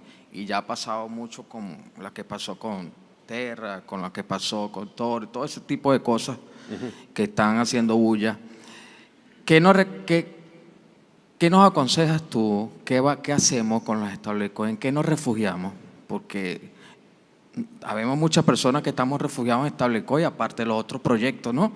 Pero la mayor parte estamos en stablecoin, por lo menos hablo yo. Entonces, escucho todo este ruido hace mucho tiempo y da miedo, ¿me entiendes? Porque yo también me quiero comprar mi auto. Entonces, no lo quiero perder de la noche a la mañana. Entonces, la idea La idea no era asustar tanto, la verdad. Bueno. Por eso al final puse un poco de optimismo. No, pero... tu pregunta suena mucho a que me estás pidiendo financial advice, que es lo peor que hay que dar. Te puedo contar lo que yo hice, pero cada persona es distinta, cada situación es distinta. Como dije al principio con el tema del auto comprado con Ether, cuando Ether estaba bajando de 1400, terminó bajando a 80 la vez pasada. Y te voy a dar son las respuestas de cajón, ¿no? Lo de no invertir más de lo que uno puede perder, siempre tener la plata del alquiler primero, porque estas monedas bajan en el peor momento siempre cuando uno lo necesita. Mi idea no era asustarte de no usar las stablecoins. Mi idea es hablar del riesgo como algo que existe. El riesgo existe de tener la plata en pesos o tener la plata en una cuenta en dólares acá y que el banco un día diga, ¿saben qué momento? Corralito 2.0. El riesgo existe en todas. La cosa es, como personas, individuos, definir cuál es el riesgo para uno, que diga, estoy dispuesto a manejar esto. No creo que en Latinoamérica tengamos tan rápido el problema que están teniendo, por ejemplo, en Estados Unidos con las cosas de regulación. Generalmente acá, por mucho que hay buena voluntad, y hemos visto en países como México que Bitso trabaja mucho con los senadores, diputados mexicanos que hacen las leyes y que siento que están haciendo un buen trabajo. Creo que muchos de los problemas que mencioné no los vamos a tener por un tiempo. Entonces te digo, consejos no puedo darte, te digo que mucha de la gente acá tiene convicción en ciertas monedas, esto se llama ETH Latam, veremos en cuál. Pero sí, toma todo lo que dije como una advertencia a mediano o largo plazo para nosotros, no como algo que llegues ahora y digo, vendo y lo pongo en otra cosa. Bueno, creo que buenas tardes. todo el Hola. tiempo. Hola, hola. ¿Hacemos la última? Buenas tardes. O las dos últimas. Sí. Hola. Bueno, no sé quién. ¿Ya? Buenas tardes. ¿Cuál crees que es el mayor desafío y que te motiva a seguir aportando, construyendo el ecosistema? La verdad es que yo no he estado aportando mucho en el último año. Creo que lo que hice, espero que sea aporte suficiente, porque también este ecosistema es tan cambiante y tan activo, tan nuevo, que hay que dedicarle mucho y a veces hay que sacrificar mucho. Yo a mi edad ahora ya tal vez no estoy dispuesto a sacrificar tanto, y creo que me siento cómodo tomando un paso al costado y dejando que ustedes, la gente joven, tome el volante y tome las decisiones de ahora en adelante y cree. Me interesa mucho, y algo que sigo son los bienes públicos, cosas como Gitcoin, cosas como Stateful Works y el Protocol Guild, que tiene todas las cosas que me gustan del ecosistema. Ideas y organización descentralizada y tratar de apuntar hacia un bien común. Eso últimamente es lo que me interesa mucho más que tal vez protocolos DeFi o monedas estables o esas cosas. Y hacemos la última entonces. Bien. Hola, ¿qué tal? Yo te quería preguntar, yo sé que viviste muchos años ya de blockchain y de Ethereum, Y con todo esto que está pasando, ¿dónde crees que se va a dar la lucha contra este tipo de cosas que están haciendo con Tron? Si crees que se va a dar desde el lado político o si crees que simplemente vamos a seguir construyendo cosas descentralizadas y bueno, que ellos nos baneen hasta que no nos puedan apagar más, digamos. Buena pregunta. Creo que vamos a tener las dos cosas. Creo que siempre esta tecnología va a invitar a gente que quiere de alguna manera estar un poco más afuera del sistema, por la razón que sea. Y por otro lado veo que hay algunos intentos de buena fe por tener regulaciones sensibles. Entonces, en el futuro que los bancos tengan un ledger público en común donde hagan settlement de sus operaciones, seguro, y donde haya gente que pueda pagar sus impuestos on-chain, probablemente, pero de que también haya mercados peer-to-peer y cosas un poco más underground. Creo que así es como nació esta tecnología y no veo que aún la mayor adopción del mundo pueda extinguir esa flama que es de donde salimos, ¿no? Ok, bueno, les agradezco muchísimo.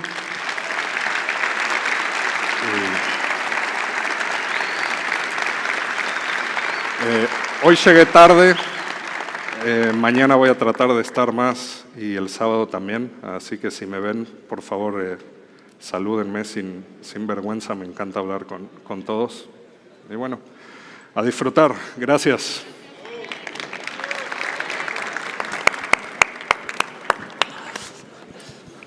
Muchas gracias, querido Nanex.